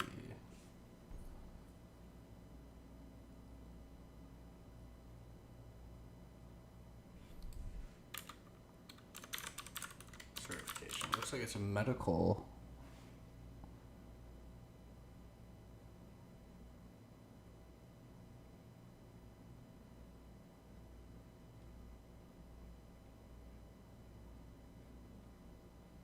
Can't promote network truck.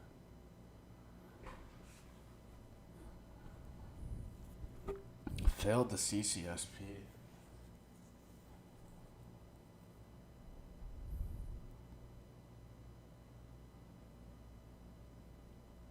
No one even has a video on the OSCE. Fuck network truck. Yeah, no. I'm with you through and through on that one. There's way too many better resources. Do you think that the OSCP is actually an entry-level certification, and why?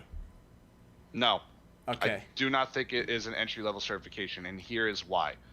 The reason why I say the OSCP is not an entry-level certification is that you have to really learn a lot more things before you could jump into getting it. Mm-hmm. A lot of people really change the wording of that. It's an entry-level pen testing certification that people should get. Exactly. But it's not an entry-level certification in the general of IT, tech, and cybersecurity. Mm-hmm. And so, if you really do not know those prereqs, you really don't have an understanding of how Windows or Linux works, or how systems are able to communicate with each other, how you can be able to write scripts and understand them. Yeah. Then really the certification is not for you yet. Yeah. Which is why at OffSec we really saw a problem where a lot of people would take the PWK, the Pen 200 course, and they wouldn't have the skills that they need to actually navigate through different through the different directories in Kali, run specific tools in Network Schmuck is very or try to write a content creator first. And he's network Chuck. He's not cybersecurity Chuck.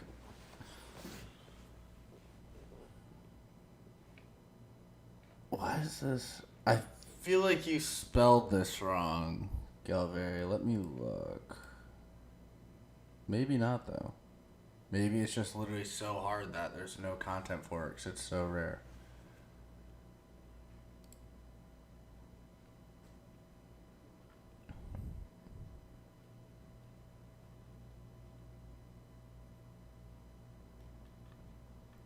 Where's all the OffSec certs?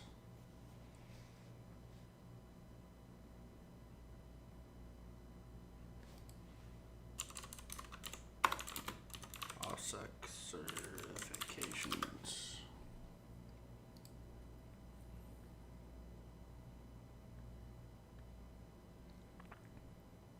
Oh, all right. It's only $16.49 now. That's not bad. For 90 days. Then you get one shot.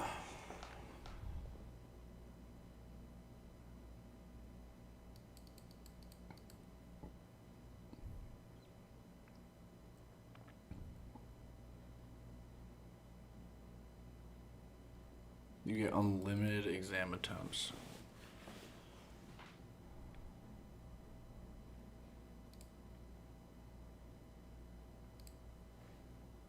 GSC is the hardest one. It's on the roadmap top. Oh, you're right. I don't know why I faded that.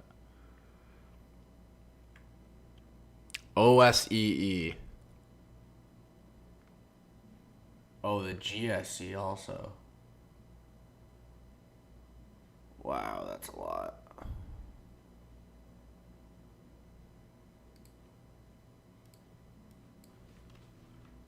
Let's look up the penetration testing one first.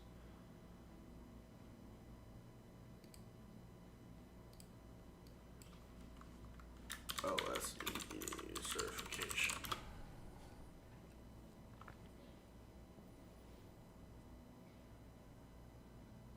John Hammond. Are you going for the OSEE? Yes. Yeah. Oh, thank man. you. Nice. It's like he just So thought when of some demons. like before COVID, the whole pandemic thing got started, I had bought, I jumped in for the Black Hat USA, is where they do the live training for offensive security's exploitation experts, or their yeah. OSEE, all on their advanced Windows exploitation course. And now that's going to be like all hardcore crazy binary exploitation, like looking at a Windows kernels, like VM escapes, stuff that is way over my head, and I'm probably going to fail. It's going to suck, but I'm excited for it. It's going to be a lot of fun. It got postponed in 2019, and they didn't do it. Well, it would have been 2020, and then they didn't do it in 2021. So now they're finally back in action. So this coming August, I'll be able to sit for that class in advanced Windows exploitation. I'm looking forward to it, but it's going to be tough. I know it. I'm sure you're going to smash it, man. I'm sure you're gonna do just fine. And whenever I watch a video from you doing a review of a certification, you always said, I was so nervous before the exam. My boss even sent me a message saying like, oh, you should be asleep. I forgot about that one, yeah. Yeah. But then you always figured it out, man. And I heard that there's like a very low percentage of people that actually attend the course and then do the exam. Not even the people that pass the exam, but like people that just don't even try to do the exam, because that exam should be like insane, right? Do you have any insight on that? What would be an exam for those? Like. Are you supposed to do those things like VM How much is escaping spent to get through the final cert? So it says it costs $5,000. So I'm wondering if they require purchasing class and the exam voucher. OSCP exam, right, is a 24-hour OSCP, going back to the 24-hour exam, as you know. Yeah. And then the others that offensive security gives you are 48 hours. Okay. Like OSED, OSEP, all the other OSWE. OSEE, the one that I want to sit for, is a 72-hour exam. So up in the ante one more time. And it's, from what I hear, 2 problems. That sounds so ominous. Like, okay, you have 3 days to solve 2 problems. Wow. Like, well, these are sure as heck going to be really difficult and mind-bending. Those are not going to be easy problems to solve. Wow. 72 hours to solve 2 problems. So I know I'm in for something. Yeah, you are.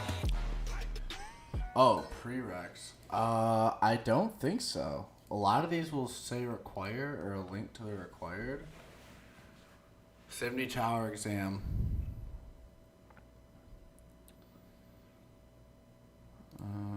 This course qualifies you for 40 ISC credits. I don't know what a credit translates to, but I'm sure you get a cluster of other certifications. Prereqs. Learners should be experienced. Okay, so it's no true prereqs. It's just suggestions. Win, debug, x86, 64 assembly, IDA Pro, and C. Willingness to work and put in real effort is the keyword. Bring a serious laptop for this course. It should be able to run 3 VMs with ease. Do not bring notebooks or other low resolution systems. The only supported host operating system is Windows 10.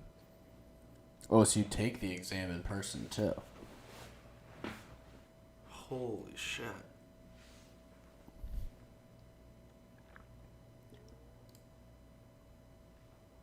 Yeah, assembly. Huh.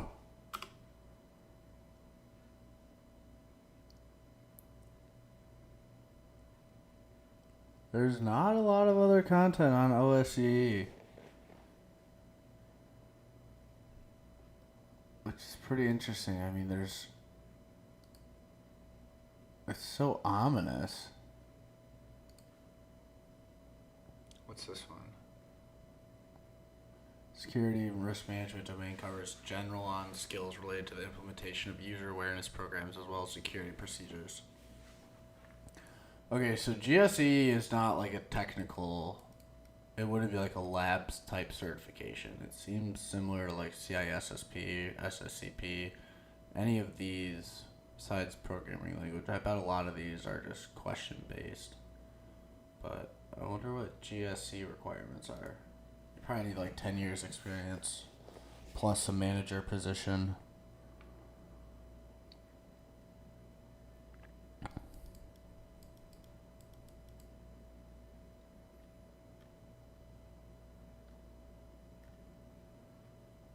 The GSP, right? Oh no, the GSE, Security Expert.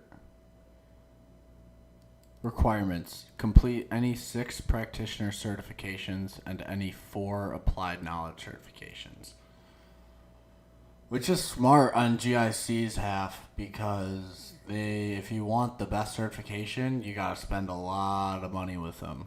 So you need 6 practitioner certs and then 4 applied knowledge certs, which I'm assuming are technical certifications. Preparing for and taking the GSE exam was the most thrilling journey I've ever experienced. I'm sure it was a hoot. Weapons and Tactics Director with the U.S. Army's Cyber Command Future. Undoubtedly the most challenging and difficult exam series, they're calling it series, I've taken. But worth the effort earning the GIAC Security Expert. It's prepped me to be a technical leader. Yeah, that's a manager cert for sure. Interesting. What is this? OSCE 3. That's the next highest one up.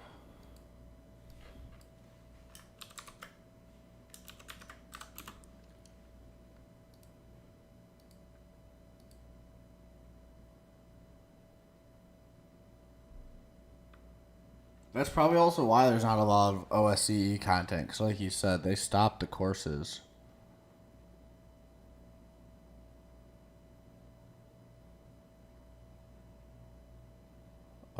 Is there a number? Is there an OSCE 2? No, it's just OSCE.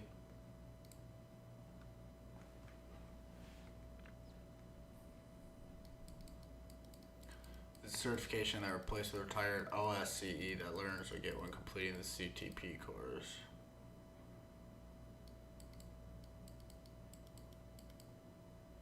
Huh.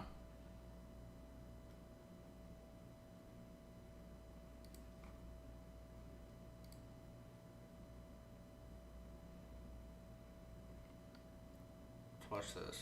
If you've ever wondered if it was actually possible to launch nuclear missiles simply by whistling into a telephone, ladies and gentlemen, go ahead, hit that like button, hit that subscribe button.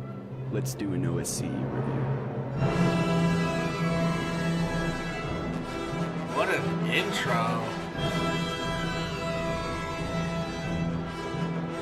Peace, peace.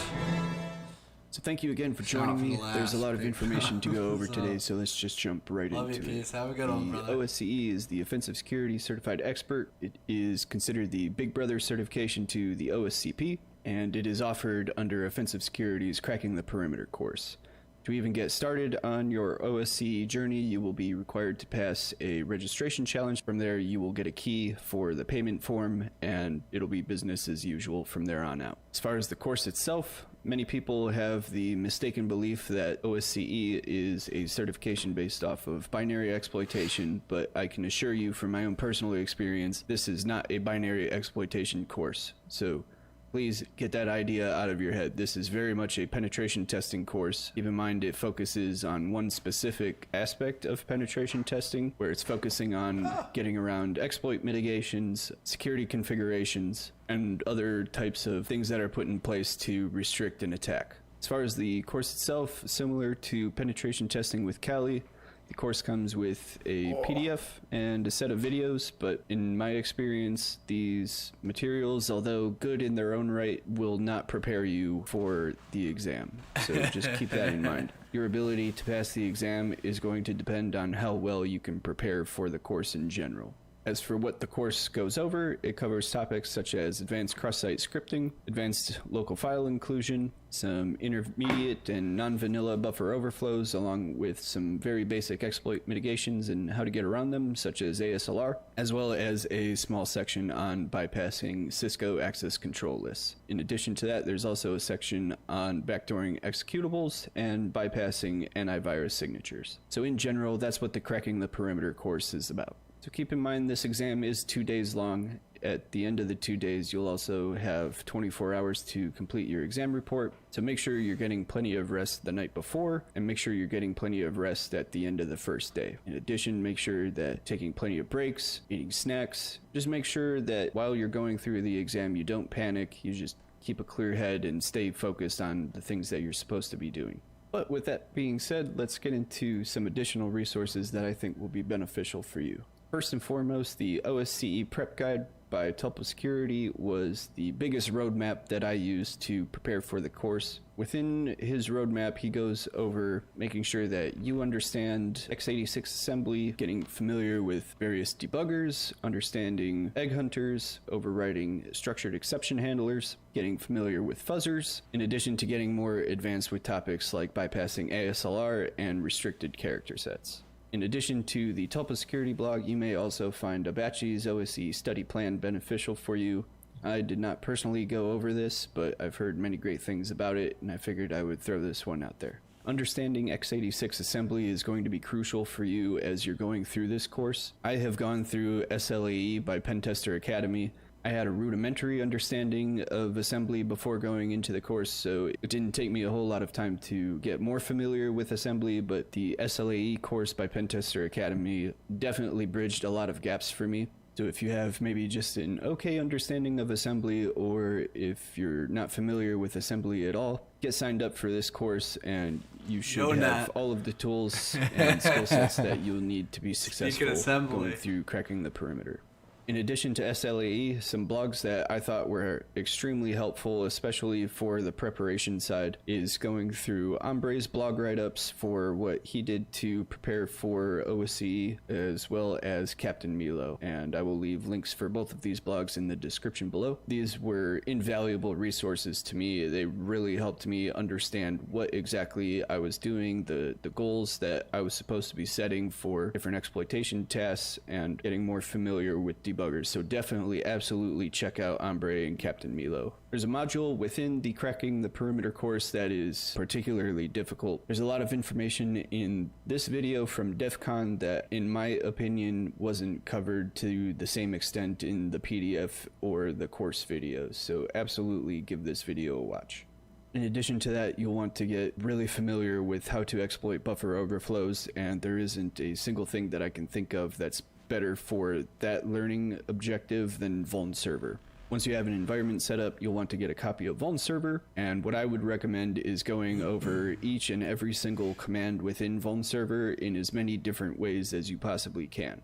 Another resource that I found helpful, especially on finding different opcodes and understanding the different specifics of x86 instructions, was c9x.me. And this is more or less a wiki of a bunch of different x86 instructions. So just as a quick example, we'll check out the different opcodes for jump instructions, what their relative offsets are, and what the intended purpose of that specific opcode does. So this is a absolutely crucial resource that I found extremely helpful, and I think it'll be helpful to you as well. In later stages of the course, you'll get into more advanced topics like writing ASCII-specific shellcode, in which case you'll want to know different instructions that are ASCII-friendly, and the ASCII shellcode wiki on NetSec will absolutely give you all of the information that you'll need. In addition to that, I would also recommend looking at the file inclusion and cross-site scripting wikis for Payloads All the Things. These cover more specific and more detailed techniques on how to use local file inclusion and cross-site scripting to achieve more deeper exploitation goals like RCE, so absolutely give these a look over. I never personally used BooFuzz when I was going through the course, but a lot of online friends of mine had a lot of praise to say about it. If you would like to use BooFuzz, you can simply run pip install BooFuzz. BooFuzz is a more intelligent version of the Sully fuzzing framework, which was a more intelligent version of the Spike fuzzing framework. So if you're not a fan of Spike or Sully, you may want to give BooFuzz a try. As far as my own personal OSCE journey, finished my OSCP in August of 2019, and after that I didn't really know what I wanted to do. The OSCP was a goal that I had set for myself for a very long time, and you know, it's kind of like a dog chasing a car, right? What does the dog do when it actually catches the car? So that's the situation that I found myself in. So in my mind, anyone that I ever heard of that had the OSCE certification was automatically a god in my mind. Just out of curiosity, I wanted to see for myself if I had what it took to become an OSCE. I spent a couple of months doing all of the preparation work suggested by Tulpa and Ombre and Captain Milo.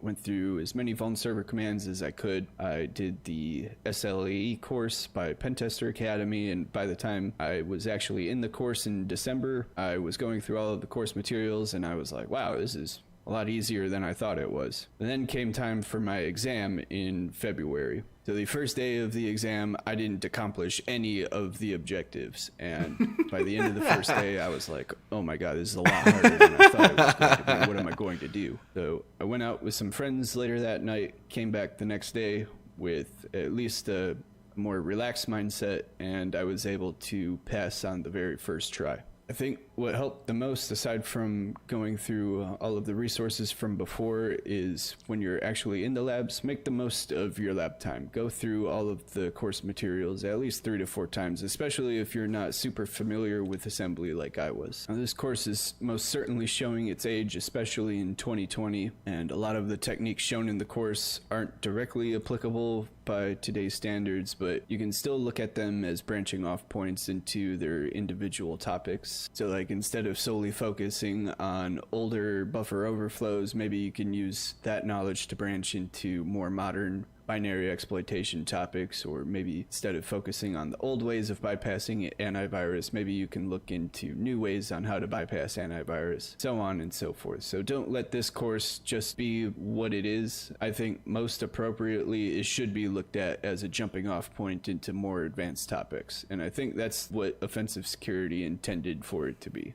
The biggest things I took away from this course were how to do my own research and how to research more effectively. And while going through this course, I also discovered that I'm capable of doing a lot more than I ever thought I was. And for those reasons alone, I would absolutely recommend this course to anybody.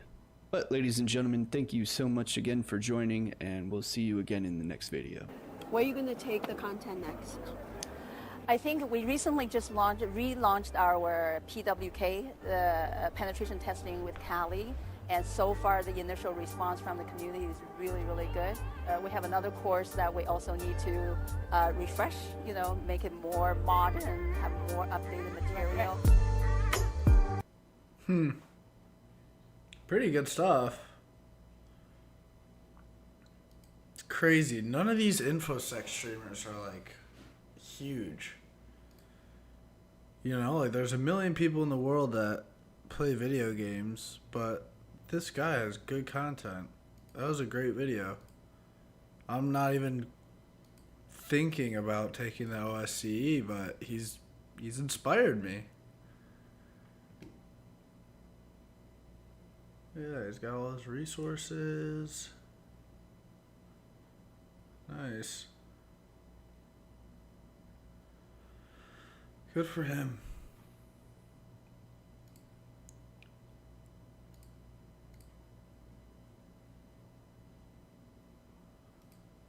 What up, Dea? Who are you? I'm Jack. Who are you? Dea. Coming in just firing off questions. You can check out the GitHub if you want to find out more. Or go to the Discord. Find out even more. That's where all the secrets are. Be curious.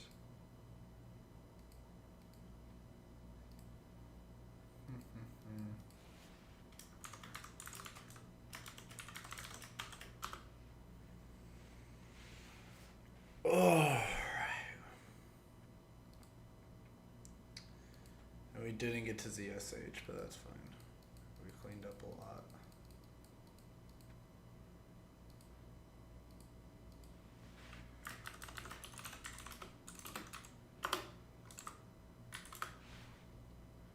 I cleaned the directory up a lot too, which is really good.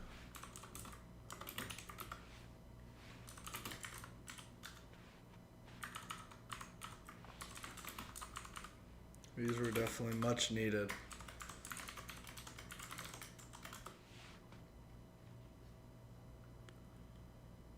I still gotta move some of these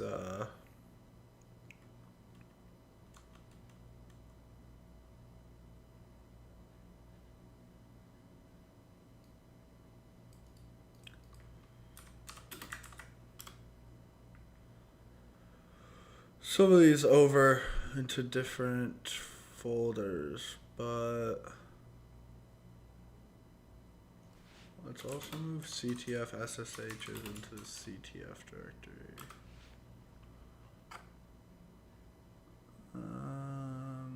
Dvortex, that's a box. Let's move that to notes.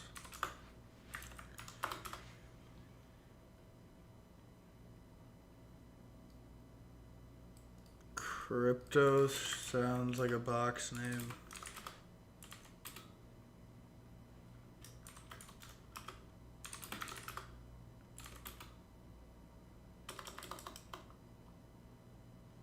What is this?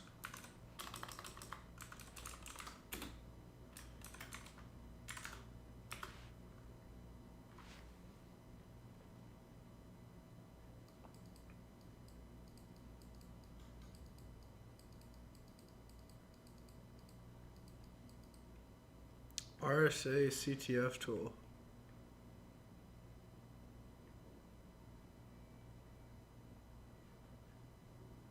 Well, let's move that to tools then.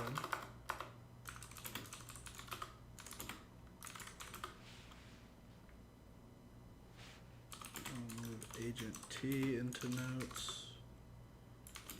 That's all I want. This sounds like a tool. Oh god, it's a shit show.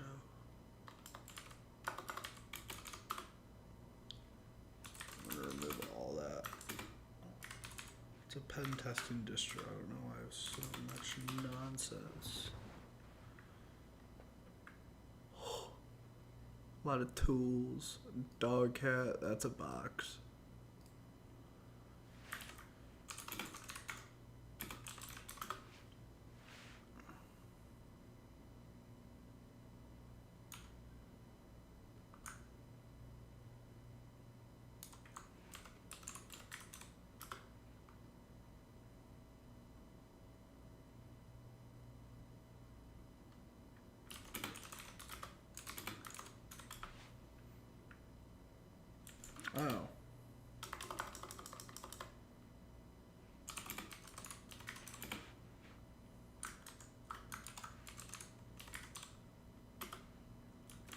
I'm just making a play here, and then we're gonna go like that. There we go.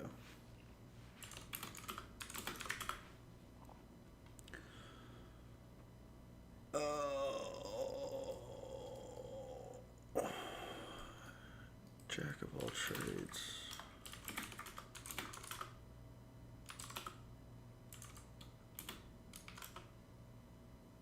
No, that's another box, but there's no notes in it.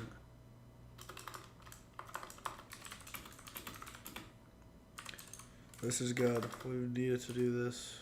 And shout out, we also picked up a sweet tool, Navi. So now we can do Navi print. Look up shell. Or actually we can do reverse shells. Look at that. And we can come down here to a bash shell. We can do bin bash. It takes our local IP automatically. And then whatever port we want to do.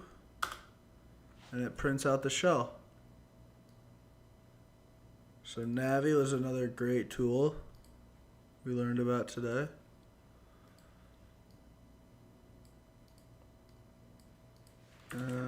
I guess next steps would be converting from bash to zbash. Is that the proper way to say it?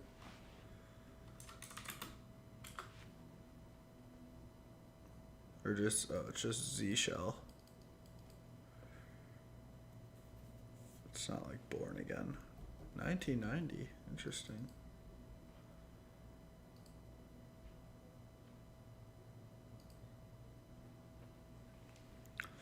Yeah, that's pretty. Actually, we should set this up.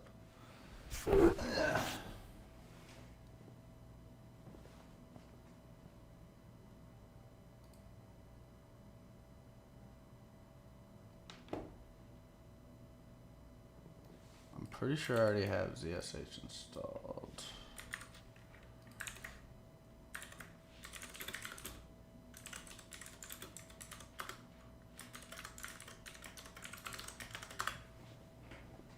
Yeah.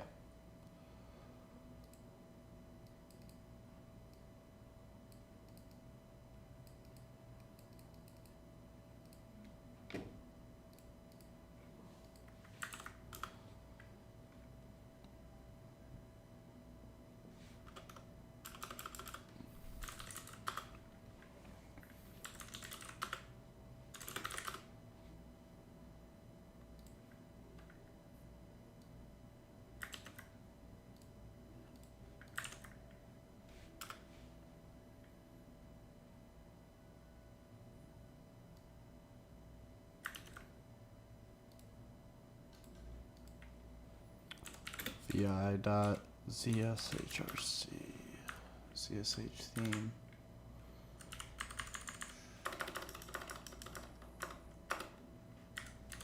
Agnoster.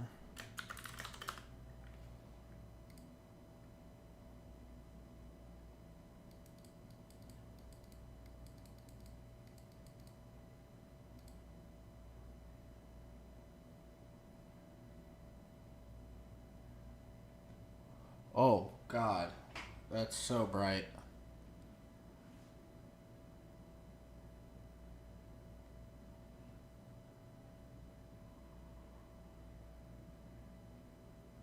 Oh, Dracula's nice.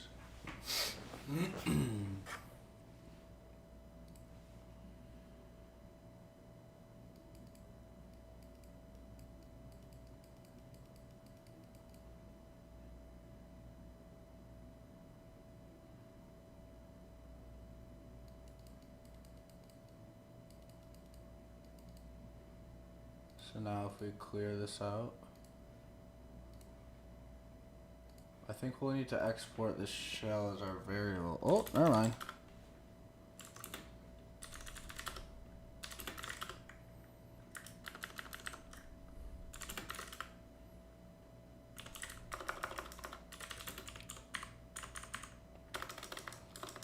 Oh,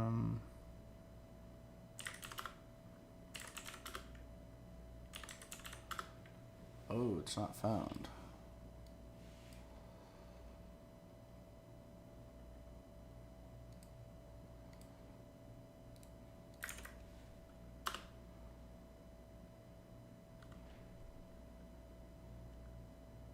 What's dark or alternative?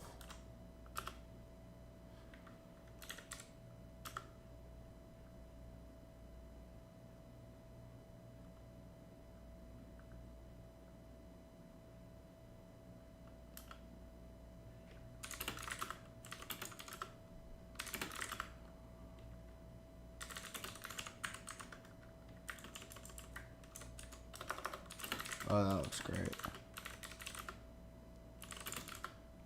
Oh, I love that. Okay.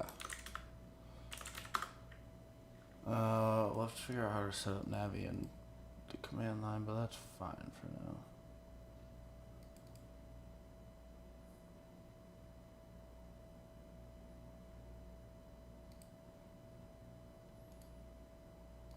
Go to preferences.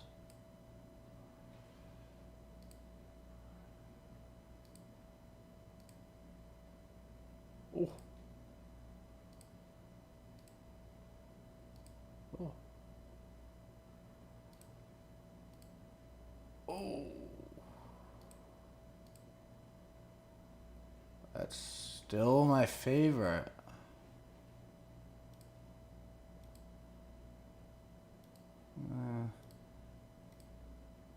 Ubuntu, no.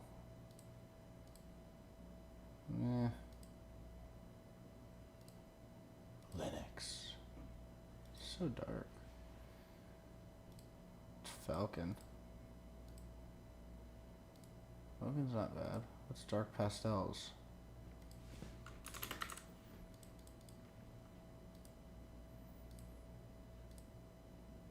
I just love this too much.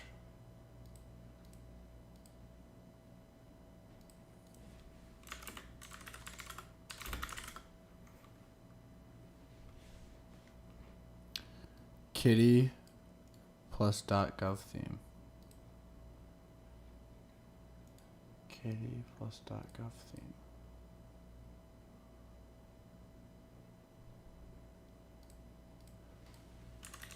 Get .gov theme on terminal.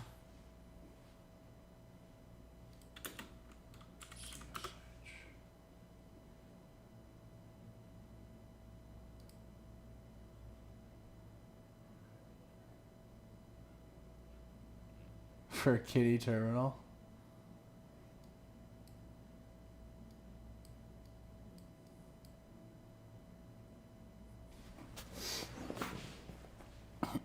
What is Kitty?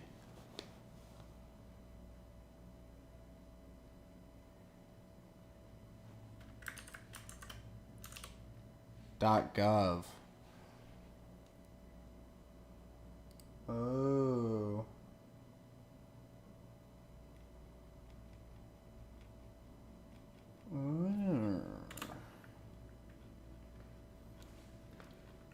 What do I need to do?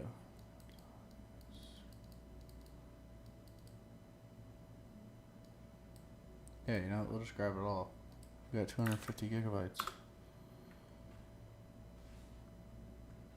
Oh, did I just clone that into shells?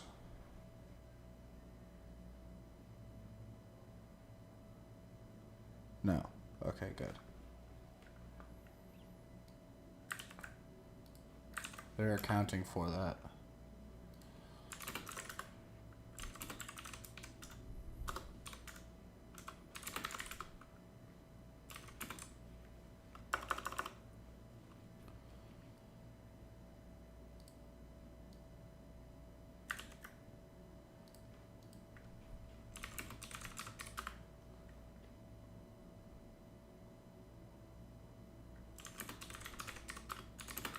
I think we got it. Where's .gov? There it is, .govconf. Okay, so we can actually run this, and then say .gov.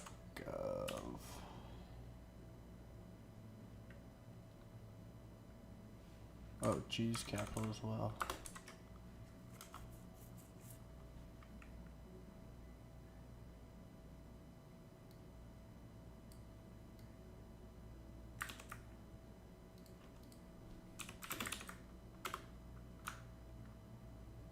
VI include theme.conf.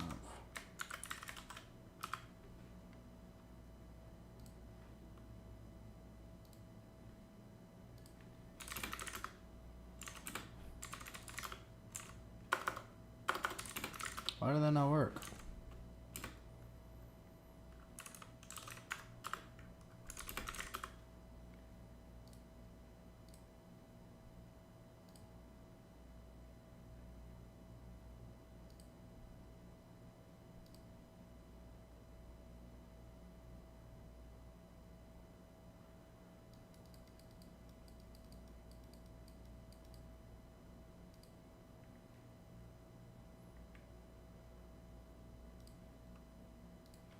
Do I need to somehow add this to my...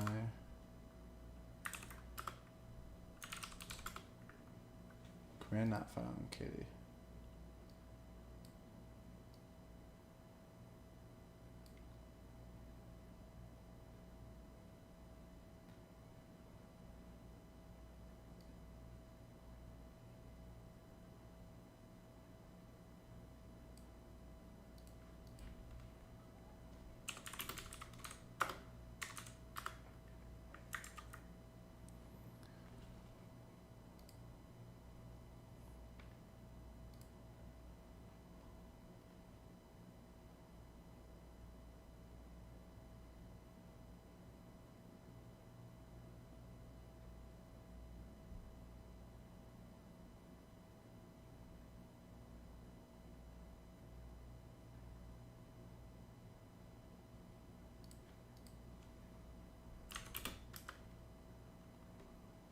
Oh wait, hold on. I need to... There we go. Dude, you got all the tricks.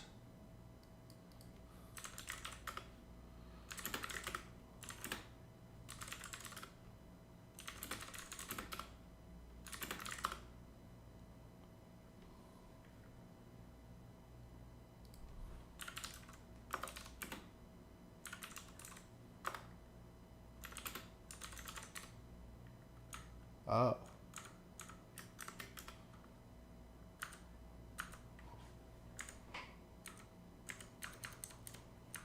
Which one do you use? .gov?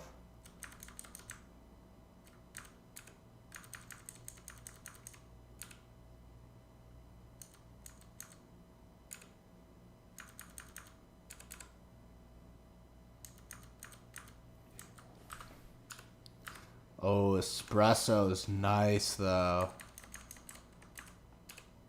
Damn. God dang. Ooh, Flexo key is nice too.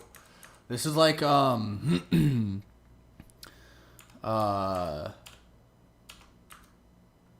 no. Why can't I think of it? American Psycho when they're comparing business cards? Ooh, Hachiko's hard. You know, I went all green before. Let's go red.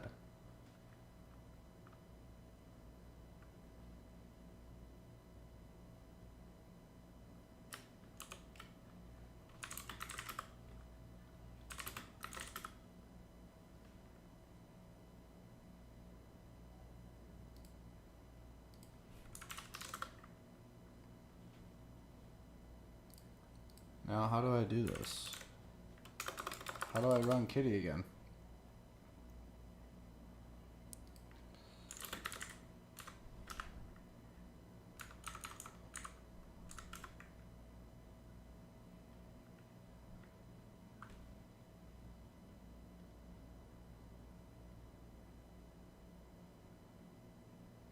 Is there a way to get that so when I open up this shell, that loads?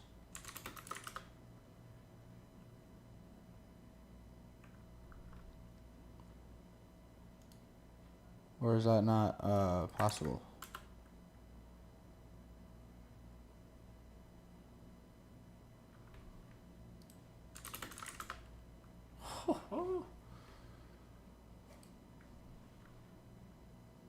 Yeah, there is. It's right here. Installing to here.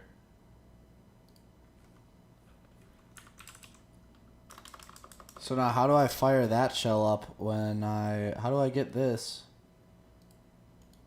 when I use this shell? Do I change my shell? So shell instead will be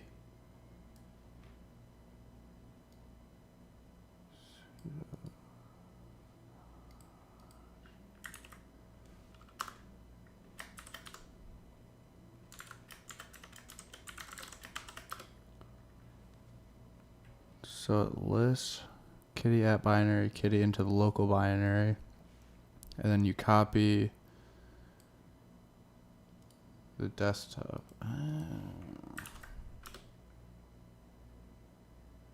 Fail to create.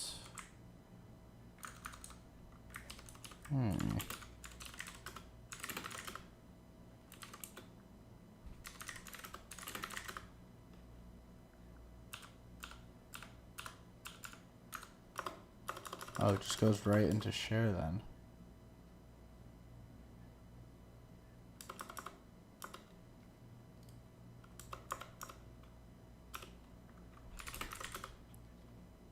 Okay.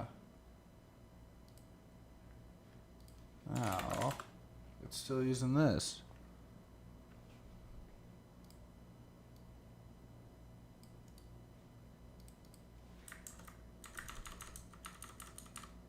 Copy recursively.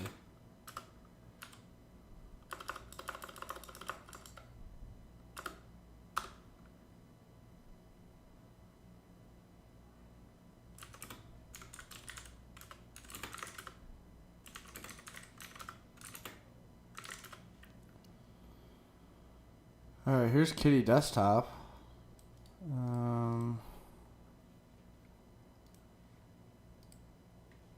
I'm assuming you'll need to restart first. Oh, run Kitty.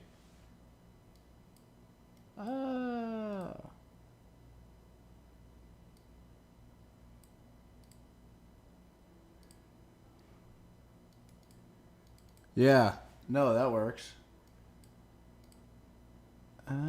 Okay.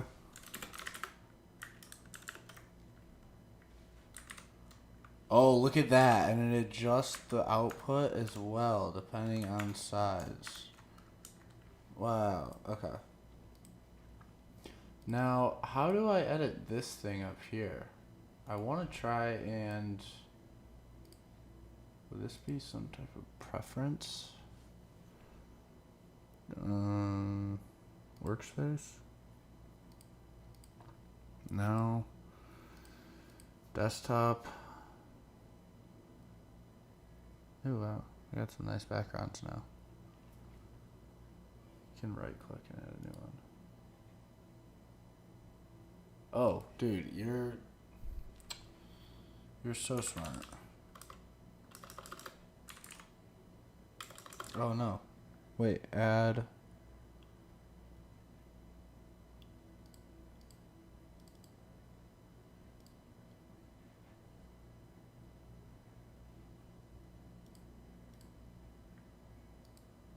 Wait, no.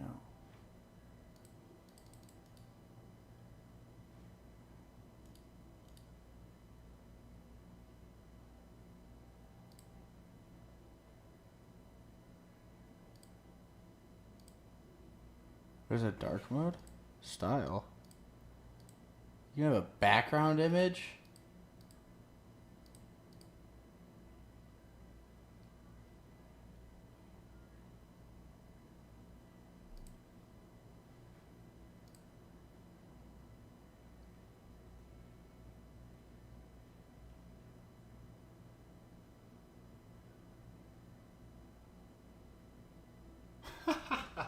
The background image is literally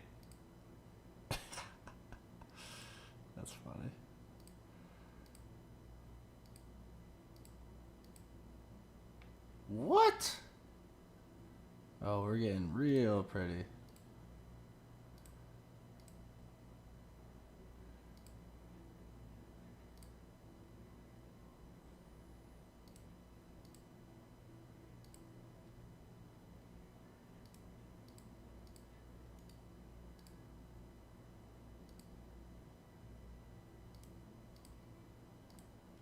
Okay, so these are all launchers, but they're associated. Launch a program.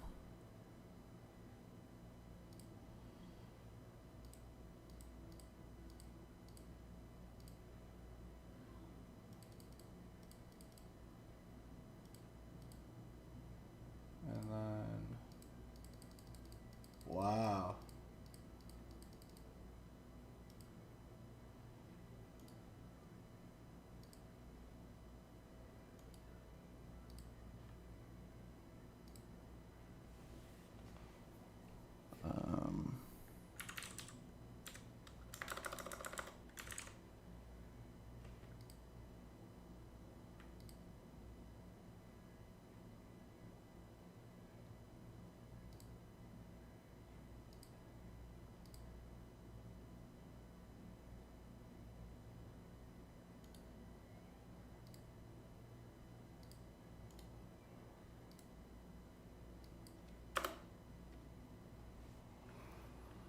They added a new icon that you can edit to be Kitty. Yes. Where is...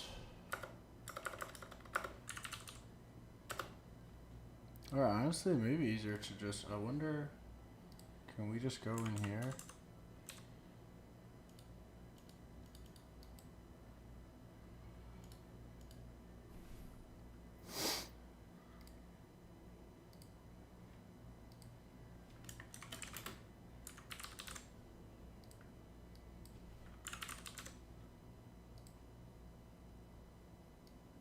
There it goes. Oh, it's got a finder feature on it. We don't want that.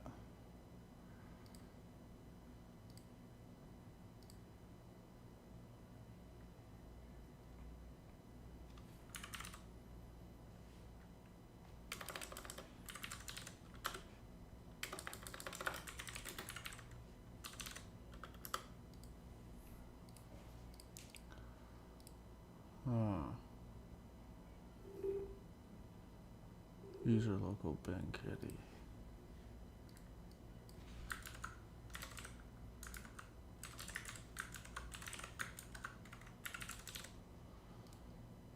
I didn't like that. Why?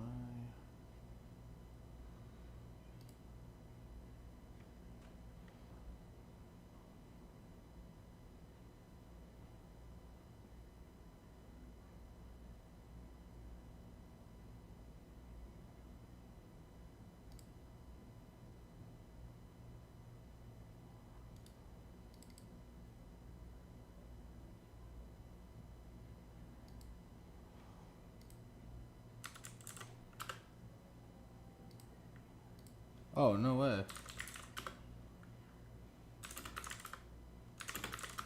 Where is it outputting this to?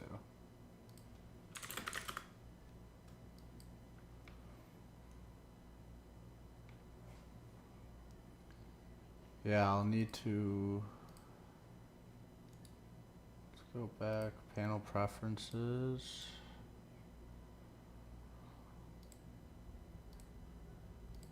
Remove.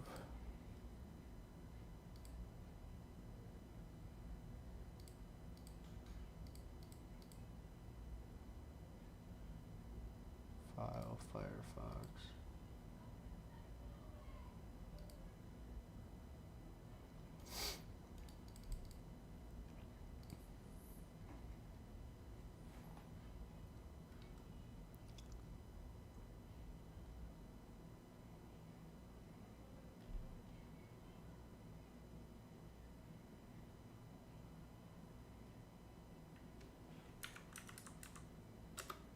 Hmm.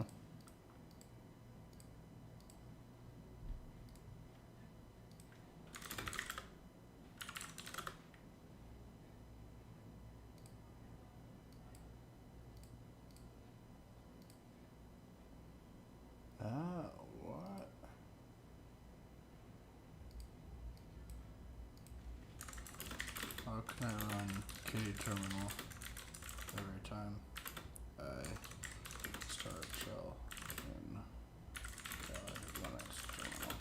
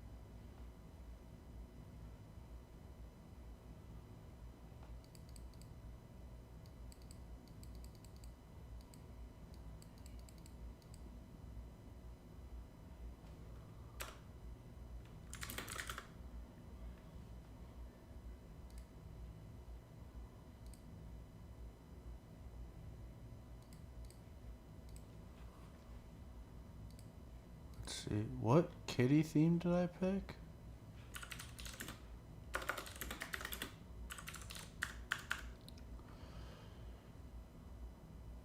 Was it kitty plus kitten themes?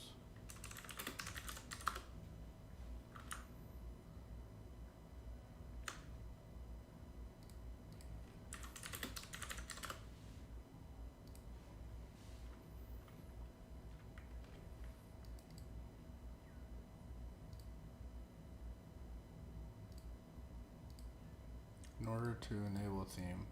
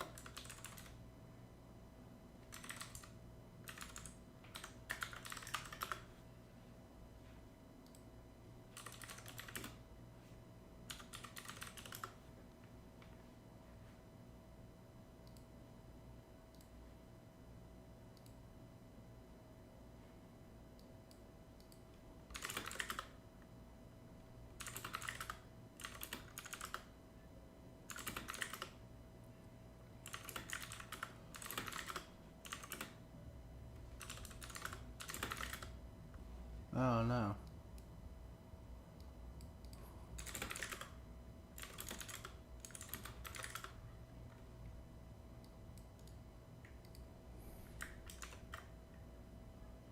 Oh, it's different hotkeys too, isn't it?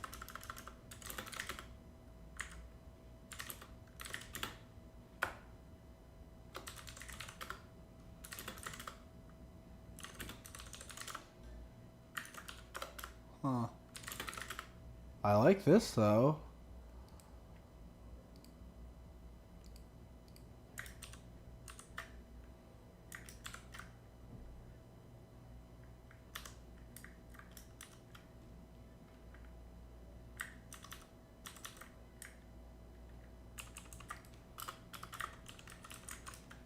I'll have to play around with that more.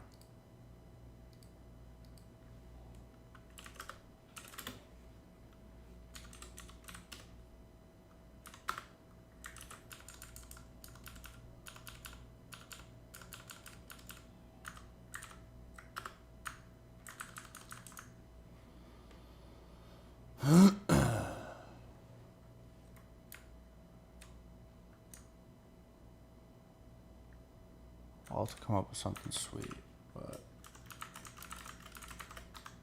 I'll have to play around with this. For now, I gotta figure out how to get Kitty to just fire up in this.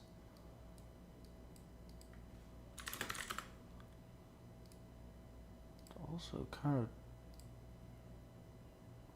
boring that.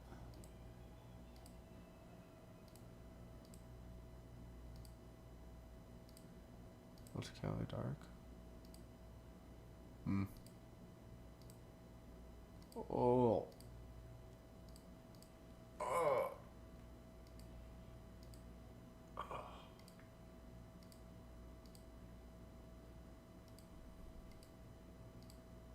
Falcon's not bad.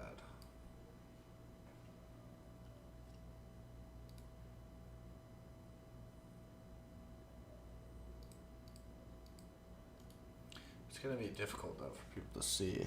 That's my only thing.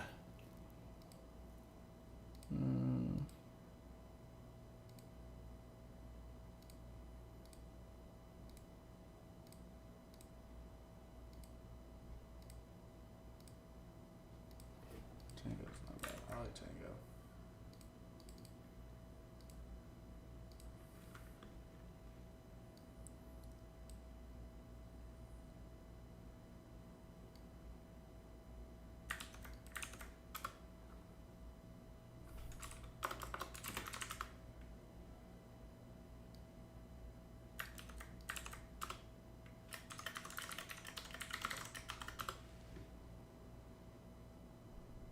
What up, OX? Tab Arc and Fake Kitty.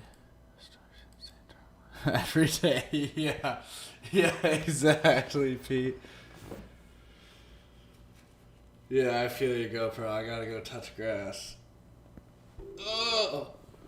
I just want, like... Yeah, exactly. Just something...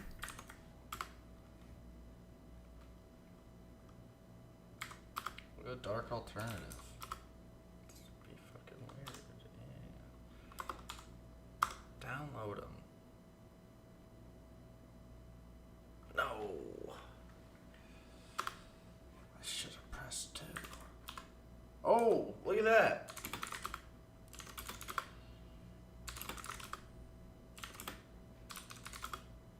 No. It was so pretty.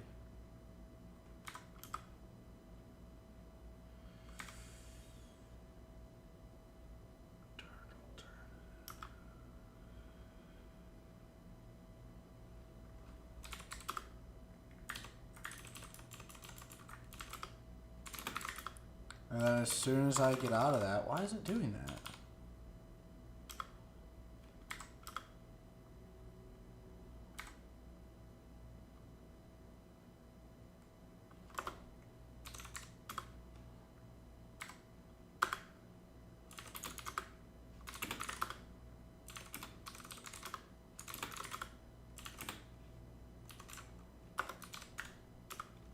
Why is it not looking cool? It looked cool for a second. I'm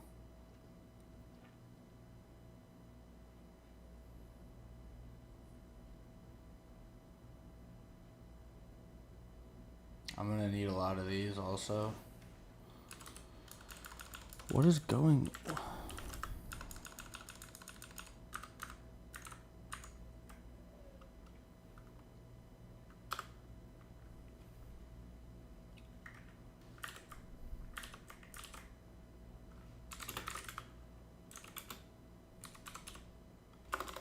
What is this directory?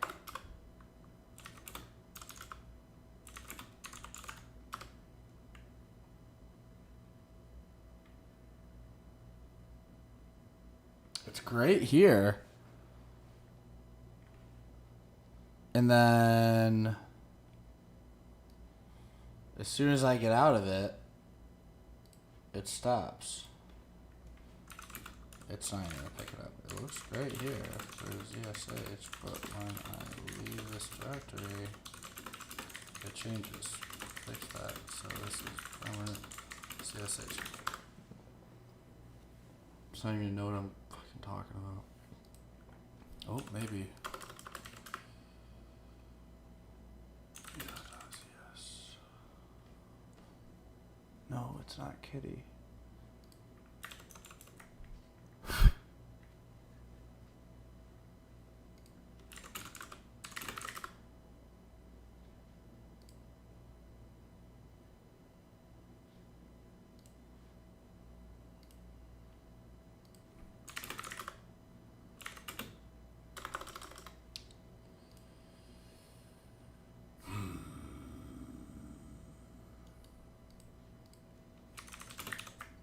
I'm pseudoing.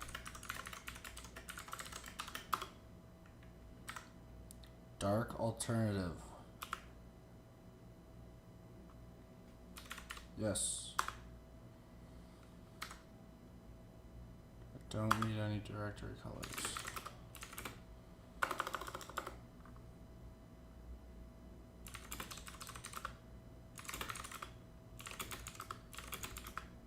And then it goes back. You see that?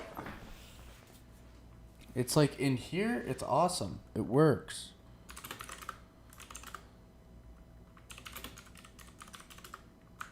Why is that?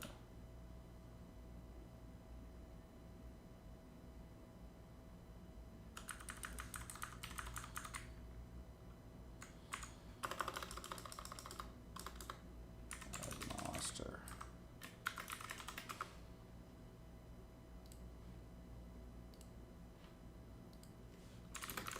There it goes. Oh, but now it's gone.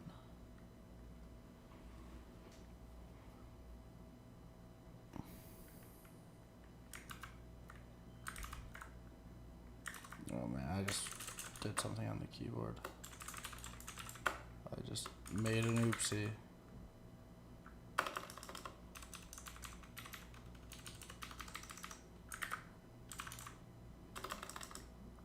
You know, this is fine for now. I'm getting greedy. I'm gonna end up doing something that I can't come back from. Okay.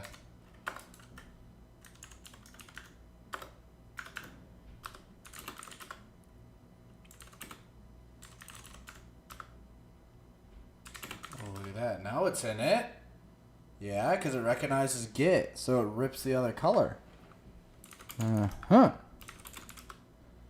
It's the SH thing. You think you're slick. Don't exit to see change. No, no, this isn't the kitty one anymore. I still have the kitty over there, but before showing you how to install and configure plugin, here's a list of useful plugins. We already have a shortcut for that. What's this? ls-lihr vi.zh cshrc.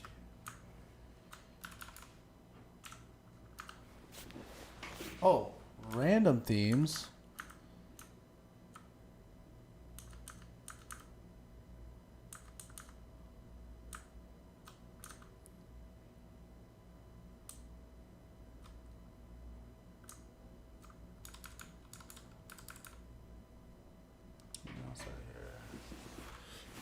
This setting causes issues with multi-line prompt when comment format if you want to disable marking untracked files.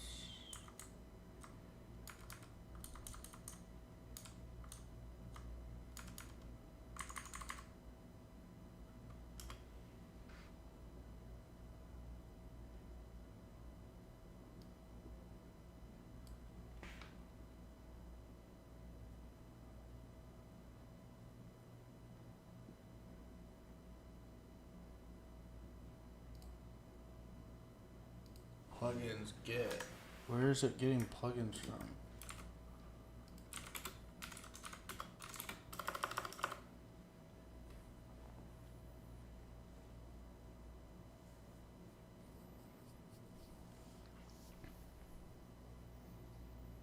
Ah.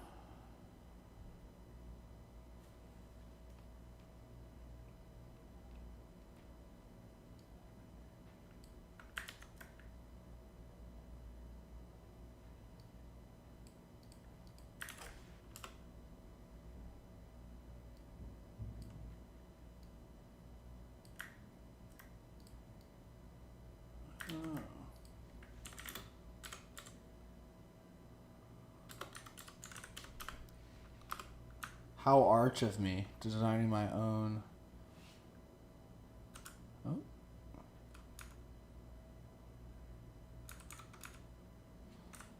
Is this separated by a comma?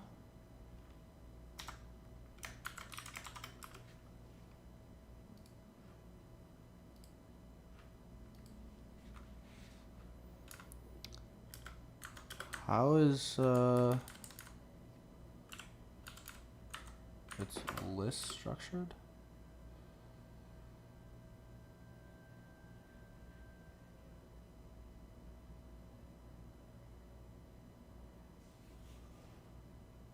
Oh, it's just a space.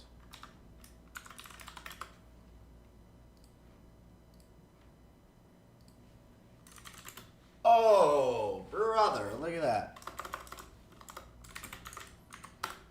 It's just like Bash.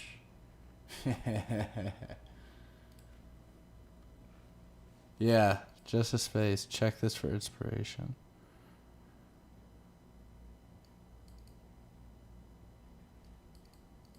Yeah, lots of clicking.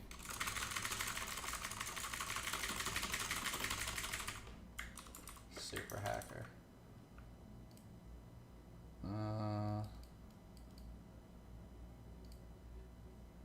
Syntax highlighting could be nice too. Yeah.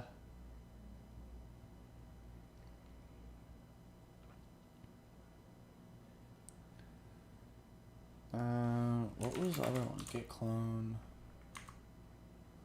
That's what it is.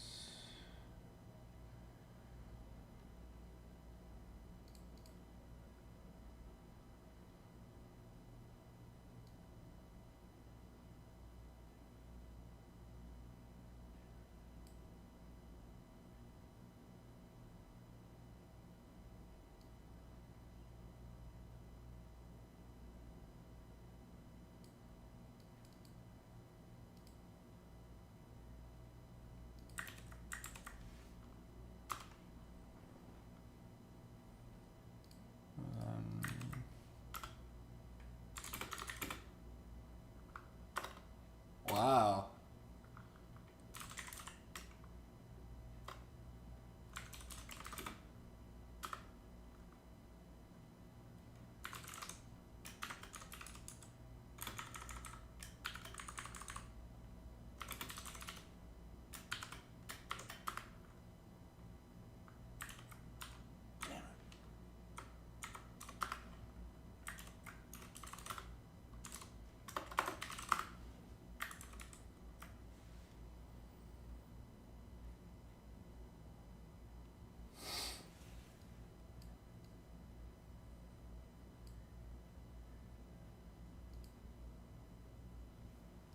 Wait, that's what it was. It was this.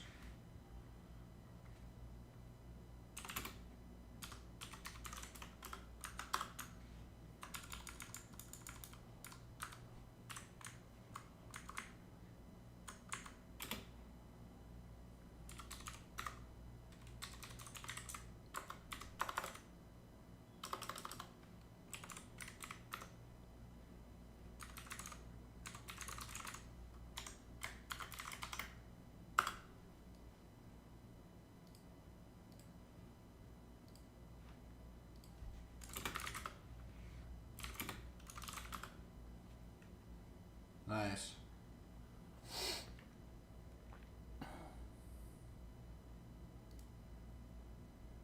I mean, all these are customizable too.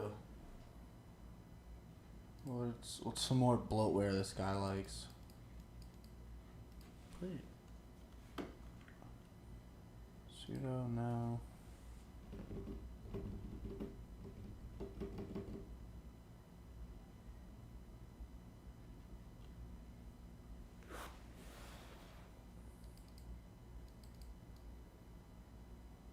Random emojis. Wow.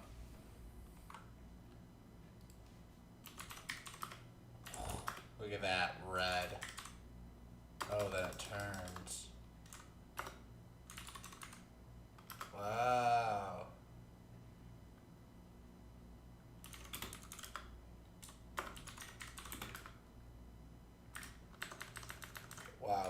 move mountains today.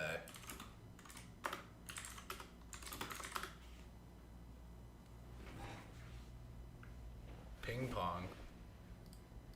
Ping pong add-on?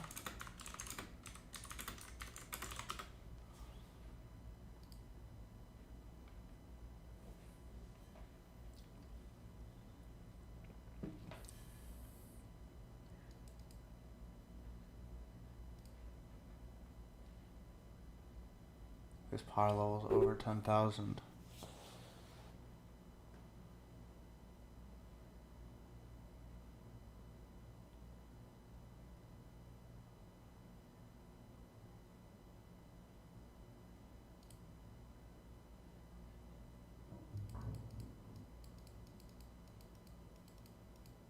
P10K is the way for ZSH.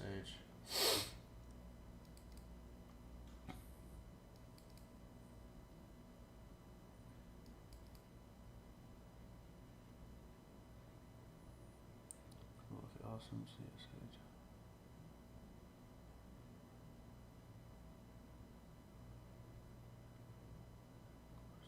Plugins.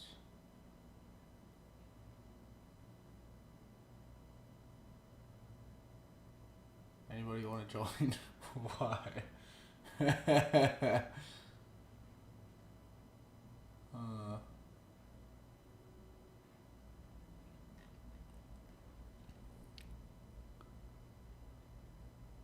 So P10K is really the way.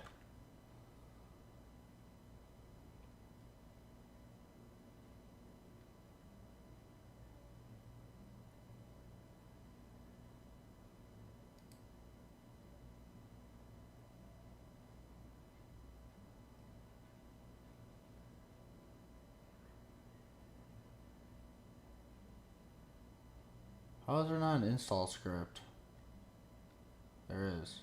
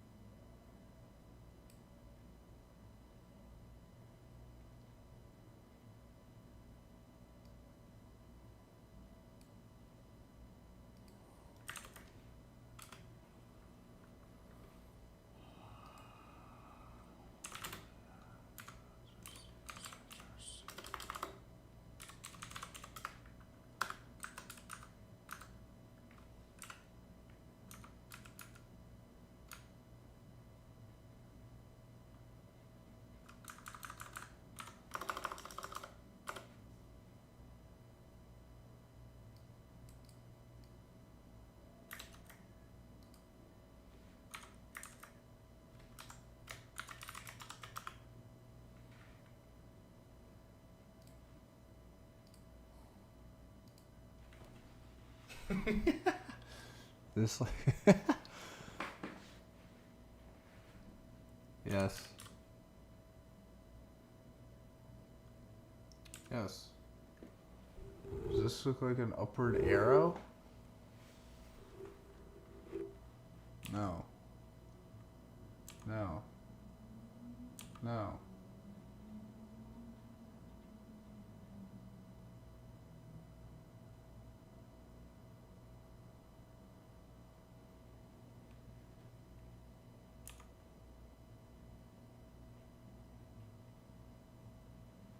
What do I go with? Classic or rainbow?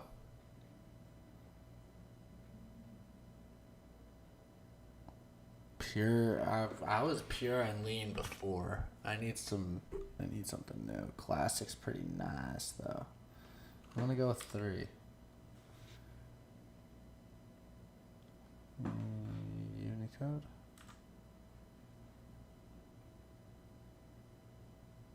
Show current time. Yeah, that's pretty sweaty. Angled for sure. Ooh, blurred. It almost looks like it's glitching out. Sharp is so clean. Oh man. Do I go sharp or blurred?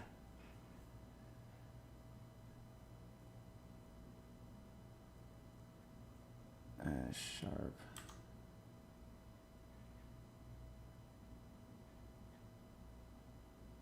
Oh, prompt tails will run. Yeah, we'll run it. Yeah, sharp is so clean.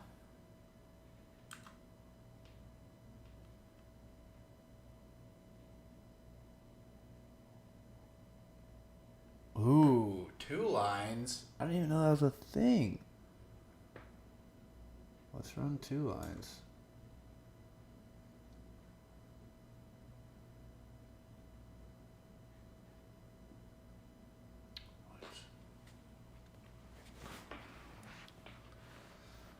Dotted or solid?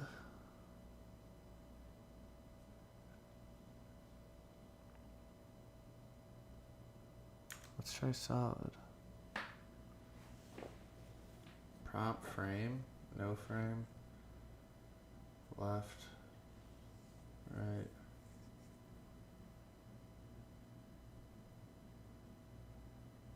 What are you fucking talking about? What? Oh, I see. We want the full.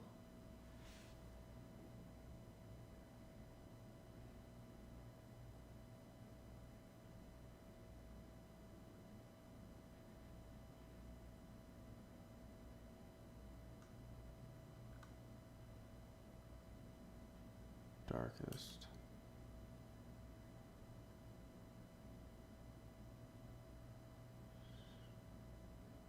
Bars.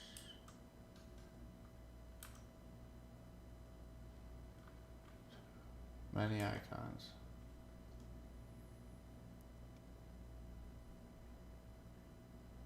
Fluent.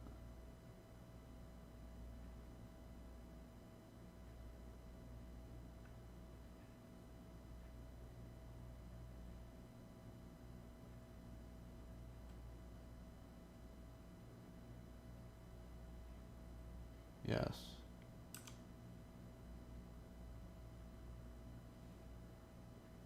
Yeah, speak to me. Yes. Wow!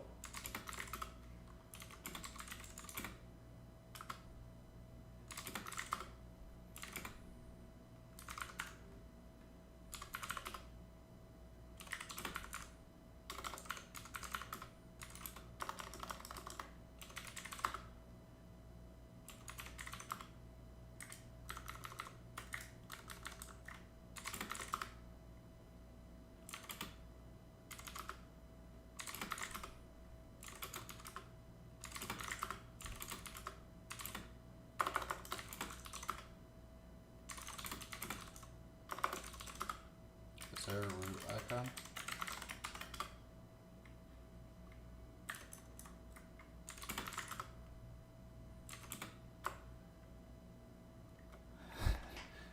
Yeah, this is sick. Oh my gosh. Dude, this is, I feel like I just reinvented myself. I'm a new man. I just completely turned a new rock with this one. New shell. Midway through 2024. This is my year now.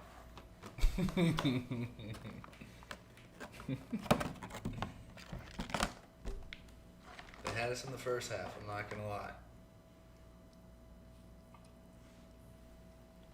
Oh, you guys are the goats. This is so cool. Exactly what I wanted to do today.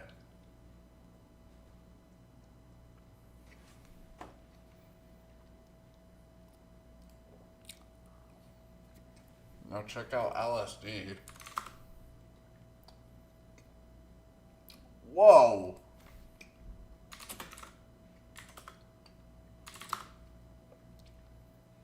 There's icons for everything.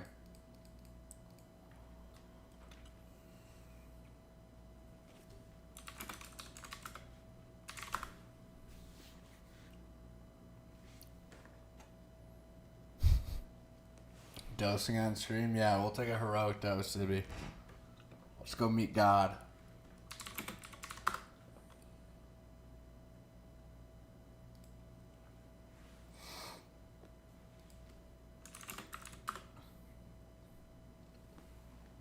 Wow.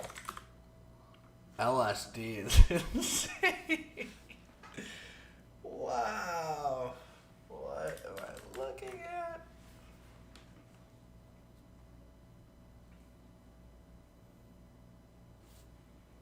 This is a whole new machine.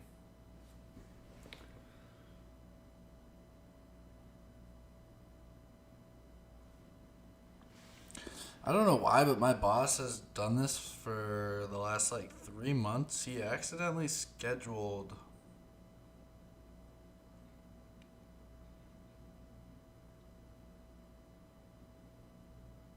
one-on-ones for Sunday. Like today. I don't know if he realizes or not.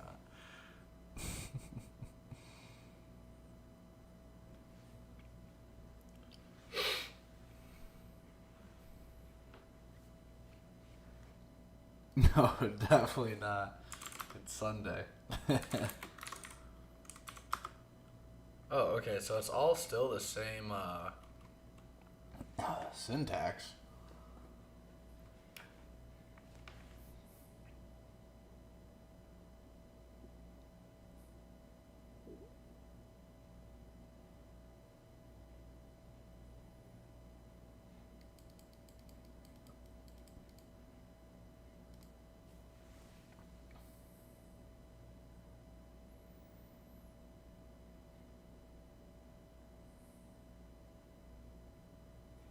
What am I missing here? What are these?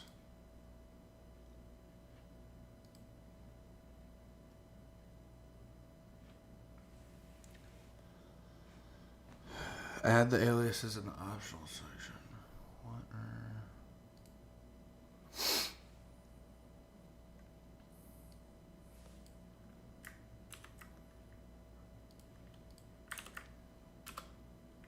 are... I do have a tree command.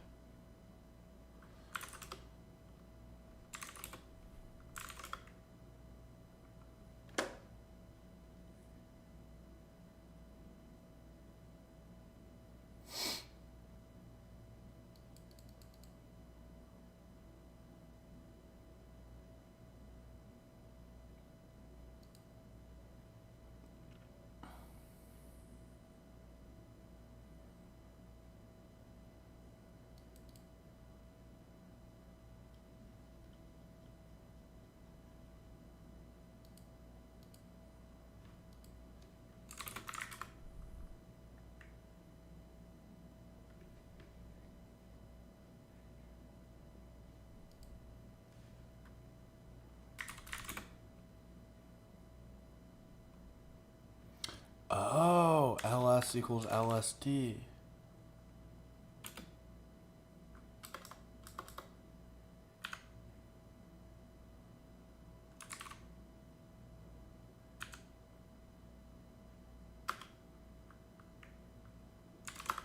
Oh my gosh. Oh my gosh. So now it's just L.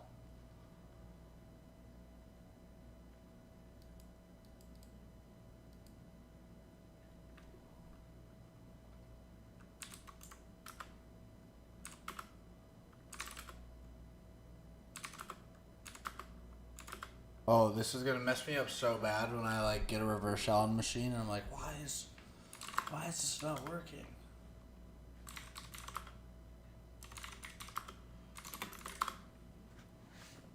Look at this, it's all pretty. Oh, very impressive.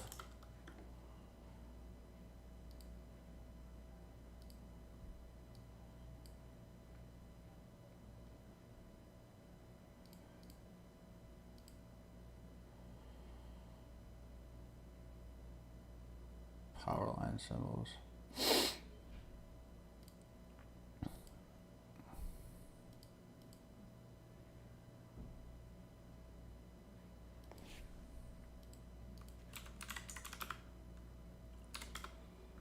That does not look as good, does it?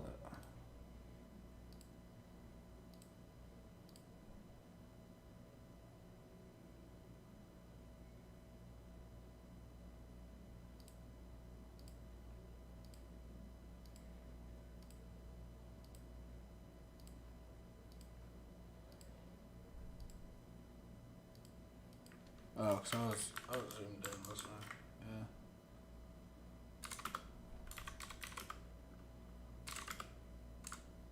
So now just L is long listed. Can you still change the color assignment? Yeah, I should be able to still change.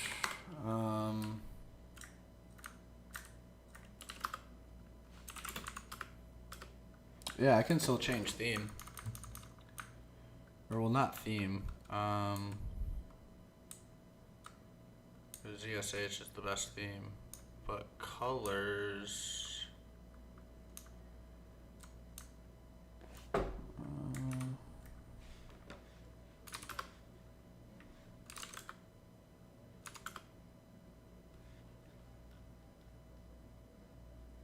yeah, I should still have preferences over there. I just don't want to mess with anything right now. I finally got it.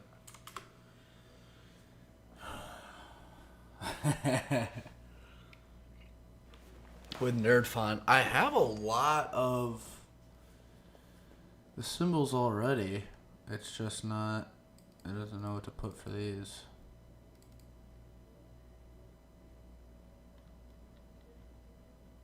This is so clean.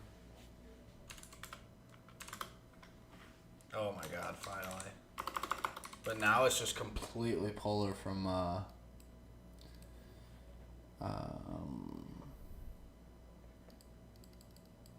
background. I need to use that wallpaper, Nat. You know what I'm saying? Whoa. That's like some Microsoft Word, whatever that custom Word option is in it. I haven't used Word forever. Or I haven't made that special word. I can't remember what it was.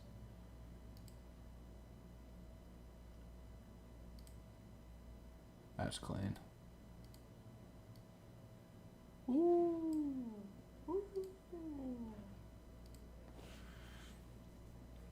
It does have one for Markdown. It probably does. I just don't have the nerd font.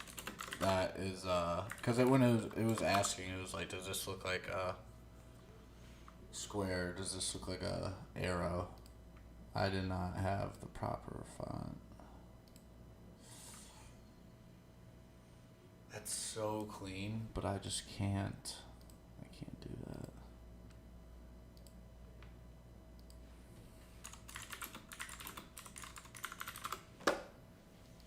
See, Black Cali wallpaper. Yeah, just something clean.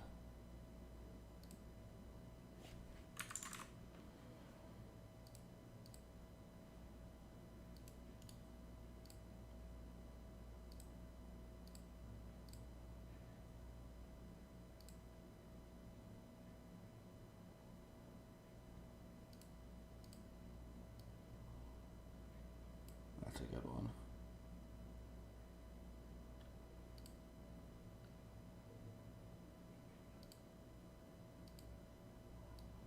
What are these photos?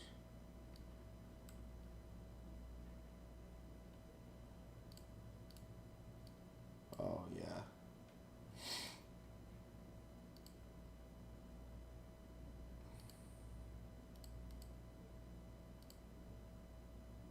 Sweet. Cheesed it, and it worked. Oh, this is so clean. Oh, look at that. My hotkeys are back. That was the one thing that immediately turned me off from Kitty was the terminal hotkeys, which I'm sure you can, I know for a fact if you could probably make hotkeys.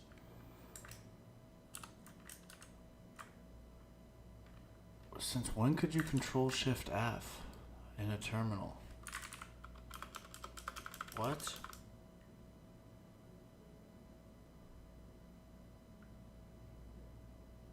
In what world could you control Shift F in a terminal? Oh, because it's ZSH? Is this was that not a bash feature? You know? Why was that not? Why do I not recall that?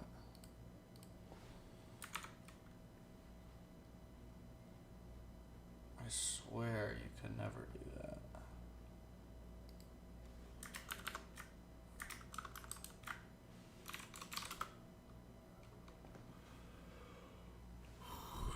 Alright, hold on. I haven't had music on this entire time either.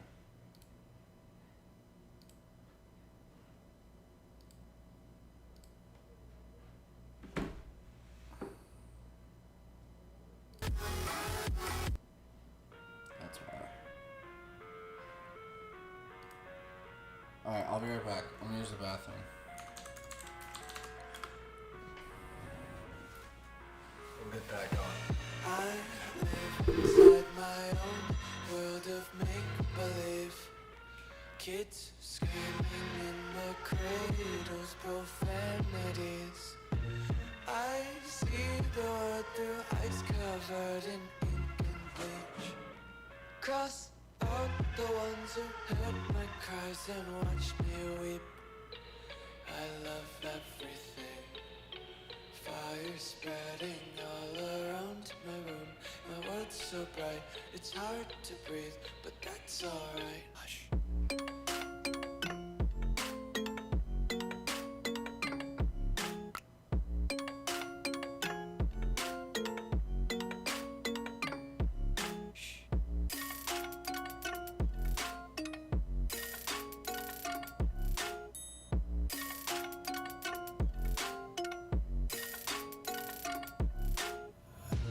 Take my eyes open to force reality. Why can't you just let me eat my weight in glee? I live inside my own world of make-believe. Kids screaming in the cradles, profanities. Some days I feel skinnier than all the other days. Sometimes I can't tell if my body belongs to me. I love everything. Fire spreading all around my room. My world's so bright, it's hard to breathe, but that's alright. Hush.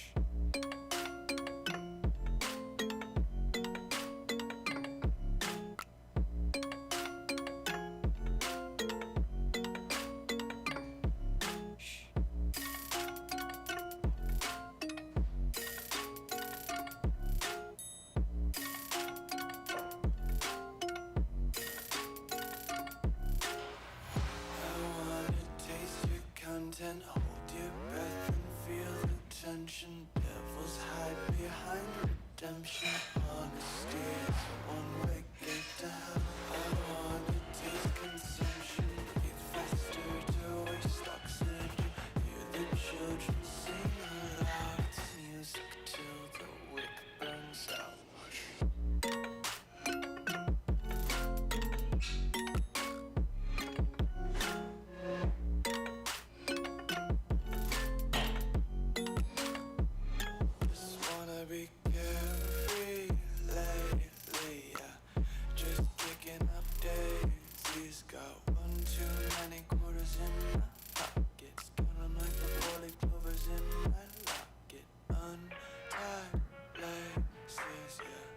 Just tripping on day dreams, got dirty little lullabies playing on repeat. Might as well just ride around the nursery and count sheep.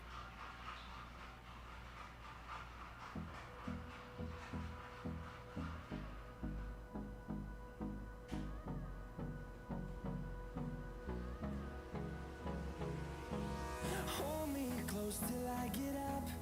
Time is barely on our side. I don't wanna waste what's left. Yo, Hack. What up? Let me, does the link in the description also work to the Oh, I don't have it.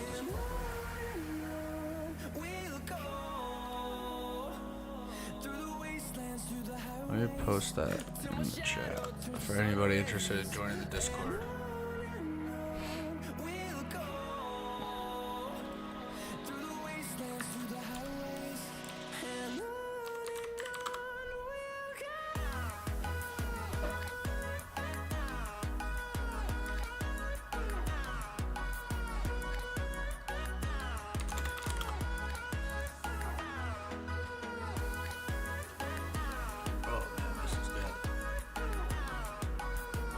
This is good stuff.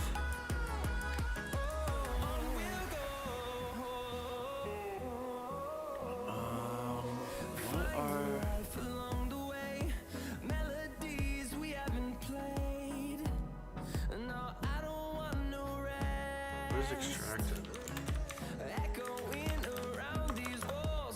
Dude, you guys are putting me on today. I love this. Oh, I almost logged this. Just click L.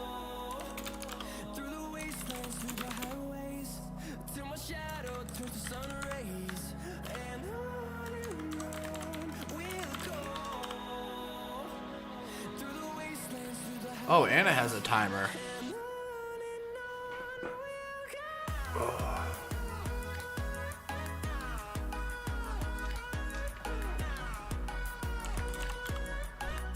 I do need to reinstall Navi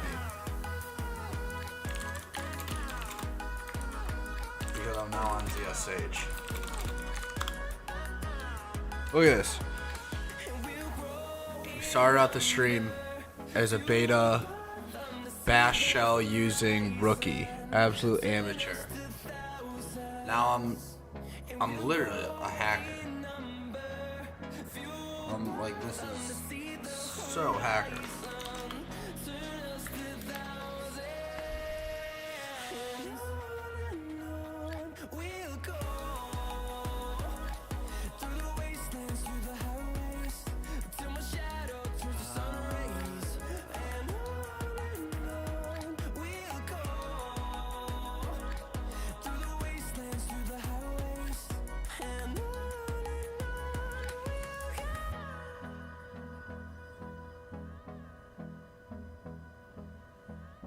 Yo, Texas.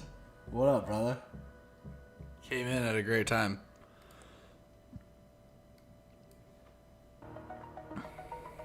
Hacker man, exactly.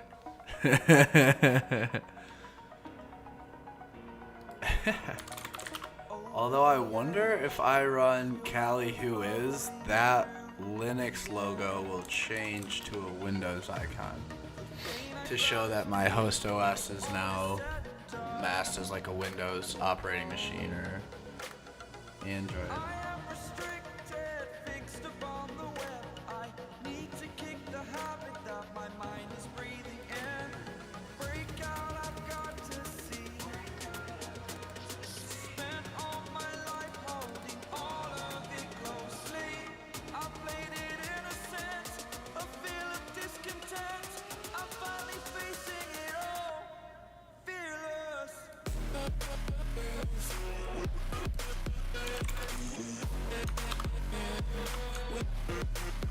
You know, I could probably just append to that.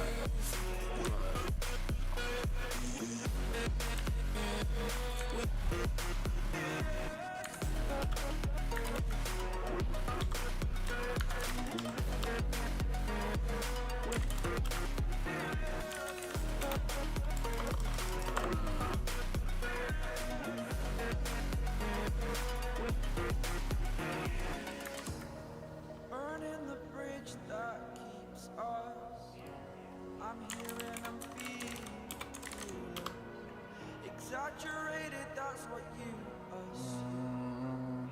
How can we get Navi on Now here? I must conclude I am conflicted, watching where I step still, hanging in the balance, not the life I want to live. I want to take it all, standing tall, fear I weighed the person you are. Oh, break out, I've got to see. Oh, I'll need Fuzzy Finder, or do you think I already have that?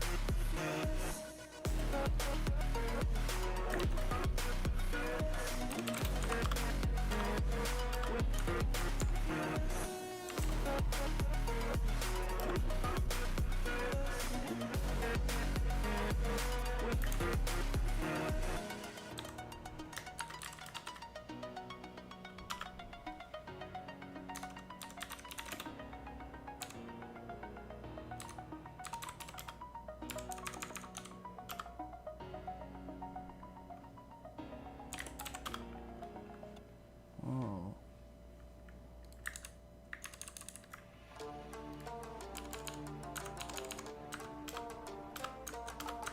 Error near new line.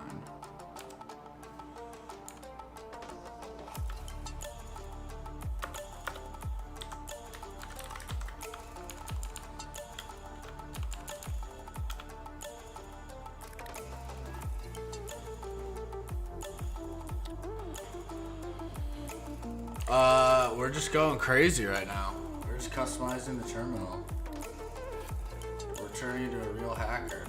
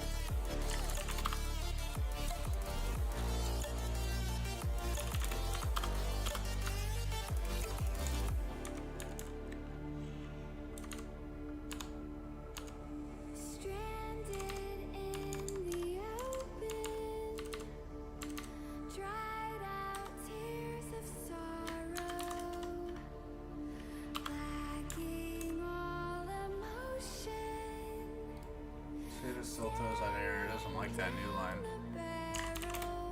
Oh, there it goes.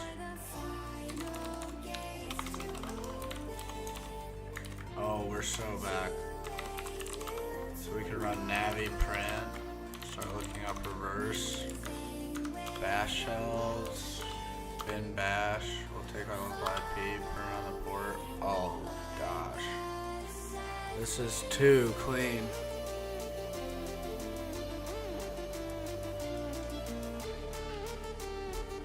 We got the world at our fingertips right now. We better look out. We're coming at them. What is everything clear and reset?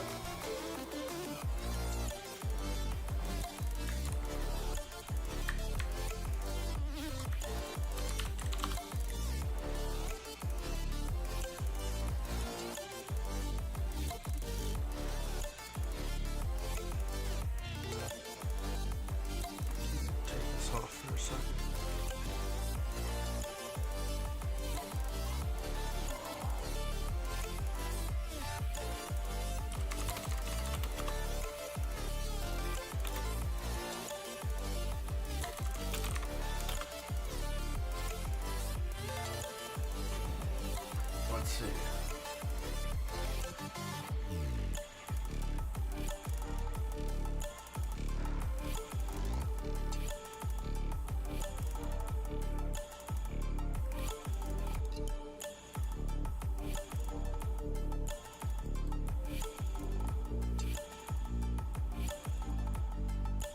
Power level 10K.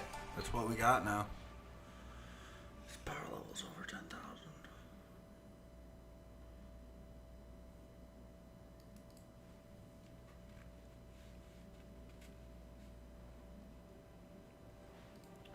Interesting. This could be a good one also.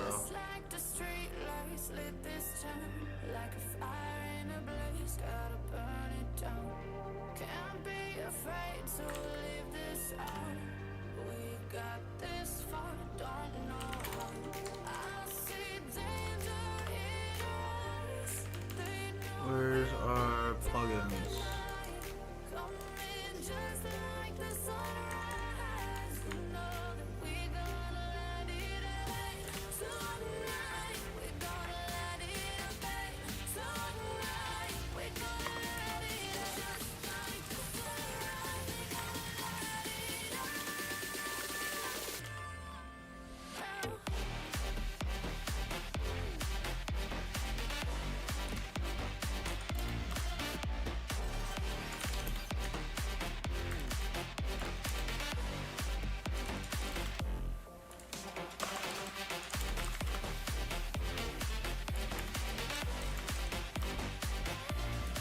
Okay, so what if we go back to CD tools?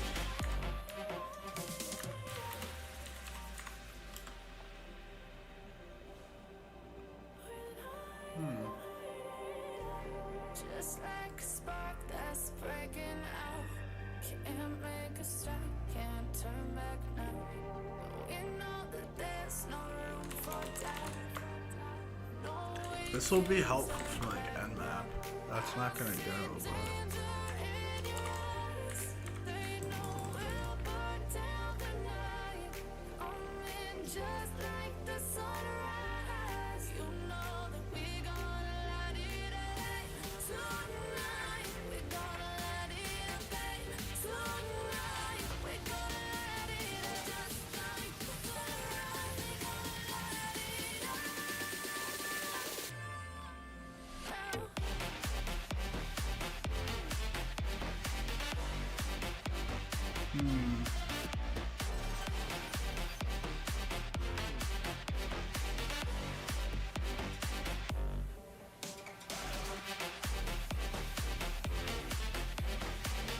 It's a handy way of forcing you.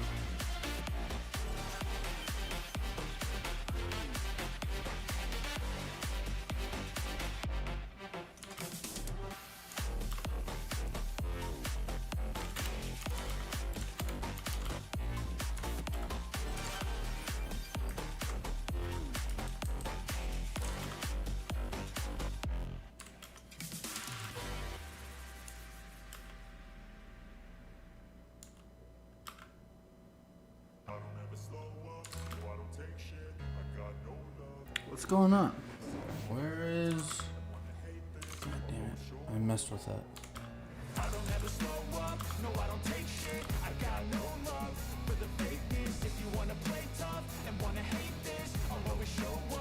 Why did it just, I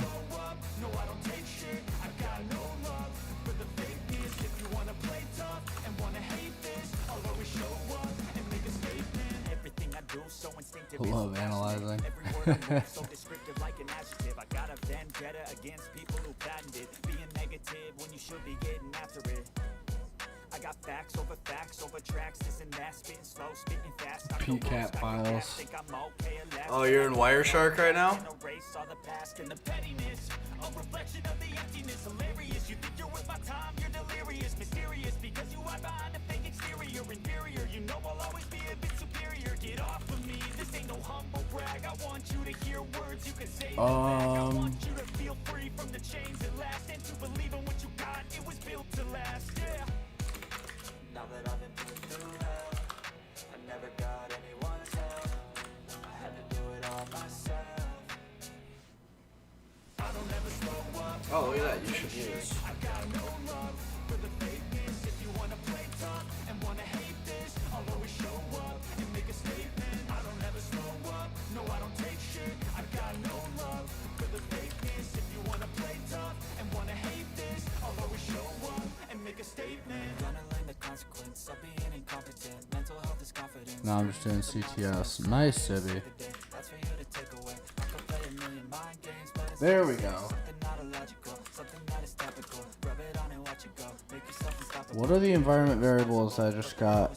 X So remarkable. Thoughts in my head, a collage and they spread. I'll be great one day, going off of my meds. No, I'm not giving up, no, I'm not giving in. I will make it to the top, taking off in the wind. I gotta make it. I'm saving every day to taste it. I'm patient, but my mind, it can hardly take it. I'm chasing a dream that I've had for several ages of vacant. You see that? When I run P time configure. Now that I've been put through hell, I never got anyone's help. I had to do it all myself. What was that command? I don't ever slow up, no I don't take shit. I got no love for the fakeness. If you wanna play tough and wanna hate this, I'll always show up and make a statement. I don't ever slow up, no I don't take shit. I got no love for the fakeness. If you See how that works. and wanna hate this, I'll always show up and make a statement. But that doesn't. And it's the same command. So I need to export the variables as permanent.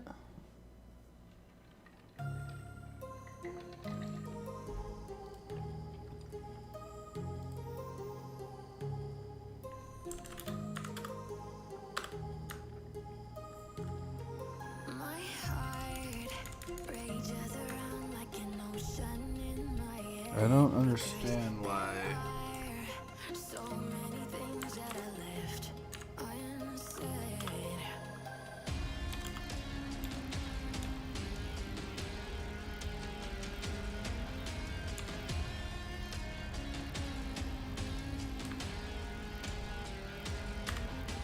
I can almost feel you walking in the distance, but I know that it's not reality. If you are echoing So different. inside these parallel dimensions, I'll know I'll find you in my dreams.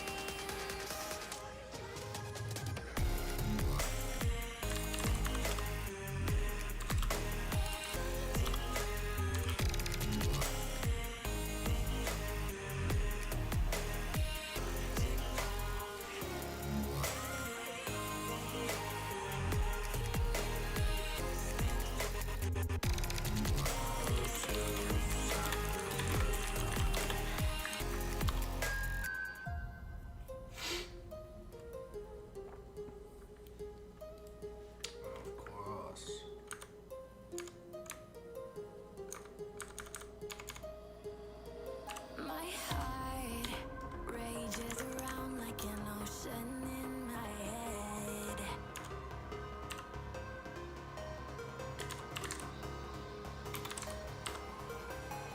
I can almost feel you walking in the distance, but I know that it's not reality.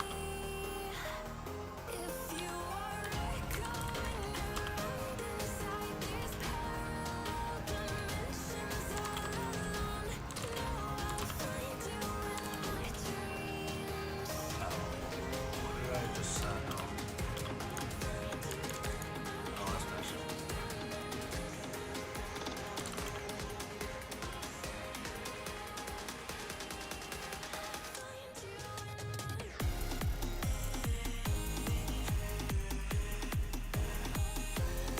Oh wait, no, that's what it is, right? It's alias LSD.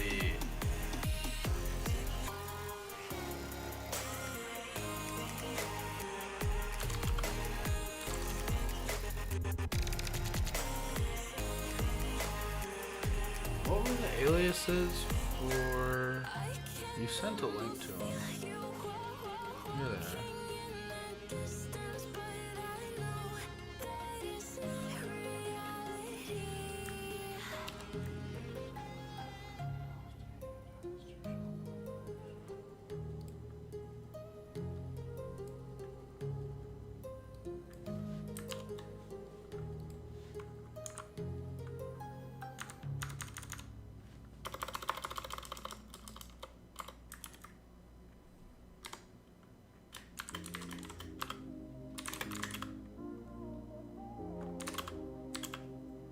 That is so good.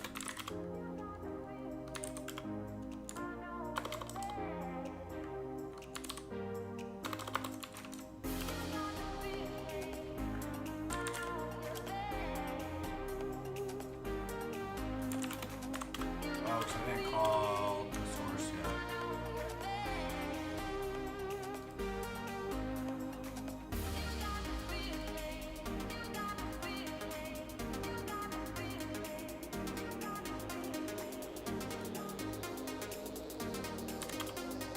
There we go. Just had to restart the session.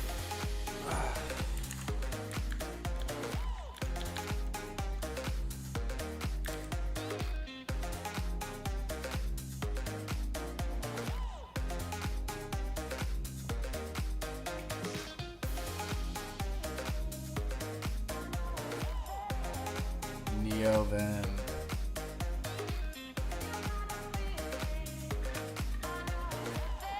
So these are all really for developers. Best aliases for cybersecurity. Let's see what people. This is even a thing. Tis it is.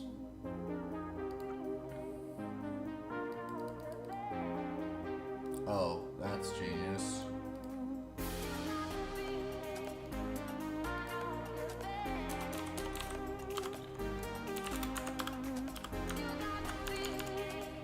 We are building the ultimate terminal.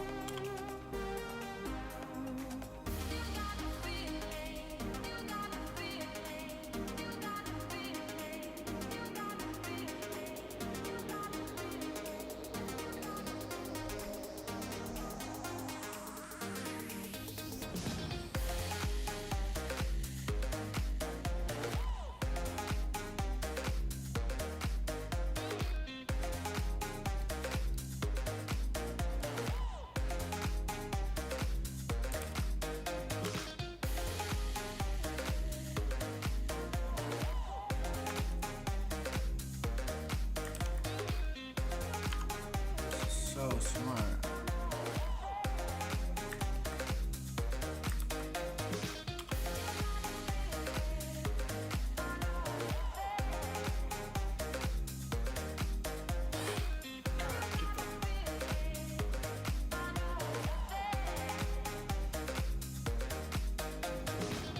I believe that. That's insecure.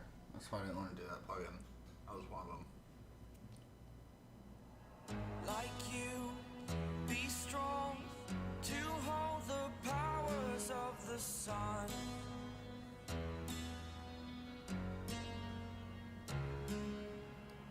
To dream, believe in strength. Now I'm the only one, only one.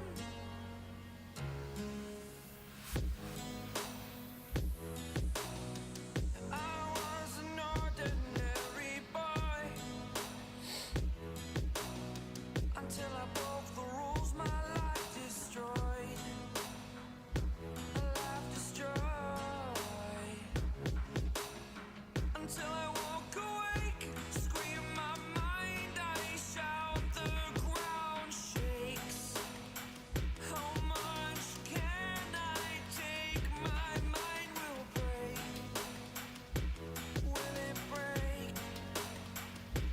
Can I take? Alias, my IP is. Can I be your superhero? Superhero.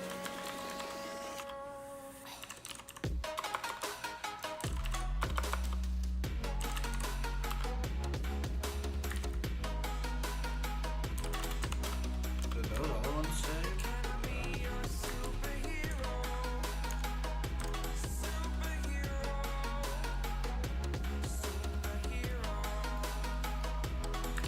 That's smart.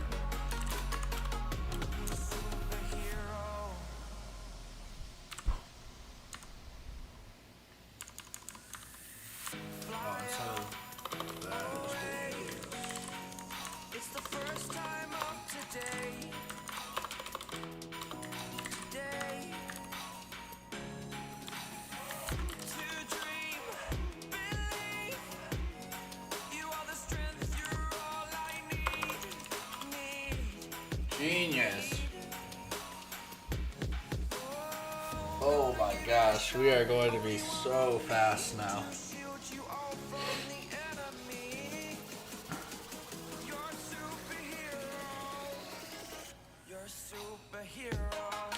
Oh, smart. Is that THM Zibby?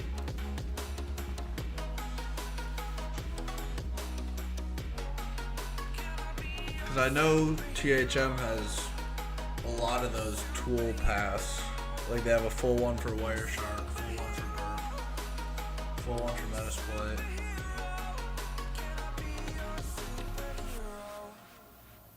Yes, nice.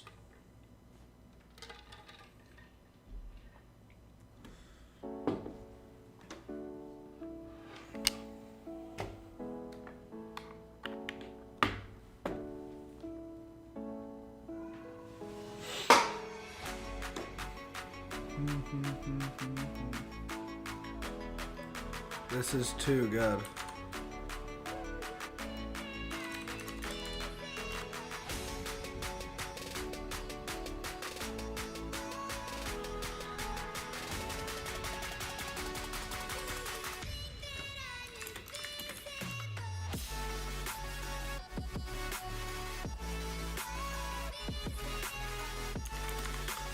Why is that?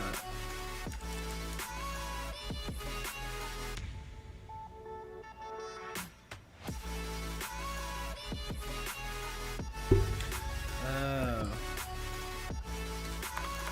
I wonder if the alias is trying to execute it. That's why. Have you tried to use ChatGPT? I did not.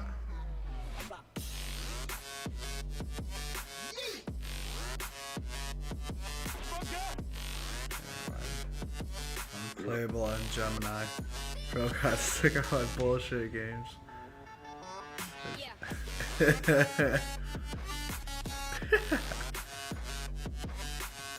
What GBT is that?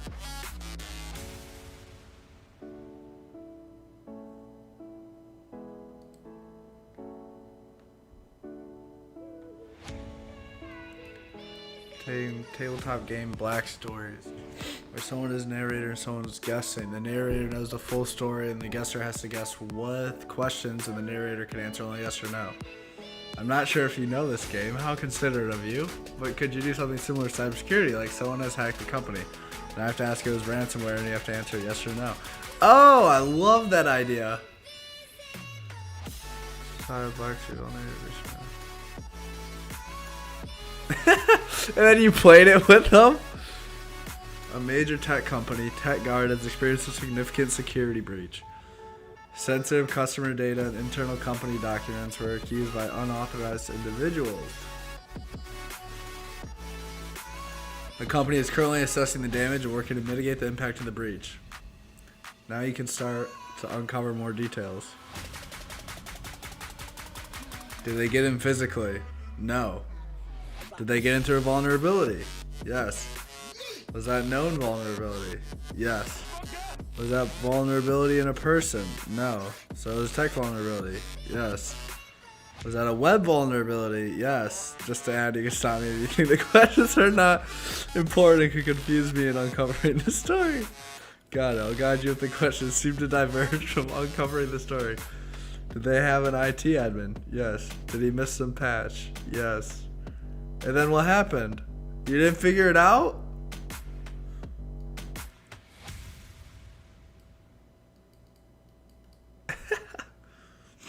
You missed a patch.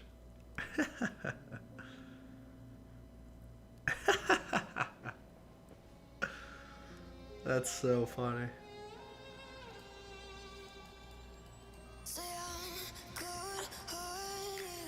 Gemini AI.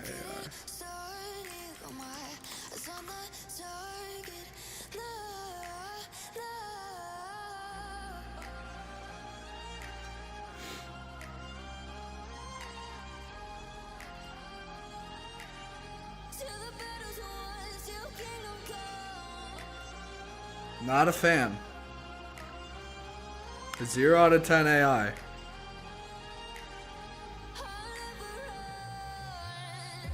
Best to give me your loyalty, 'cause I'm taking the world, you'll see.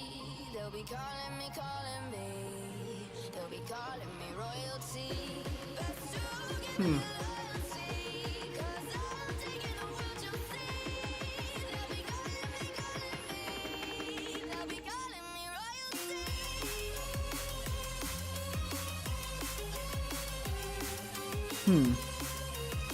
Very interesting.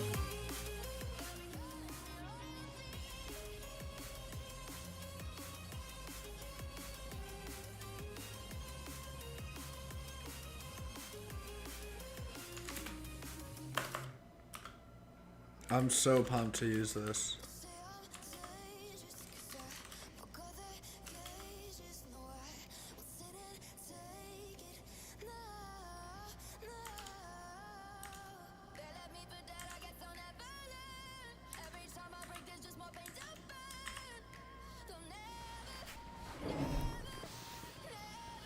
Yeah, I've had the GBT4 probably since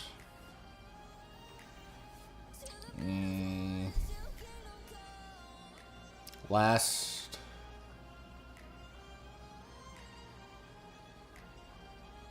probably over a year now. Definitely over a year. I use it all the time. It's pretty much just an extended browser. And it saves so much time from having to search through a lot of documents and what you're gonna Google anyways. Why not Google into something that's pretty much like the ultimate Google dork? It's like Google dorking on crack. It's the easiest way I feel like I could explain utilizing it for browsing. But it is eons ahead of GBT3. From 3 to 4 was a way bigger jump than 4 to 4.0. They were supposed to come out with GBT5 by now. That was set for like March, but the last time I even read that or saw that update was like a year ago. Because I remember buying GBT4 and they're like, oh, GBT5 is coming out in like 6 or 7 months. So, but still no, they came out with 4.0 instead.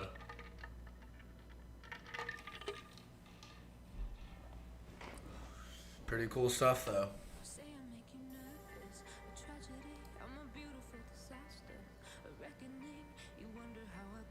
This is a good, I'm gonna send this one in the chat too, because this is a great link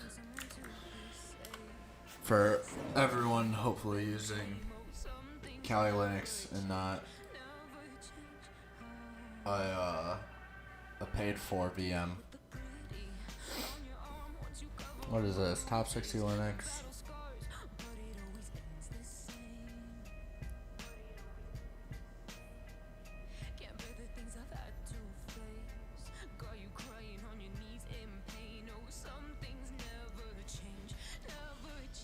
RM. I don't know if I've ever removed a file in a CTF. Move, I definitely move files. Touch is too sketchy over a reverse shell connection. It's way better to just echo something into a file.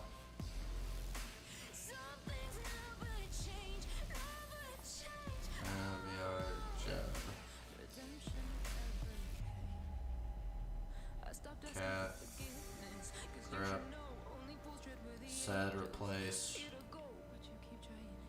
head,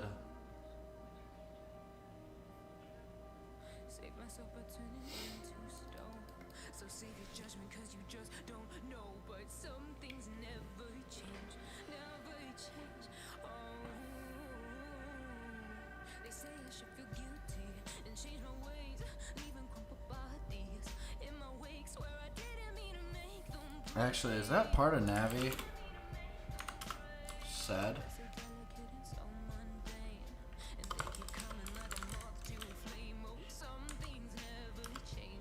Yeah, it is here.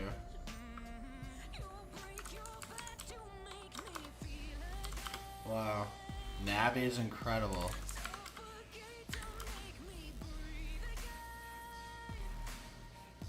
Huh.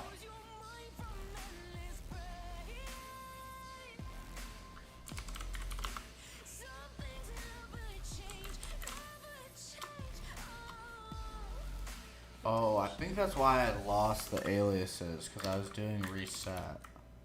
But I was just typing into the terminal versus putting it into the shell. the ZHC config file. This looks like Google colors.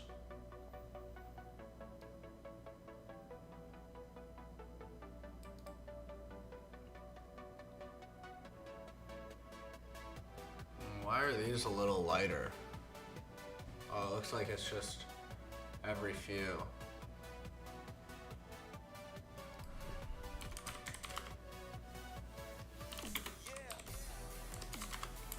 If we go to a Git repo, like JexBoss, yeah.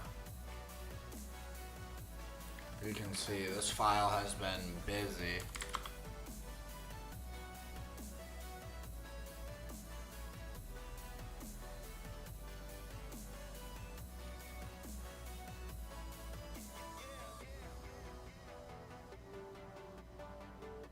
These are from the interview. That's when I was running JexBoss, which is pretty fun. And then I have another tools file within tools. But these are all like bug bounty. Researched.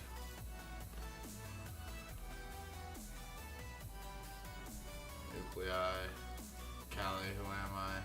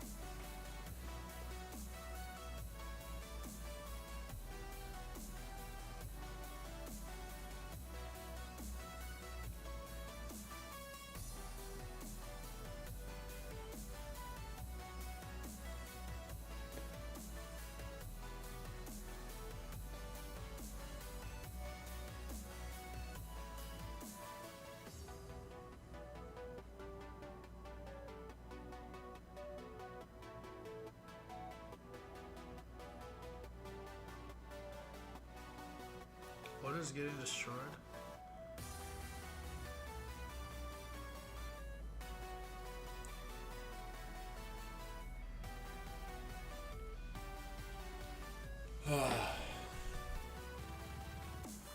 Very productive today. I did not think it was gonna shape into much, but got a lot done. Learned a lot. Chopped with Nat. Learned a lot about him and his past, and learned about ancient technology, the Commodore 64. And then also just building out the ultimate terminal, which is so cool.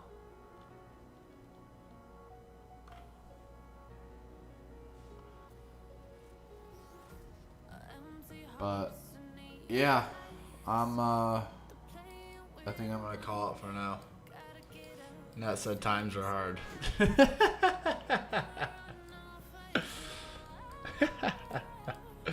That's too funny.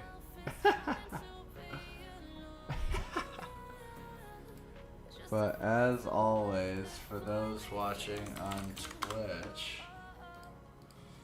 let's go on InfoSec streams. Oh, GoPro Slow-Yo is streaming. No way. Oh, bro, what? Yeah, we gotta rate him for sure.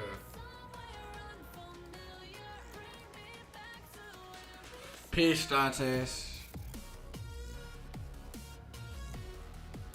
Peace, everyone else. Let's, God.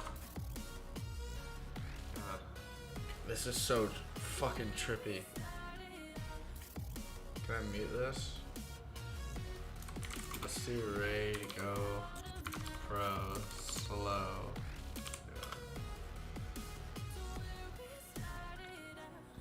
Alright. Peace, everybody. We'll see you tomorrow to run it back for another day.